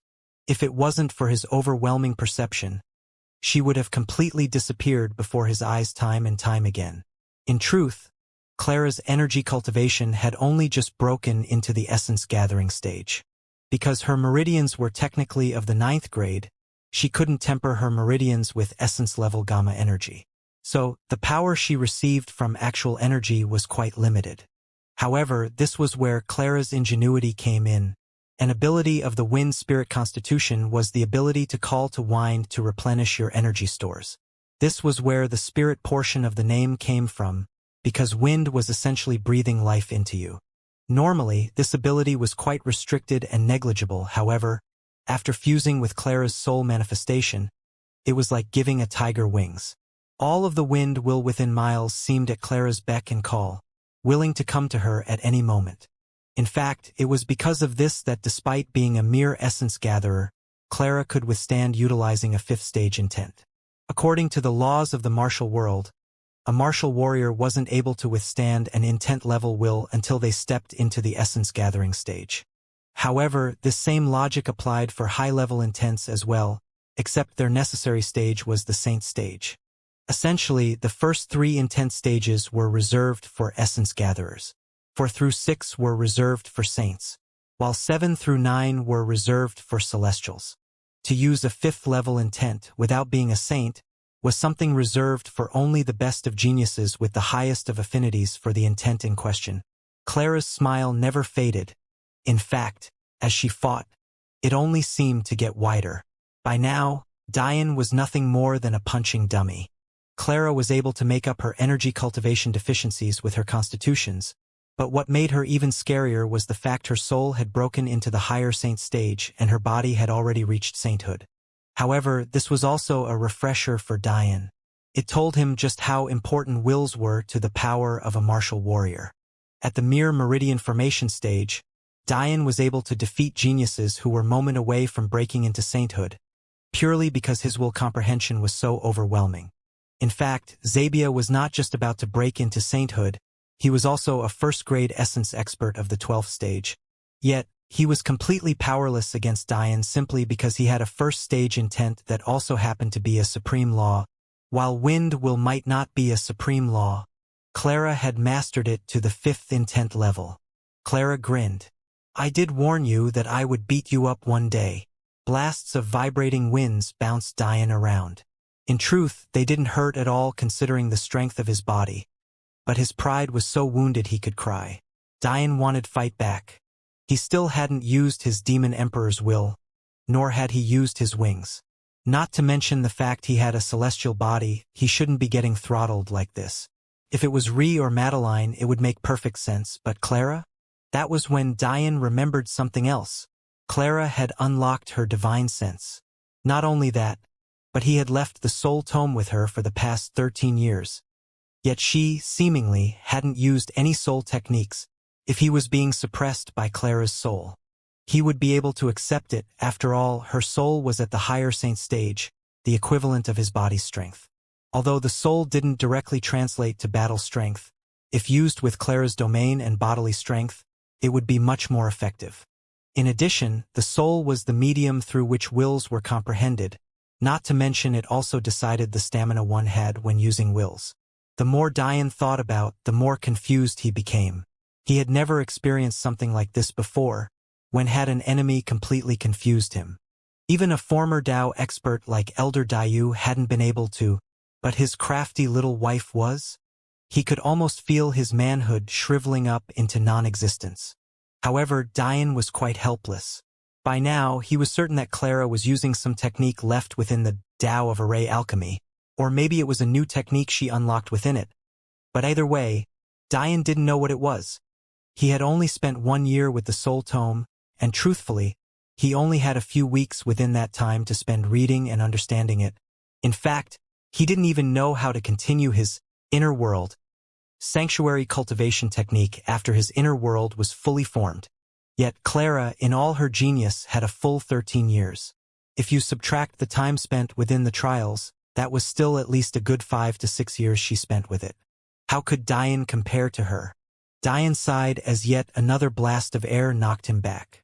He didn't want to use weapons against his wife, nor was the Dragon King capable of forming long-distance weapons, which was a weakness Diane found out about only recently. "Do you give up yet?" Clara asked in a sweet voice. Ree and Madeline's giggling came from the skies, only increasing Diane's depression. "Divine sense is quite amazing, huh?" Diane's voice drifted through the wind. A look of surprise flashed through Clara's eyes, but she only smiled in the end. If her husband couldn't figure this out, was he really still her husband? The fierce winds finally stopped, and Diane was gently placed down on the floors of the training ground. Diane sighed, looking up into the skies as he laid on his back. "Ah, you're not mad, are you?" Clara's giggle found its way to Diane's side as she kneeled to the ground and gently tapped his cheeks. "That was domestic abuse. Diane faked an incredibly realistic wronged expression. However, he was only greeted by laughs.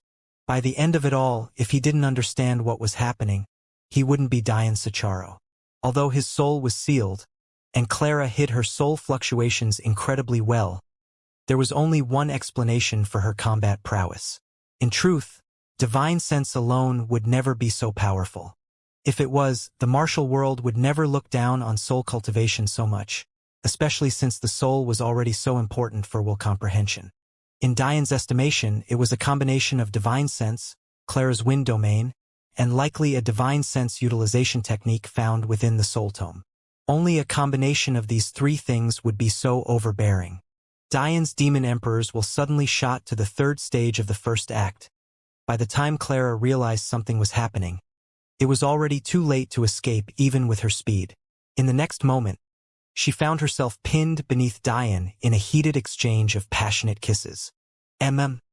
Clara struggled. We're still outside.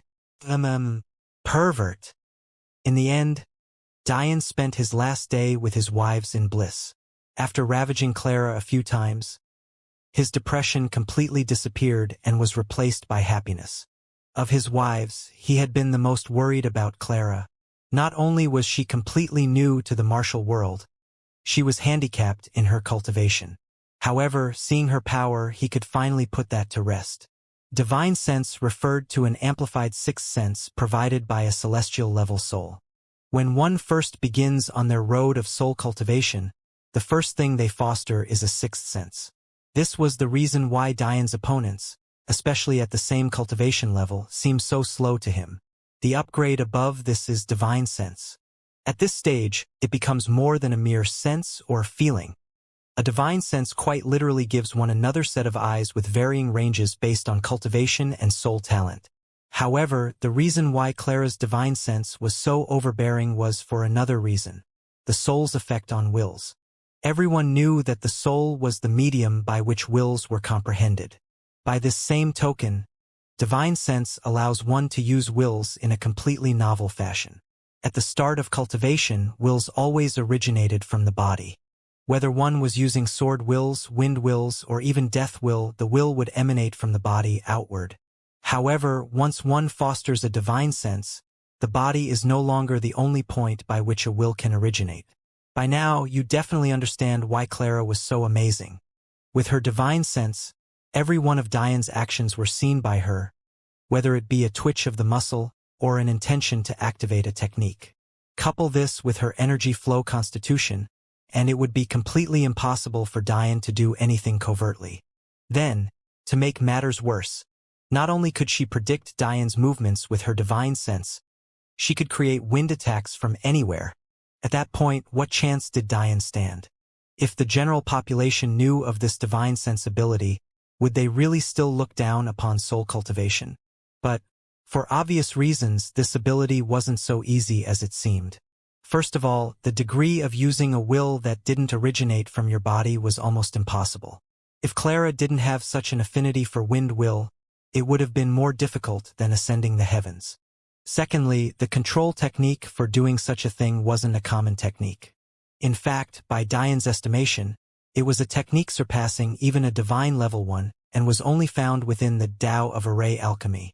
Thirdly, and maybe the most impressive part, was that this technique didn't explicitly state that it was meant to be used like this. Originally, it was meant to be a method of drawing arrays without having to use the aurora flames within you, instead using the laws of the universe themselves to do so. This method would speed up the creation of arrays, as well as lessening the burden of creating them.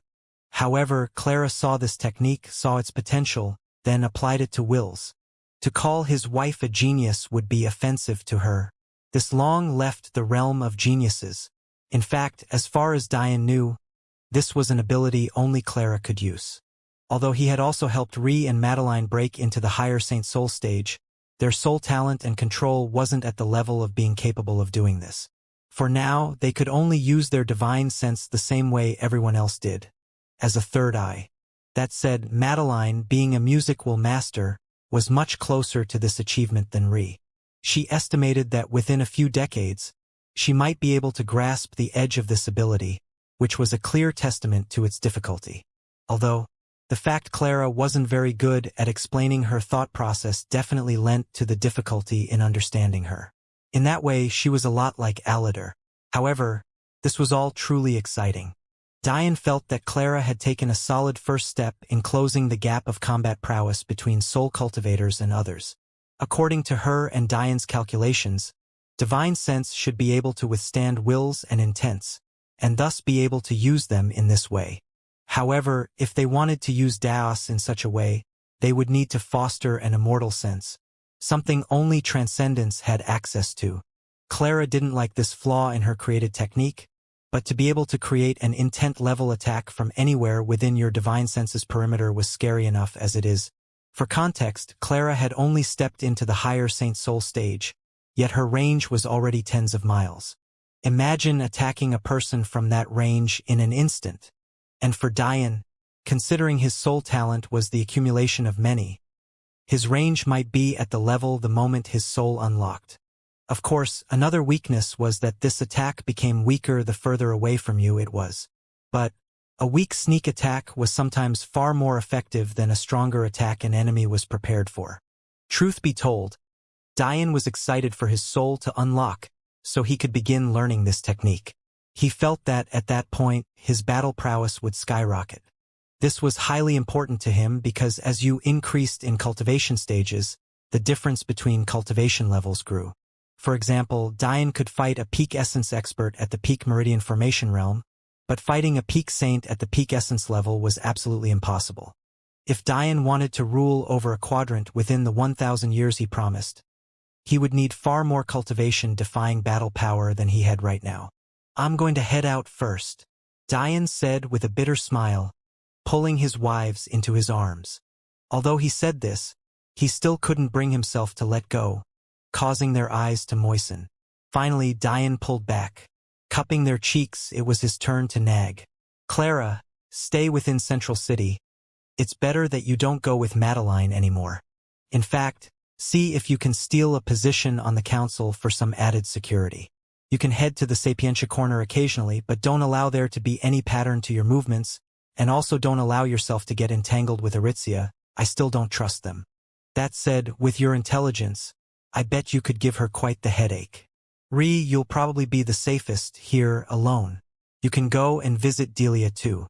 I've given you 3 the ability to enter our corner. But be careful. There's an infestation of serpent vines, and if you allow them to surround you, it would be a problem. Just be sure to teleport to the station closest to the tower entrance. Madeline, you're about to go to war. Don't do anything flashy. It's the time for your husband to show off the power of his subordinates. Okay?" Madeline giggled with tears in her eyes, but she still nodded along with her sister wives. "They already know to follow all of your orders. If they dare to disobey, feel free to punish them. If you 3 want to meet, from now on, make sure that it's within our corner. Although Ree's palace is relatively safe, I don't trust the Void family to stay quiet for much longer. Nor is the Snow family completely trustworthy." After a few more words, a couple sly hands and perverted touches, Diane disappeared from the teleportation station, leaving his wives behind. A week later, Diane found himself walking along the dirt road of a vast forest that grew up the side of a mountain. Even with his vision and cultivation, he couldn't see the top of it. After walking for almost half the day already, he felt that he was still only halfway to his destination.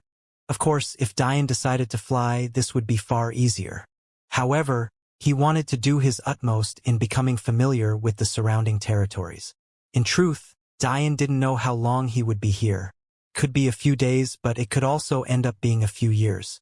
Normally he was much more precise with his planning, but this journey was truly just to check his hypothesis about a few things. That aside, Diane had still managed to collect some bits of information here and there. When one exits the tower from any particular exit, there are one of 2 possibilities. During campaigns, you can either choose to be sent to the battlefield, or be sent out to the receiving hub of the universe that guarded the epistemic tower. Unlike what one might assume, movement through quadrants, as long as their fog barriers weren't up, was exceptionally easy. This was because no true threat one come in small batches of people. and those who could cause true commotion as a single person wouldn't be exiting from the Saint floors for obvious reasons. There was another reason for this as well. Not many chose to go to quadrants that weren't their own, so oftentimes it was just assumed that if you were exiting the tower, you were returning to your own quadrant. The reason for this was one Diane learned a long time ago. There was heavy suppression on non-native members of a universe, and this suppression was even more fierce for those non-native to the quadrant as a whole. This was the reason why Diane's inner world technique was so important, because it was the only true counter to this suppression. The moment Diane stepped into the 98th quadrant, he felt this suppression. It was as though the gravity had increased by 100 times in an instant. It felt ridiculously uncomfortable. Maybe the most shocking part was that this heavy suppression was coming from such a weak quadrant. By all rights, it shouldn't be like this. Suppression this heavy shouldn't appear unless a quadrant was within the top 20 at the least. It was obvious that the overall power of a quadrant decided the power of its suppression. The fact that this quadrant was supposedly ranked 98th, yet had such heavy suppression only made Diane more interested in digging out the secrets of this quadrant. However, this realization only made Diane more confused. That was because the energy density of this quadrant was definitely terrible. In fact, it was so bad that it was even worse than the energy density of his universe. Such weak energy density, yet such strong suppression. Just what is going on here? Diane shook his head, continuing to slowly tread along the road, trying to get used to the suppression along the way. At this point, he no longer wore his mask. Since that mask was already tied to Ri's husband, it wasn't right for him to pull it out anymore unless he changed its appearance. Luckily, that was possible, truly making it the perfect mask. However, Diane couldn't very well join a sect with a mask on. Now could he? That would just be inviting trouble. In the end, Diane decided to just come out with his true appearance. After all, no one knew what Diane Sicharo looked like, it hardly mattered. With that in mind, he continued his slow trek to a sect known as Unseen Peak. Unseen Peak was actually one of 5 peaks that acted as subordinate sects to the leading sect of this 98th ranked quadrant. As much as Diane wanted to just go directly to the leading sect, known simply as Soul-Rending Peak, there were certain rules he needed to abide by. In order to earn a right to participate in a selection exam for Soul-Rending Peak, one needed one of 2 things. The first was a recommendation from a sect elder of that peak. Obviously, Diane didn't have such a thing. The second possibility was to earn a participation spot from the subordinate peaks. So that was what Diane was doing now. Technically, he had long since missed the registration period for Unseen Peak. It was too bad that things would never be so convenient for him. However, he didn't regret spending the time he did with his wives. All of that said, that didn't mean he was willing to wait half a year for the next entrance exam. That was because the selection exam for Soul-Rending Peak was in just a few weeks. If he waited for Unseen Peak's next exam, on top of waiting those 6 months, he would have to wait yet another 6 months for the next Soul-Rending Peak exam. Clearly, Diane didn't feel up to wasting so much time. So he decided to head straight to Unseen Peak. Did he really need to put a place with mere peak saints for elders in his eyes? He'd steal a placement if need be. Truth be told, Diane was only having such thoughts because he was disgruntled. Dealing with such heavy suppression, while also having to trek up such a long trail, was pissing him off. If it wasn't for the fact he could idly chat with his wives as he did so, he would have flown into a rage long ago. As one might expect, that rage also made him think silly things. Even Diane would have to take those elders of Unseen Peak seriously considering the suppression he was under. Realizing this, he couldn't help but ask Madeline a question. How did you adapt to the Golden Flame Quadrant's suppression? Madeline, who was currently organizing her supplies for the coming trials, responded.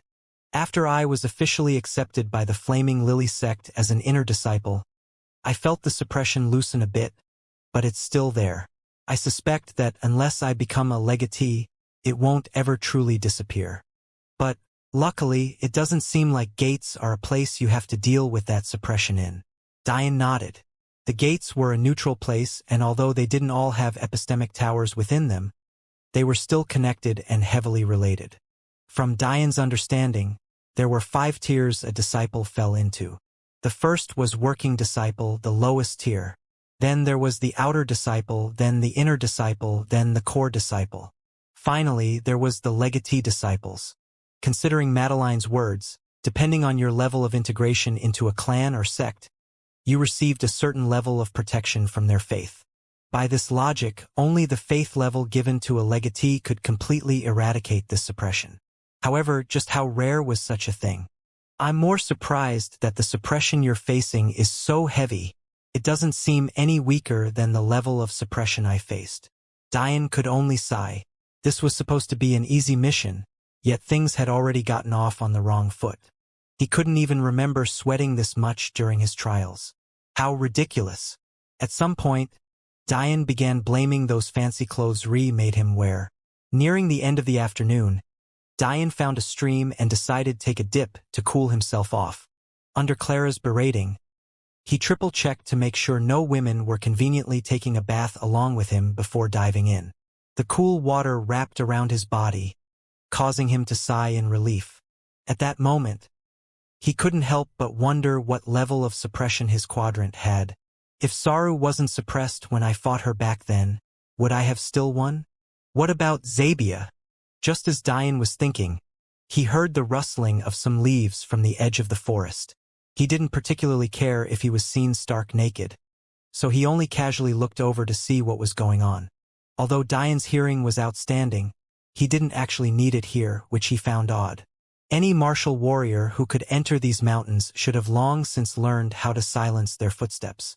Maybe not to the extent Saru's had with her music while silencing steps, but it should, at the very least, be at the point where their footsteps didn't sound like thunder going off in Diane's head.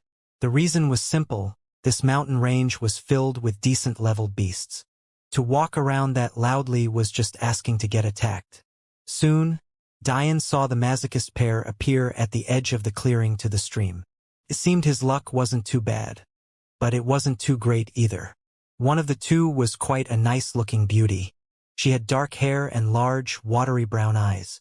If one had to describe her figure, it would be somewhere between Luna's petite stature and Madeline's overwhelming voluptuousness. She wore what looked like black disciple robes with a distinct insignia over her left chest. If Diane's information was correct, she wasn't from Unseen Peak, but was rather a core disciple of Soul-Rending Peak. The other was a male wearing white disciple robes, with a different insignia over his left chest. From Diane's understanding, this made him a legatee disciple of Unseen Peak. This said, maybe their most distinct characteristics was the wild and blooming blush on the young lady's face and the unbridled anger on the male's. Relatively speaking, their statuses were about equal. Although the 5 subordinate peaks were exactly that subordinate peaks, their legatees were still of high status among the 6 peaks as a whole. Usually, legatee disciples of subordinate peaks were once core disciples of the main peak. In the end, it was quite easy to tell them apart. White robes were reserved for legatees and black robes for core disciples. The color of inner disciple robes varied depending on the peak in question, while outer disciple robes were gray. Finally, working disciples didn't have robes at all, only given a badge to hang from their waist. To run into such high-level disciples so quickly made Diane raise an eyebrow, but he understood after a moment of thinking. Considering the selections for Soul-Rending Peak were coming up soon, the main peak probably sent a representative. This aside, Diane could guess the reason behind the drastically opposed reaction by these two. The young man was probably angered that such an innocent young lady he probably fancied was being tainted by him, while the young lady had never seen such a scene before. However, what neither of them expected was that after Diane's quick glance over, he would once again shut his eyes and recline in the water. The young lady raised her hand to her chest, unable to stop the beating of her heart as she rapidly looked away. She couldn't help but feel slightly disappointed in Diane's blank look, so much so that she couldn't even muster the courage to call him a lecher or a pervert anymore. Which one of the young men in her sect, even with them being the best geniuses in their quadrant, didn't drool over the sight of her? Yet for this young man, a quick glance was enough? She couldn't help but feel these conflicted and contradictory emotions. It was too bad she didn't know that Diane's wives really were much more beautiful than she was, despite her being a beauty in her own right. As for the young man, Diane's ignoring of him only made him angrier. Even the legatees of the main peak wouldn't treat him in this way. Even they would respectfully call him Marquis Nicolaus. Within the 98th quadrant, a Marquis was already a peak-level existence, and Nicolaus knew that there weren't more than a dozen of them. As for dukes, those titles were reserved for the two legatees of the soul-rending peak, which included their key wielder, in addition to the geniuses of some secular clans. Their quadrant didn't have a single king. However, that didn't stop Nicolaus from acting rampant. After all, how could he know that he was facing a legendary god-level character? That said, it wasn't as though Nicolaus was stupid. He assumed that he had already seen through Diane. For one, Diane's current cultivation seemed to be at the first stage essence level. This wasn't because Diane had had his cultivation unsealed, but rather part of the concealment abilities of the mask. If he wanted, he could even appear to be a celestial or even a Tao expert. Now, whether or not that would fool anyone if he didn't have the power to back it up, relied entirely on Diane's acting abilities. Ironically, though, the lower essence level was Diane's true cultivation. Secondly, Diane had left his massive broadsword on the shore. Although it looked impressive with its large size and the chains that wrapped around it, it was currently giving off the aura of a first-grade practitioner-level treasure. With both of these factors taken into consideration, Nicolaus assumed that Diane was just from some rich family who sent their young master in hopes of joining Unseen Peak. If Diane knew what he was thinking, he would burst into a fit of laughter. Owning a first-grade practitioner treasure suddenly made him rich now? Wow. If he had known that, he would have made it a common-level weapon. This bastard. Not only did he ruin Lady Violet's innocence, he has the audacity to show off his wealth before me. When he was at the first essence stage, he would have been lucky to have a 10th-grade common-level weapon. It was only after he became a legatee that he was gifted a 6th-grade practitioner-level weapon by the sect. So, for obvious reasons, he was pissed off. Of course, none of this was helped by the fact Diane was clearly more handsome than he was. Finally, unable to handle his erupting anger any longer, he began to speak. "Who are you? State your name and your purpose. If it wasn't out of courtesy for your clan, I would have already ended your life for the scene you've shown Lady Violet today." My clan. Diane was confused by this statement. No matter how clever he was, he would never be able to guess Nicolaus' line of logic. That said, Diane wasn't a very patient person. To blame a man simply because he was seen naked by a supposedly innocent woman? What kind of nonsense was that? He had heard that this quadrant was conservative and apparently also highly religious, but seeing it here before him now made his lip twitch. However, he also knew that this was a good chance. My name is Diane. As for my clan's name, that's not very important. I'd prefer to not rely on my family. My purpose? I'm here to earn a spot to join Soul Rending Peak, of course. In the end, Diane didn't bother to change his name. Just a single universe had trillions of people, and there were 10,000 of them. He probably couldn't even fathom the number of people who shared his name. Your chance has long since closed. Nicolaus responded with a furrowed brow. Considering Diane had reached the essence gathering stage, and was likely below the age of 40, his talent was considered above average in their quadrant. So, saying that he didn't stand a chance would be disingenuous. Although he hated Diane, if he purposefully said something so stupid in front of Violet, he would be asking to be looked down upon. Chances are forged by the living. Diane responded nonchalantly. Forging chances requires strength you don't have. Do you believe you can upturn the rules set by elders thousands of times more powerful than you? No matter which family you come from, they will at most be equal to soul-rending peak, and even more so wouldn't start such a fuss over one merely above-average disciple. Is that so? Of course. Nicolaus' eyes narrowed. I hear that the prestige of your peak relies on the disciples you can offer up. Were you not once the glory of your unseen peak? And now you're back to support them as their legatee. Hearing Diane's words, a beam of unconcealed pride shone in Nicolaus' eyes.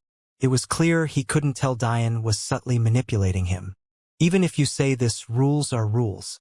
In addition, the chosen participants for this selection exam are far more powerful than you are. Not to mention the fact you don't have the status of a disciple yet. By this point, Violet finally couldn't handle it anymore. Could you two have this conversation while fully clothed, please? Diane smiled, his eyes still closed. You two can go on. I'll probably reach your peak by tomorrow. Nicolaus snorted. There's no guarantee you'll make it through the gates.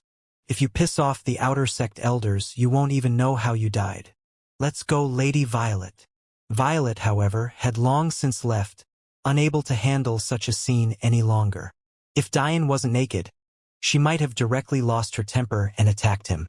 She had already decided to teach this perverted nudist a lesson. If word of her seeing such a scene spread out, her reputation would be ruined.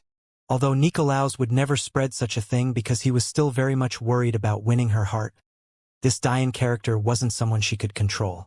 What pissed her off even more was that when she inadvertently looked back, Diane still hadn't opened his eyes. From beginning to end, Diane didn't care much for the reactions of those two. That little girl isn't very good at concealing her killing intent. She seems to hate me even more than the guy did. This conservative quadrant is going to be the end of me. Early morning the next day, Diane finished his slow trek up the mountain. Although he knew there was a possibility to use Nicolaus and Violet to make his journey smoother, the last thing he wanted to do was spend time with the two people who were hostile toward him. Currently, he was wearing an expensive and elaborately embroidered chongpao.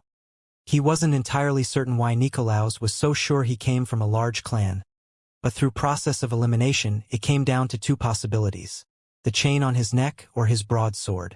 Since Diane was already seen as a rich young master, he might as well keep up his act. At this moment, the entrance of the sect was quite barren. Aside from two bored-looking sentries who were posted on either side of the tops of the gates, there wasn't anyone in sight. There was a large clearance between the end of the forest and the sect itself, as well as ridiculously tall 100-meter walls that surrounded the gates.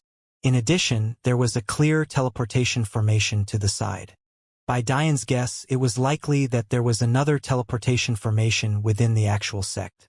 It seemed kind of ridiculous to open these 100-meter-tall gates simply for the sake of allowing disciples in, only to have to close them, then open them up again later. However, this realization made Diane quite intrigued. What was it this peak needed such high walls for? In more powerful quadrants, they wouldn't even bother with building walls at all. After all, martial warriors could fly. If it was really such a common threat, the sentries wouldn't be so lazy either. How odd. Diane managed to walk all the way to the front of the gates, a mere extended hand away, without the sentries noticing a thing. The funniest part was he didn't even try to conceal himself, even to the point where he comedically knocked to no avail. Fuck it. A pair of black wings appeared on Diane's back just as he bent his knees. The ground cracked under the pressure the moment Diane stopped supporting the weight of his massive sword. A mini explosion was set off that finally alerted the lazy sentries up top. But it was far too late for that. Hey! Wait! Diane had already exploded upward. A violent gust of wind propelled him upward, shooting himself and his 700,000 gene heavy sword more than 200 meters in the air and displaying the whole of the unseen peak to his eyes. Alarms were sounded off in that instant, alerting the entire clan to a threat as Diane gently landed atop the gates, leisurely watching as the two sentries barreled toward him. Diane plugged his ears while sighing, "How annoying!" Diane casually glanced at the incoming sentries. They both were at the meridian formation layer, seemingly about the 6th stage. Even while suppressed, this power level was a joke to Diane. He twisted his body, narrowly avoiding the outreached swords before pinching their blunt edge and pulling their weapons away. In one swift motion, they were both disarmed and disoriented. But Diane wasn't finished. Grabbing both of their collars, he slammed their heads together, causing them to lose consciousness in an instant. Having finished, Diane laid them both down to rest before sitting down and dangling his feet from the tall gates, waiting for the commotion to bring someone actually worth talking to. Without question, there was a currently massive uproar sounding off in Unseen Peak. The sect itself was split into 6 distinct areas, arranged almost like an onion, with more important areas near the center, while less important areas were near the outskirts. The furthest area out were reserved for the residences of working disciples and was also the most raggedy. The closer to the center of the sect you approached, the closer to the area reserved for core elders and the sect master you reached. Because of this arrangement, working disciples were the very first to react to the alarm. However, they were clearly not in a position to do much at all. Considering most of them were still at the foundation stage, going up against a person capable of causing their sect's alarm to ring was practically suicidal. After seeing Diane's leisurely appearance, they were even more certain that acting would be stupid on their part. Seeing that it would take a bit for anyone with power to come, Diane riffled through the belongings of the unconscious sentries before he found the sect's rule book. Then, he began to read at a speed far surpassing that of a normal individual. The book itself wasn't all that long. Only about 5,000 words or so. With Diane's cultivation, finishing such a book was child's play. What an interesting little sect, Diane mumbled as he tossed the booklet back to the unconscious sentry. Diane assumed that the first to make it here actually worthy of his time would be the outer sect elders. From the information he had gathered, they would likely be about the peak essence gathering level. Inner sect elders would be saints. Core sect elders would be at the mid to high saint level, while the peak leader would be a peak saint. However, this terminology meant different things depending on the power of a quadrant, which made it difficult to place a pulse on its meaning. For example, a peak saint in a top 20 quadrant definitely meant that this person was between the 10th and 12th stage of sainthood. However, this same term in a quadrant as weak as this more likely meant the 7th or 8th stage. This was because poorer quadrants had worse grade warriors, which meant their caps would be lower as well. Obviously, a mere 4th grade saint would never become a 12th stage saint. It was impossible because their 82nd to 108th meridians were rendered useless the moment they advanced as a 4th grade warrior. By this same logic, these so-called peak essence elders were likely weaker than that title assumed as well. This was why Diane was certain of dealing with them despite the heavy suppression he was under. Soon, a whole host of individuals were grouped together by the gate, but it seemed none of the elders had appeared yet. An alarm of this magnitude sounds off, but the elders don't appear? This sect is a joke.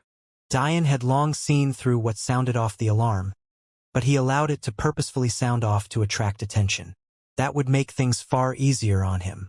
The problem was that to sound off the alarm required power strong enough to either destroy the gates or leap over it. By Diane's estimate, this would need power equivalent to at least a mid-level essence gatherer. Of course, elite inner disciples and core disciples could match up to this power output, but the outer fringe working and outer disciples definitely couldn't. If he was truly hostile, he could have killed hundreds of them by now. Were these supposed elders really only with so many of their own seedlings dying? Finally, Diane saw a group of disciple with sky-blue robes approaching. This color should correspond with inner disciples of Unseen Peak. When they saw Diane staring down at them, anger erupted in their eyes. This anger only grew when they saw that Diane was a mere first-stage essence gatherer. They had been forced to act just for this? Why would their alarm sound for such a non-threat? Diane inwardly laughed. These people probably don't know the requirements for causing the alarm to sound off. Even if they did, they'd likely assume it was broken. The real question is, when is this alarm going to stop ringing? Suddenly, a blue-robed youngster stepped out with anger on his face. Scram back to where you came from. Our unseen peak isn't a place for you to act as you please. There was no reason for Diane to get angry, honestly. He was technically the one in the wrong. So he replied simply, "You aren't the people I need to talk to. Bring one of your elders here, preferably a core elder with some real authority." Diane waved his hand. "Actually, scratch that. It's best you bring your peak master here." "You!" The rage on the faces of the disciples erupted. "I'd prefer to not hurt anyone unnecessarily. You could step forward if you wanted to, but just know that the conclusion is foregone. I'm only here to take a placement for the soul-rending peak entrance exam." Just as the disciples were about to rage once again, laughter interrupted them all. A black-robed disciple followed by a group of elite blue-robed disciples made their way through the air, leisurely walking as though they were still on the ground. I didn't know that mere first-stage essence gatherers had become so cocky these days. My horizons have truly been widened. The black-robed youth was ordinary in appearance, except for the fact he had long maroon hair and blazing red eyes that made him look more like a demon than a human. He even had an oppressive slaughtering aura that surrounded him that made Diane raise an eyebrow. Those who followed the slaughter path were rare. In fact, this was the first of them Diane had met that wasn't Ava's father, Head Sicarius. Of course, considering the Sicarius family was, at its core, a family of assassins, this path of choice made sense for them. However, it was still impressive for someone from this backwater quadrant to manage to follow such a path. It seemed that if he was born in a better environment, he would be a much more known character. Those black robes. A core disciple, huh? Interesting. Diane smiled. He could tell that this murderous young man wasn't planning on appearing. However, Diane's cocky words had aggravated him.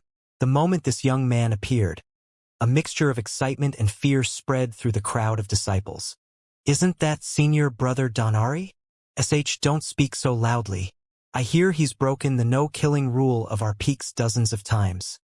Yet the elders never punish him. Do you want to be next? Not only did they not punish him, they even suggested he join senior brother Nikolaus as our second legatee. But he declined, stating that this stage was too small for him. Cocky? Diane responded, unperturbed. That's relative. For example, if I really don't deserve a participation spot, you might have a point. Unfortunately, you're a frog in a well. You should learn to choose your words better.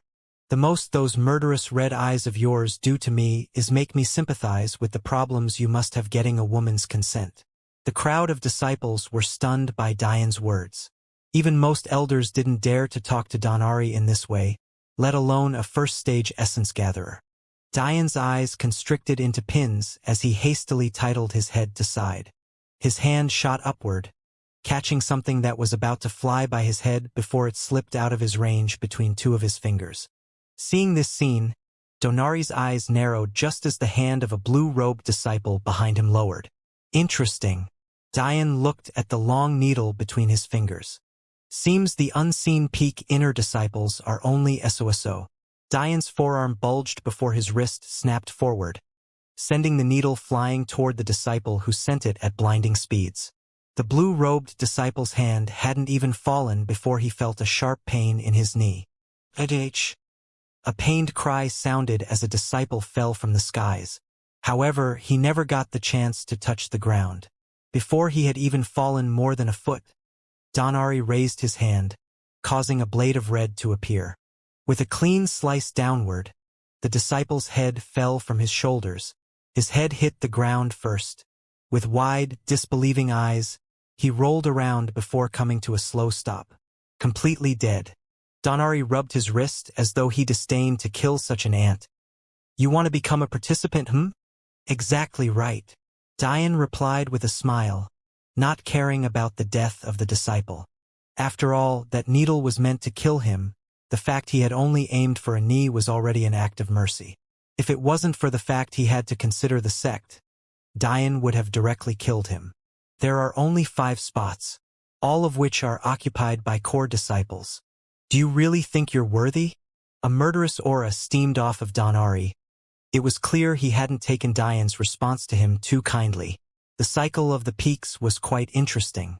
Although the peaks were separate, they were still a cohesive unit at the same time. This was proven by the fact the uniforms of their core and legatee disciples were identical aside from their insignias. This showed that no matter which peak you were from, you would be respected as a core or legatee disciple. In this way, every year, a batch of core disciples from the subordinate peaks would head to be assessed by the main soul-rending peak. At the same time, this current batch of inner disciples would be tested to earn the lost core disciple spots. Of course, not every core disciple that participated would be accepted. After all, core disciples were candidates to become legatees. So, their positions were taken very seriously. In this era, legatees were capped at 3 per sect. This universal rule was circumvented by establishing subordinate sects like these, but it was impossible to avoid the weakening of these legatees as a consequence. As a result, many core disciples' first goal would be to become the main peak's legatee, as opposed to a subordinate sect legatee. Considering this truth and how long the unseen peak core disciples had been waiting for this opportunity, how could they ever willingly give up their spot to Dian? Wasn't that a bit too ridiculous? However, Dian acted as though this was the most natural thing in the world. It's the fortune of your unseen peak to accept me as a core disciple. I can guarantee I'm more qualified than any one of you to become the glory of this sect. Are you trying to die? Donari asked in a low, roaring voice. Keep your anger to yourself. Unless I get confirmation that I can participate by defeating you, I don't plan on wasting my time fighting you for no reason. Like I said before, call someone with real authority here. Shouts of anger began coming from the crowd of disciples. You're not even a disciple here. You're not worthy of speaking to senior brother Donari. Get out of here. Dian hopped down from the 100-meter-tall gates, not bothering to slow his fall as he slammed heavily into the ground. Boom! A resounding crash sounded throughout the sect, causing the lips of those in the surroundings to twitch. Looking at the massive crater around Dian, that was no normal weight on his back. On top of that, he took the impact with his body. What level had his body refinement reached?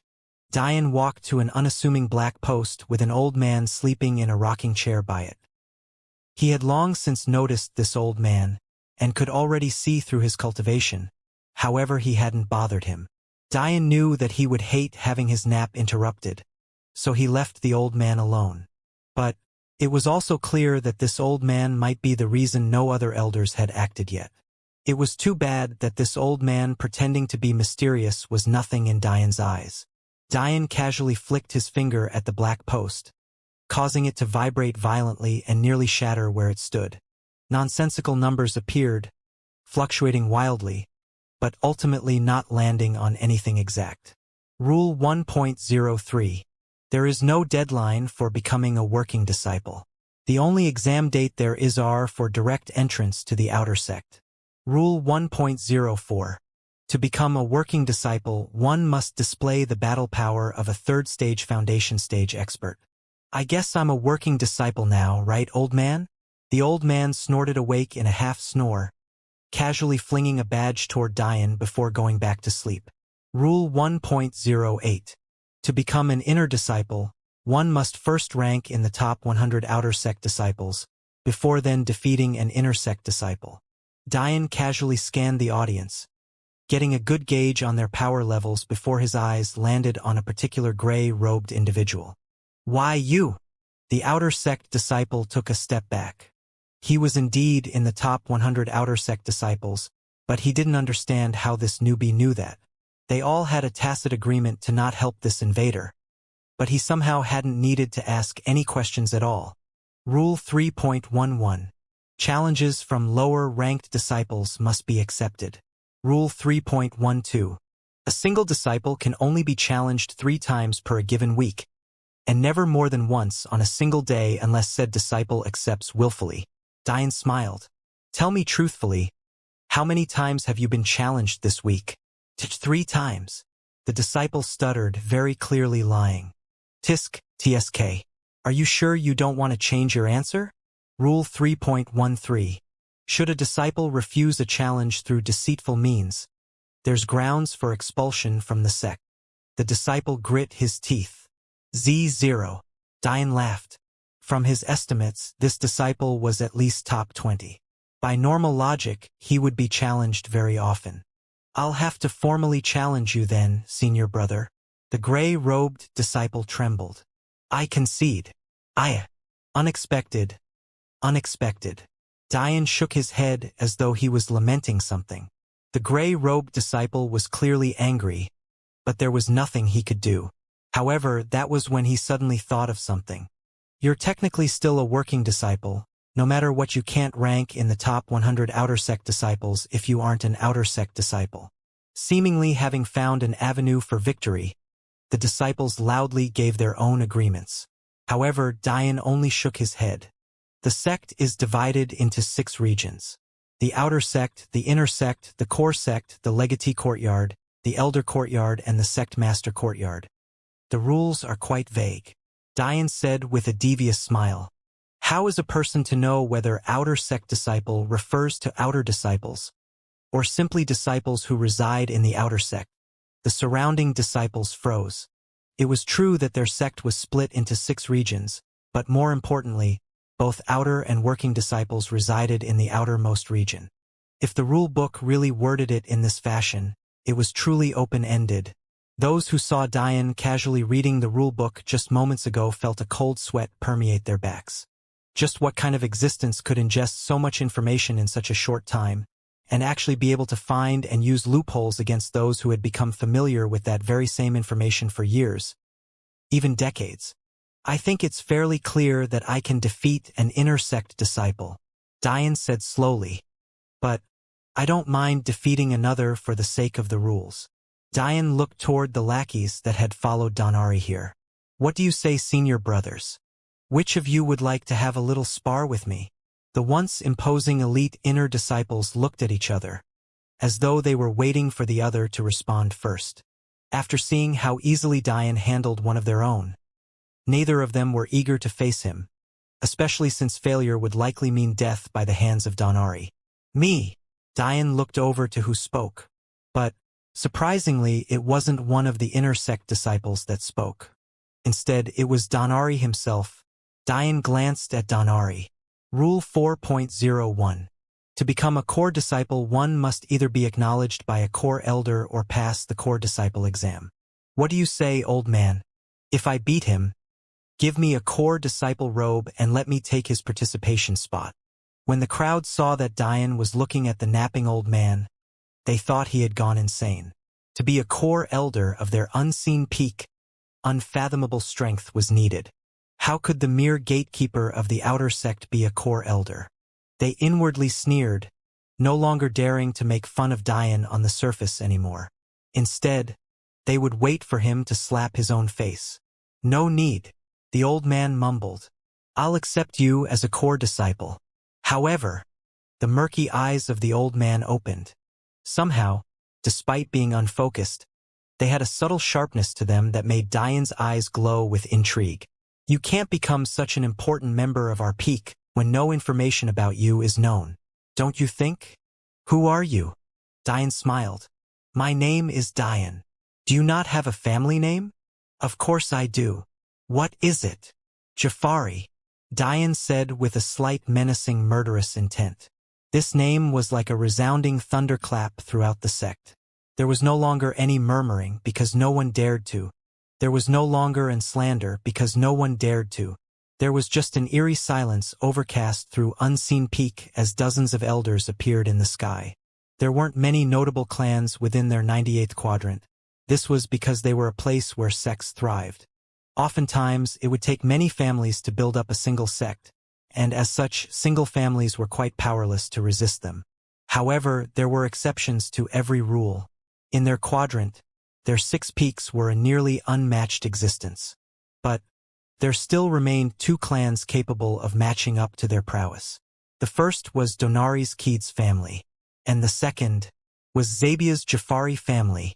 After the incident 3 decades ago, the Jafari family had completely disappeared from their quadrant.